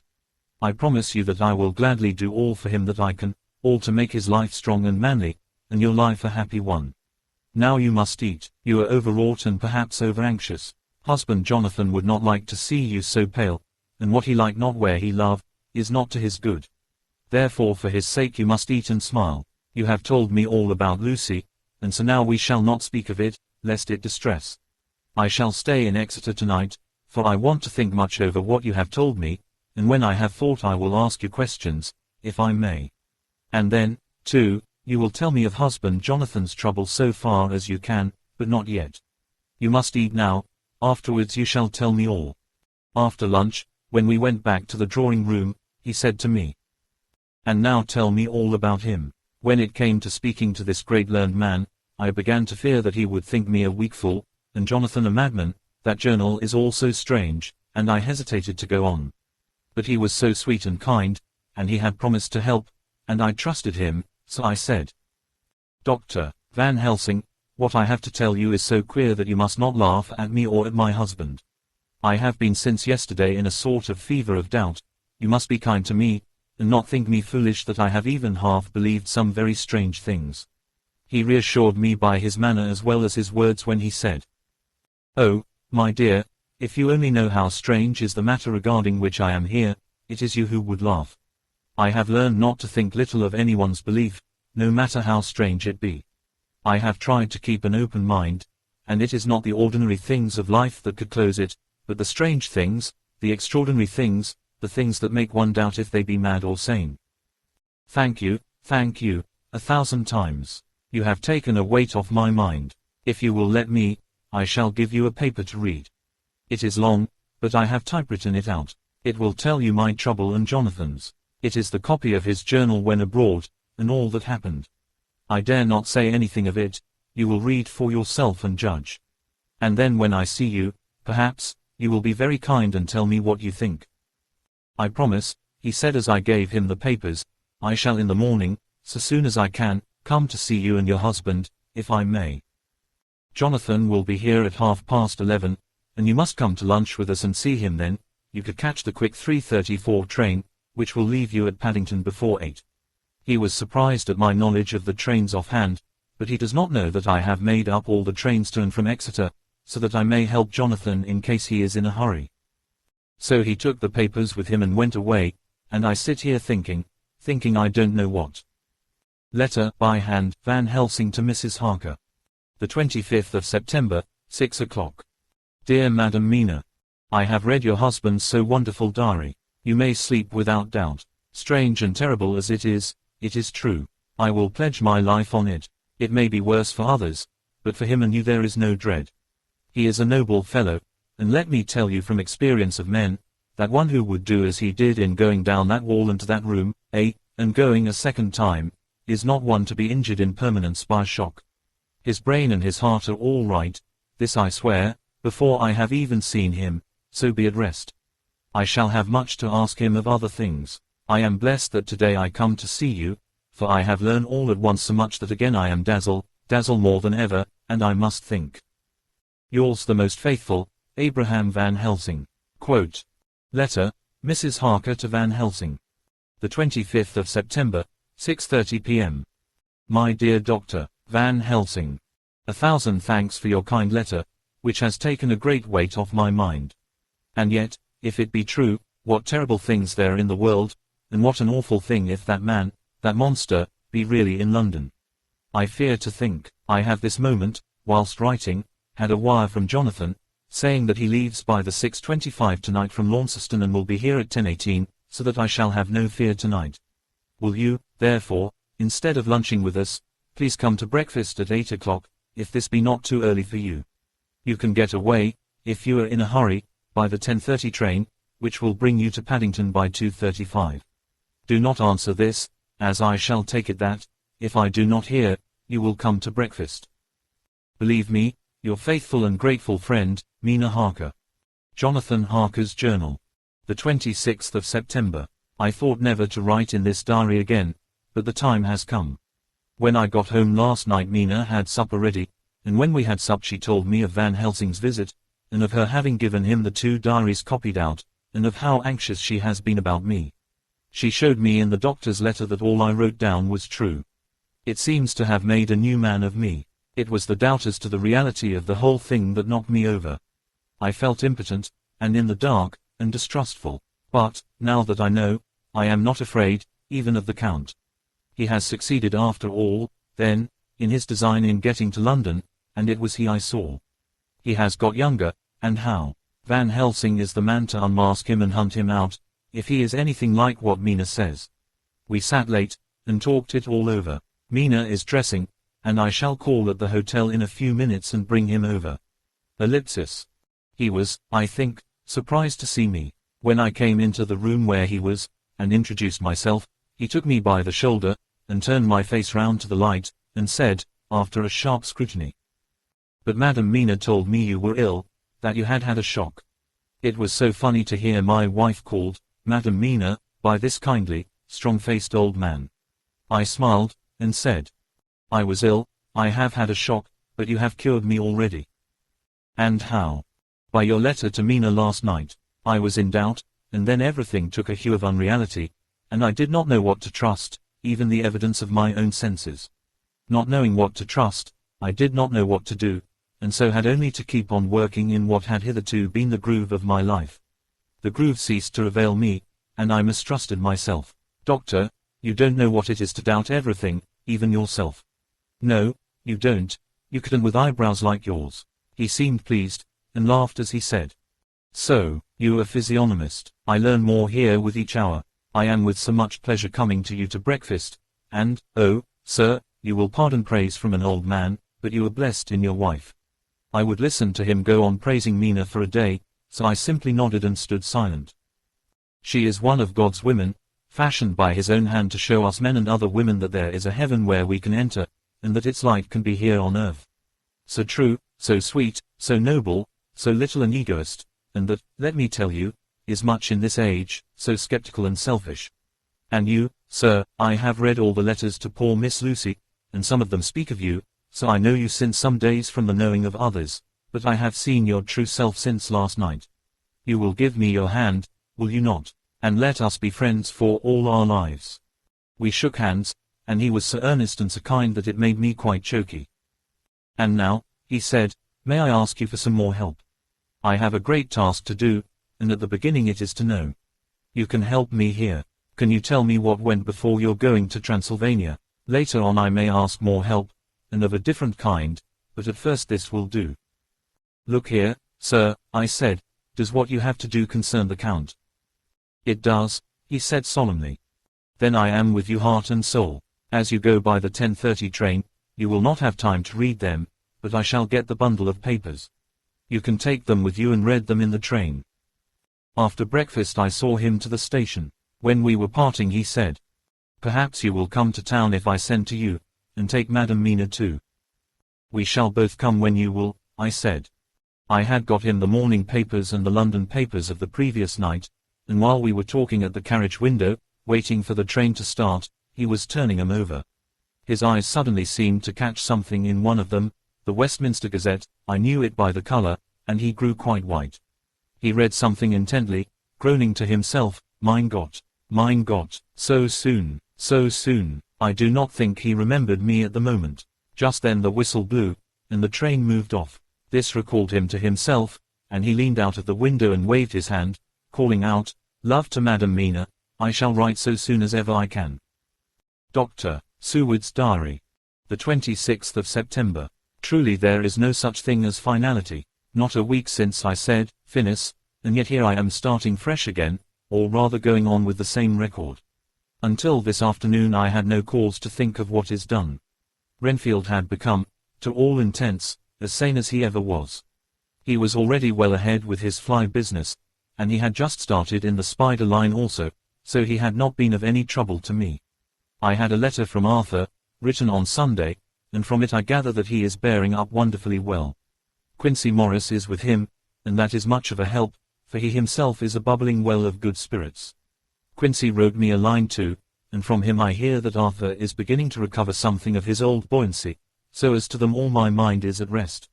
As for myself, I was settling down to my work with the enthusiasm which I used to have for it, so that I might fairly have said that the wound which poor Lucy left on me was becoming cicatrized. Everything is, however, now reopened, and what is to be the end God only knows.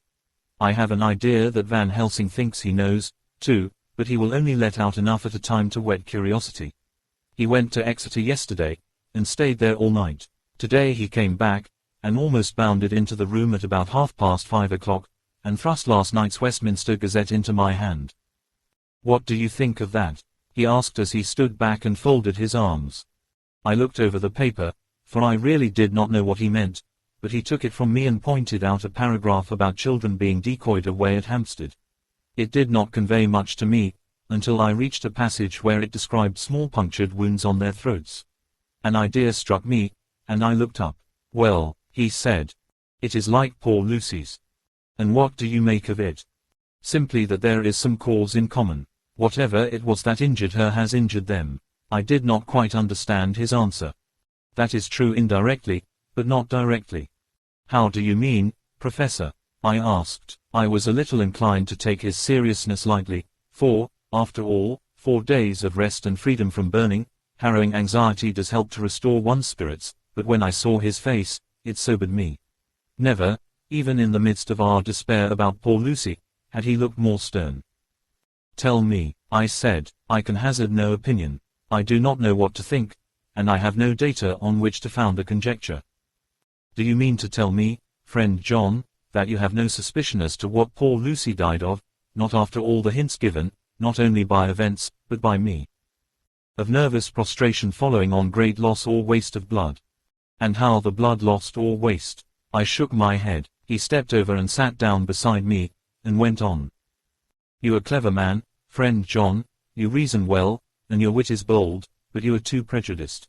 You do not let your eyes see nor your ears hear, and that which is outside your daily life is not of account to you. Do you not think that there are things which you cannot understand, and yet which are, that some people see things that others cannot? But there are things old and new which must not be contemplated by men's eyes, because they know, or think they know, some things which other men have told them. Ah, it is the fault of our science that it wants to explain all, and if it explain not, then it says there is nothing to explain. But yet we see around us every day the growth of new beliefs, which think themselves new, and which are yet but the old, which pretend to be young, like the fine ladies at the opera. I suppose now you do not believe in corporeal transference. No, nor in materialization. No, nor in astral bodies. No, nor in the reading of thought. No, nor in hypnotism. Yes, I said, Charcot has proved that pretty well. He smiled as he went on. Then you are satisfied as to it? Yes, and of course then you understand how it act, and can follow the mind of the great Charcot, alas that he is no more, into the very soul of the patient that he influenced. No, then, friend John, am I to take it that you simply accept fact, and are satisfied to let from premise to conclusion be a blank? No, then tell me, for I am student of the brain, how you accept the hypnotism and reject the thought reading. Let me tell you, my friend, that there are things done today in electrical science which would have been deemed unholy by the very men who discovered electricity, who would themselves not so long before have been burned as wizards. There are always mysteries in life. Why was it that Methuselah lived 900 years, and, old Pa, 169, and yet that poor Lucy, with 4 men's blood in her poor veins, could not live even 1 day? For, had she lived 1 more day, we could have saved her. Do you know all the mystery of life and death? Do you know the altogether of comparative anatomy and can say wherefore the qualities of brutes are in some men, and not in others? Can you tell me why, when other spiders die small and soon, that one great spider lived for centuries in the tower of the old Spanish church and grew, till, on descending, he could drink the oil of all the church lamps? Can you tell me why in the pampas, and elsewhere, there are bats that come at night and open the veins of cattle and horses and suck dry their veins? How in some islands of the western seas there are bats which hang on the trees all day, and those who have seen describe as like giant nuts or pods, and that when the sailors sleep on the deck, because that it is hot, flit down on them, and then in the morning are found dead men, white as even Miss Lucy was.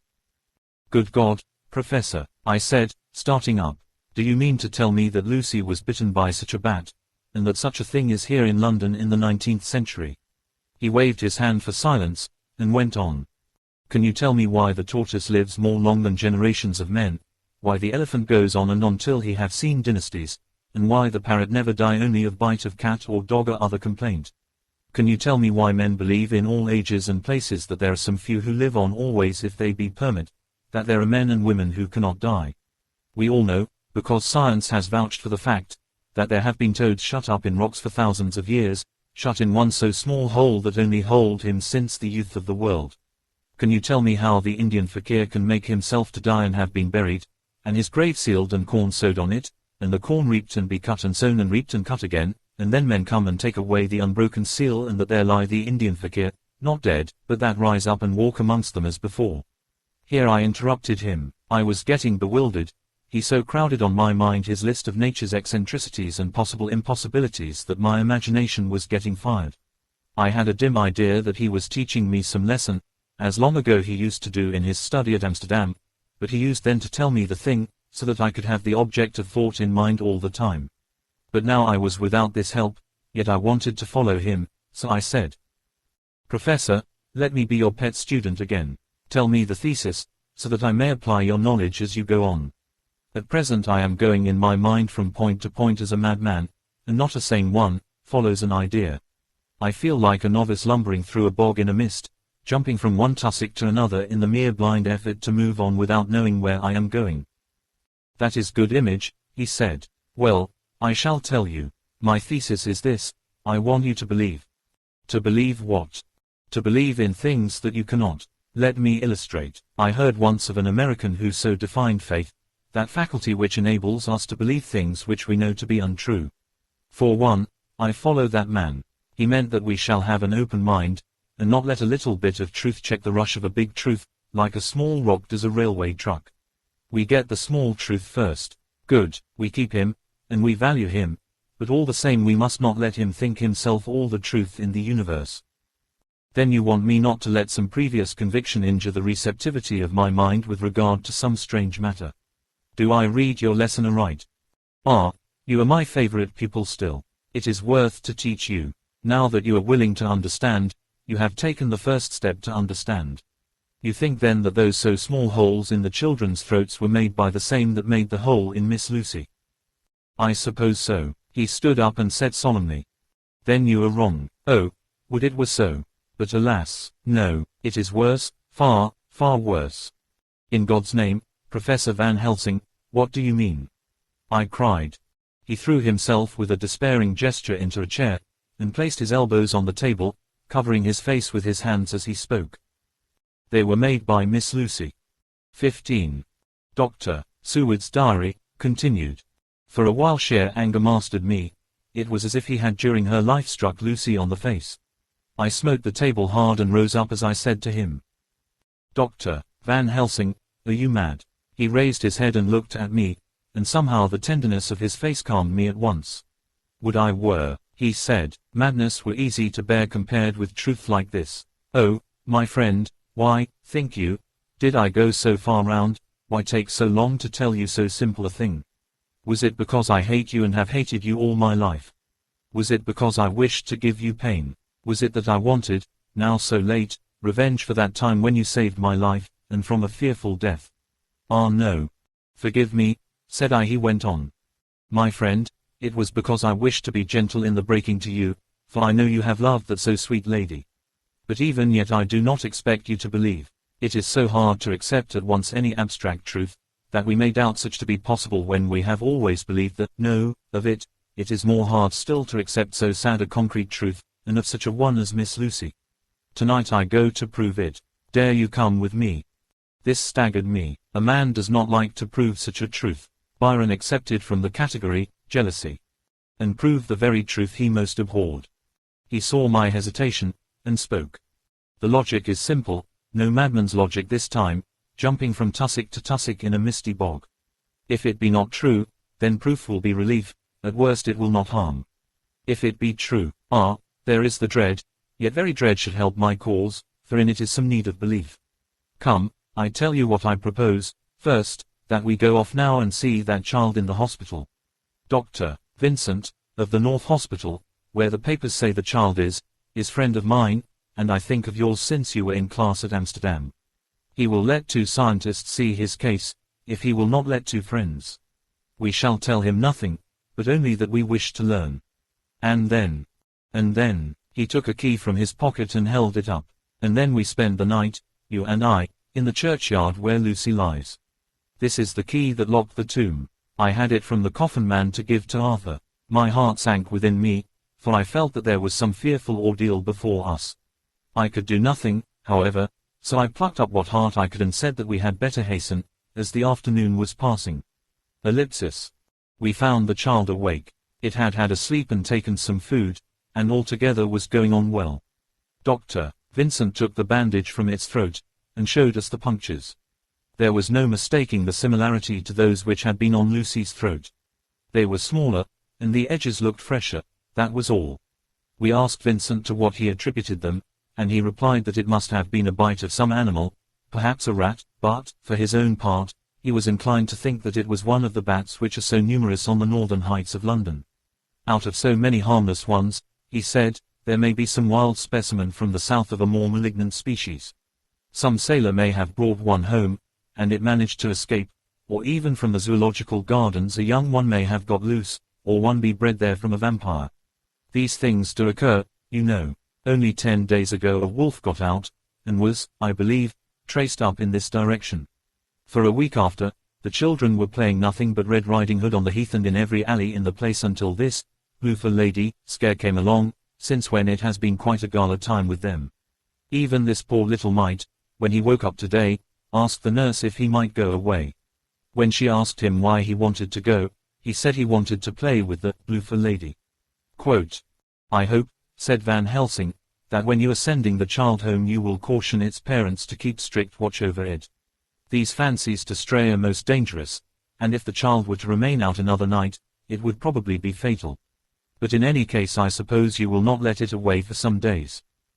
Certainly not for a week at least, longer if the wound is not healed. Our visit to the hospital took more time than we had reckoned on, and the sun had dipped before we came out. When Van Helsing saw how dark it was, he said, there is no hurry, it is more late than I thought. Come, let us seek somewhere that we may eat, and then we shall go on our way. We dined at Jack Straw's castle along with a little crowd of bicyclists and others who were genially noisy. About 10 o'clock we started from the inn. It was then very dark, and the scattered lamps made the darkness greater when we were once outside their individual radius. The professor had evidently noted the road we were to go, for he went on unhesitatingly, but, as for me, I was in quite a mix-up as to locality. As we went further, we met fewer and fewer people, till at last we were somewhat surprised when we met even the patrol of horse police going the usual suburban round. At last we reached the wall of the churchyard, which we climbed over. With some little difficulty, for it was very dark, and the whole place seemed so strange to us, we found the Westenra tomb. The professor took the key, opened the creaky door, and standing back, politely, but quite unconsciously, motioned me to precede him. There was a delicious irony in the offer, in the courtliness of giving preference on such a ghastly occasion. My companion followed me quickly, and cautiously drew the door to, after carefully ascertaining that the lock was a falling, and not a spring, one. In the latter case we should have been in a bad plight. Then he fumbled in his bag, and taking out a matchbox and a piece of candle, proceeded to make a light. The tomb in the daytime, and when wreathed with fresh flowers, had looked grim and gruesome enough, but now, some days afterwards, when the flowers hung lank and dead, their whites turning to rust and the greens to browns, when the spider and the beetle had resumed their accustomed dominance, when time discolored stone, and dust-encrusted mortar, and rusty, dank iron, and tarnished brass, and clouded silver plating gave back the feeble glimmer of a candle, the effect was more miserable and sordid than could have been imagined. It conveyed irresistibly the idea that life, animal life, was not the only thing which could pass away. Van Helsing went about his work systematically, holding his candle so that he could read the coffin plates, and so holding it that the sperm dropped in white patches which congealed as they touched the metal. He made assurance of Lucy's coffin. Another search in his bag, and he took out a turnscrew. "What are you going to do?" I asked. "To open the coffin. You shall yet be convinced." Straightway he began taking out the screws, and finally lifted off the lid, showing the casing of lead beneath. The sight was almost too much for me. It seemed to be as much an affront to the dead as it would have been to have stripped off her clothing in her sleep whilst living. I actually took hold of his hand to stop him.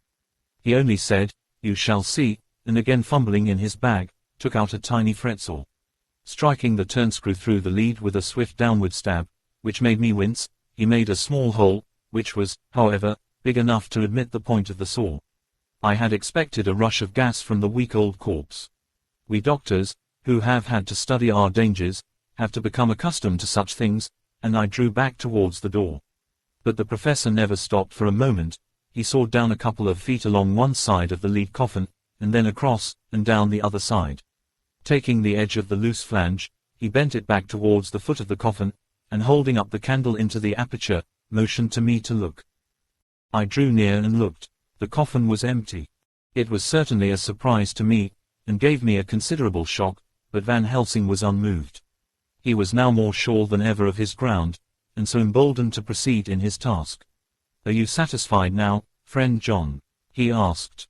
I felt all the dogged argumentativeness of my nature awake within me as I answered him. "I am satisfied that Lucy's body is not in that coffin, but that only proves one thing." "And what is that, friend John?" "That it is not there." "That is good logic," he said, "so far as it goes. But how can you, account for it not being there?" "Perhaps a body snatcher," I suggested. "Some of the undertaker's people may have stolen it." I felt that I was speaking folly, and yet it was the only real cause which I could suggest. The professor sighed. "Ah well," he said, "we must have more proof. Come with me." He put on the coffin lid again, gathered up all his things and placed them in the bag, blew out the light, and placed the candle also in the bag. We opened the door, and went out. Behind us he closed the door and locked it. He handed me the key, saying, "Will you keep it?" "You had better be assured." I laughed. It was not a very cheerful laugh, I am bound to say, as I motioned him to keep it. "A key is nothing," I said, "there may be duplicates, and anyhow it is not difficult to pick a lock of that kind." He said nothing, but put the key in his pocket. Then he told me to watch at one side of the churchyard whilst he would watch at the other. I took up my place behind a yew tree, and I saw his dark figure move until the intervening headstones and trees hid it from my sight. It was a lonely vigil. Just after I had taken my place I heard a distant clock strike 12, and in time came 1 and 2. I was chilled and unnerved, and angry with the professor for taking me on such an errand and with myself for coming. I was too cold and too sleepy to be keenly observant, and not sleepy enough to betray my trust, so altogether I had a dreary, miserable time. Suddenly, as I turned round, I thought I saw something like a white streak, moving between 2 dark yew trees at the side of the churchyard farthest from the tomb. At the same time a dark mass moved from the professor's side of the ground, and hurriedly went towards it. Then I too moved, but I had to go round headstones and railed off tombs, and I stumbled over graves. The sky was overcast, and somewhere far off an early cock crew. A little way off, beyond a line of scattered juniper trees, which marked the pathway to the church, a white, dim figure flitted in the direction of the tomb. The tomb itself was hidden by trees, and I could not see where the figure disappeared. I heard the rustle of actual movement where I had first seen the white figure, and coming over, found the professor holding in his arms a tiny child. When he saw me he held it out to me, and said, "Are you satisfied now?" "No," I said, in a way that I felt was aggressive. "Do you not see the child?" "Yes, it is a child, but who brought it here?" "And is it wounded?" I asked. "We shall see," said the professor, and with one impulse we took our way out of the churchyard, he carrying the sleeping child. When we had got some little distance away, we went into a clump of trees, and struck a match, and looked at the child's throat. It was without a scratch or scar of any kind. "Was I right?" I asked triumphantly. "We were just in time," said the professor thankfully. We had now to decide what we were to do with the child, and so consulted about it. If we were to take it to a police station we should have to give some account of our movements during the night. At least, we should have had to make some statement as to how we had come to find the child. So finally we decided that we would take it to the heath, and when we heard a policeman coming, would leave it where he could not fail to find it. We would then seek our way home as quickly as we could. All fell out well. At the edge of Hampstead Heath we heard a policeman's heavy tramp, and laying the child on the pathway, we waited and watched until he saw it as he flashed his lantern to and fro. We heard his exclamation of astonishment, and then we went away silently. By good chance we got a cab near the Spaniards, and drove to town. I cannot sleep, so I make this entry, but I must try to get a few hours sleep, as Van Helsing is to call for me at noon. He insists that I shall go with him on another expedition. The 27th of September. It was 2 o'clock before we found a suitable opportunity for our attempt. The funeral held at noon was all completed, and the last stragglers of the mourners had taken themselves lazily away, when, looking carefully from behind a clump of alder trees, we saw the sexton lock the gate after him. We knew then that we were safe till morning did we desire it, but the professor told me that we should not want more than an hour at most. Again I felt that horrid sense of the reality of things, in which any effort of imagination seemed out of place, and I realized distinctly the perils of the law which we were incurring in our unhallowed work. Besides, I felt it was all so useless, outrageous as it was to open a leaden coffin, to see if a woman dead nearly a week were really dead. It now seemed the height of folly to open the tomb again, when we knew, from the evidence of our own eyesight, that the coffin was empty. I shrugged my shoulders, however, and rested silent, for Van Helsing had a way of going on his own road, no matter who remonstrated. He took the key, opened the vault, and again courteously motioned me to proceed. The place was not so gruesome as last night, but oh, how unutterably mean-looking when the sunshine streamed in.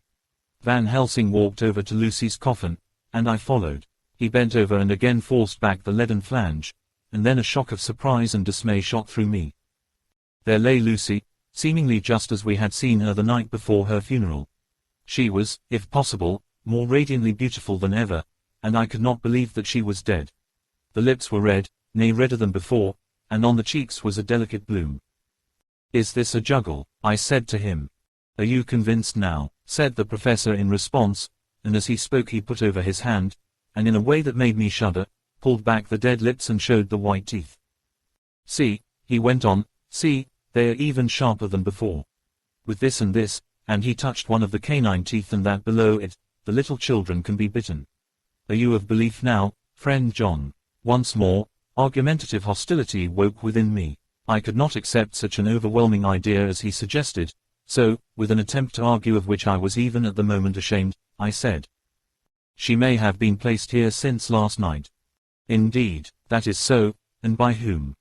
I do not know. Someone has done it. And yet she has been dead 1 week. Most peoples in that time would not look so. I had no answer for this, so was silent. Van Helsing did not seem to notice my silence. At any rate, he showed neither chagrin nor triumph.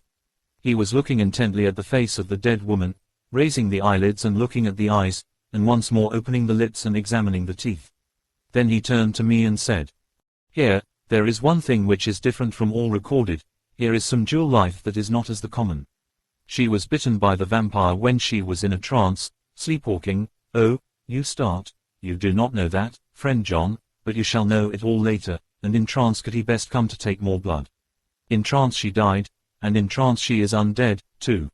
So it is that she differ from all other. Usually when the undead sleep at home," as he spoke he made a comprehensive sweep of his arm to designate what to a vampire was home, "their face show what they are, but this so sweet that was when she not undead she go back to the nothings of the common dead. There is no malign there, see, and so it make hard that I must kill her in her sleep." This turned my blood cold, and it began to dawn upon me that I was accepting Van Helsing's theories, but if she were really dead, what was there of terror in the idea of killing her? He looked up at me, and evidently saw the change in my face, for he said almost joyously, "Ah, you believe now?" I answered, "Do not press me too hard all at once. I am willing to accept. How will you do this bloody work?" "I shall cut off her head and fill her mouth with garlic, and I shall drive a stake through her body." It made me shudder to think of so mutilating the body of the woman whom I had loved. And yet the feeling was not so strong as I had expected. I was, in fact, beginning to shudder at the presence of this being, this undead, as Van Helsing called it, and to loathe it. Is it possible that love is all subjective, or all objective? I waited a considerable time for Van Helsing to begin, but he stood as if wrapped in thought. Presently he closed the catch of his bag with a snap, and said, "I have been thinking, and have made up my mind as to what is best. If I did simply follow my inclining I would do now, at this moment, what is to be done, but there are other things to follow, and things that are 1,000 times more difficult in that than we do not know. This is simple, she have yet no life taken, though that is of time, and to act now would be to take danger from her forever. But then we may have to want Arthur, and how shall we tell him of this? If you, who saw the wounds on Lucy's throat, and saw the wounds so similar on the child's at the hospital, if you, who saw the coffin empty last night and full today with a woman who have not changed only to be more rose and more beautiful in a whole week, after she die, if you know of this and know of the white figure last night that brought the child to the churchyard, and yet of your own senses you did not believe, how, then, can I expect Arthur, who know none of those things, to believe? He doubted me when I took him from her kiss when she was dying. I know he has forgiven me because in some mistaken idea I have done things that prevent him say goodbye as he ought, and he may think that in some more mistaken idea this woman was buried alive, and that in most mistake of all we have killed her. He will then argue back that it is we, mistaken ones, that have killed her by our ideas, and so he will be much unhappy always. Yet he never can be sure, and that is the worst of all. And he will sometimes think that she he loved was buried alive, and that will paint his dreams with horrors of what she must have suffered, and again, he will think that we may be right, and that his so beloved was, after all, an undead. No, I told him once, and since then I learn much. Now, since I know it is all true, 100,000 times more do I know that he must pass through the bitter waters to reach the sweet.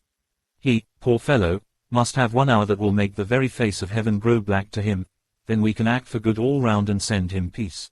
My mind is made up. Let us go. You return home for tonight to your asylum, and see that all be well. As for me, I shall spend the night here in this churchyard in my own way. Tomorrow night you will come to me to the Berkeley Hotel at 10 of the clock. I shall send for Arthur to come too, and also that so fine young man of America that gave his blood. Later we shall all have work to do. I come with you so far as Piccadilly and there dine, for I must be back here before the sun set. So we locked the tomb and came away, and got over the wall of the churchyard, which was not much of a task, and drove back to Piccadilly. Note left by Van Helsing in his portmanteau, Berkeley Hotel, directed to John Seward, M.D. Not delivered. The 27th of September. Friend John. I write this in case anything should happen. I go alone to watch in that churchyard. It pleases me that the undead, Miss Lucy, shall not leave tonight, that so on the morrow night she may be more eager. Therefore I shall fix some things she like not, garlic and a crucifix, and so seal up the door of the tomb. She is young as undead, and will heed. Moreover, these are only to prevent her coming out, they may not prevail on her wanting to get in, for then the undead is desperate, and must find the line of least resistance, whatsoever it may be. I shall be at hand all the night from sunset till after the sunrise, and if there be aught that may be learned I shall learn it.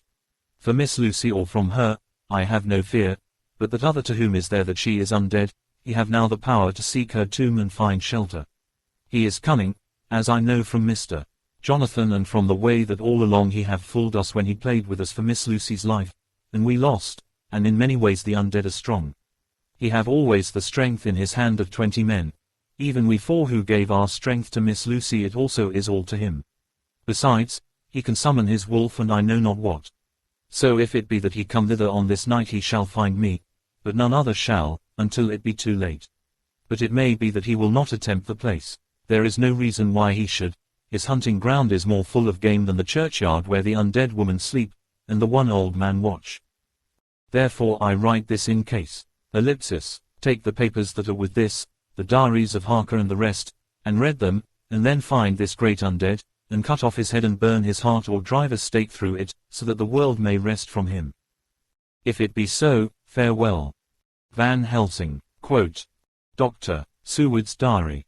The 28th of September. It is wonderful what a good night's sleep will do for one. Yesterday I was almost willing to accept Van Helsing's monstrous ideas, but now they seem to start out lurid before me as outrages on common sense. I have no doubt that he believes it all. I wonder if his mind can have become in any way unhinged. Surely there must be some rational explanation of all these mysterious things. Is it possible that the professor can have done it himself? He is so abnormally clever that if he went off his head he would carry out his intent with regard to some fixed idea in a wonderful way. I am loath to think it, and indeed it would be almost as great a marvel as the other to find that Van Helsing was mad, but anyhow I shall watch him carefully. I may get some light on the mystery. The 29th of September, morning. Ellipsis. Last night, at a little before 10 o'clock, Arthur and Quincy came into Van Helsing's room. He told us all that he wanted us to do, but especially addressing himself to Arthur, as if all our wills were centered in his. He began by saying that he hoped we would all come with him too, for, he said, there is a grave duty to be done there. You were doubtless surprised at my letter. This query was directly addressed to Lord Godalming. I was. It rather upset me for a bit. There has been so much trouble around my house of late that I could do without any more. I have been curious, too, as to what you mean. Quincy and I talked it over, but the more we talked, the more puzzled we got, till now I can say for myself that I'm about up a tree as to any meaning about anything. Me too, said Quincy Morris laconically. Oh, said the professor, then you are nearer the beginning, both of you, than friend John here, who has to go a long way back before he can even get so far as to begin. It was evident that he recognized my return to my old doubting frame of mind without my saying a word.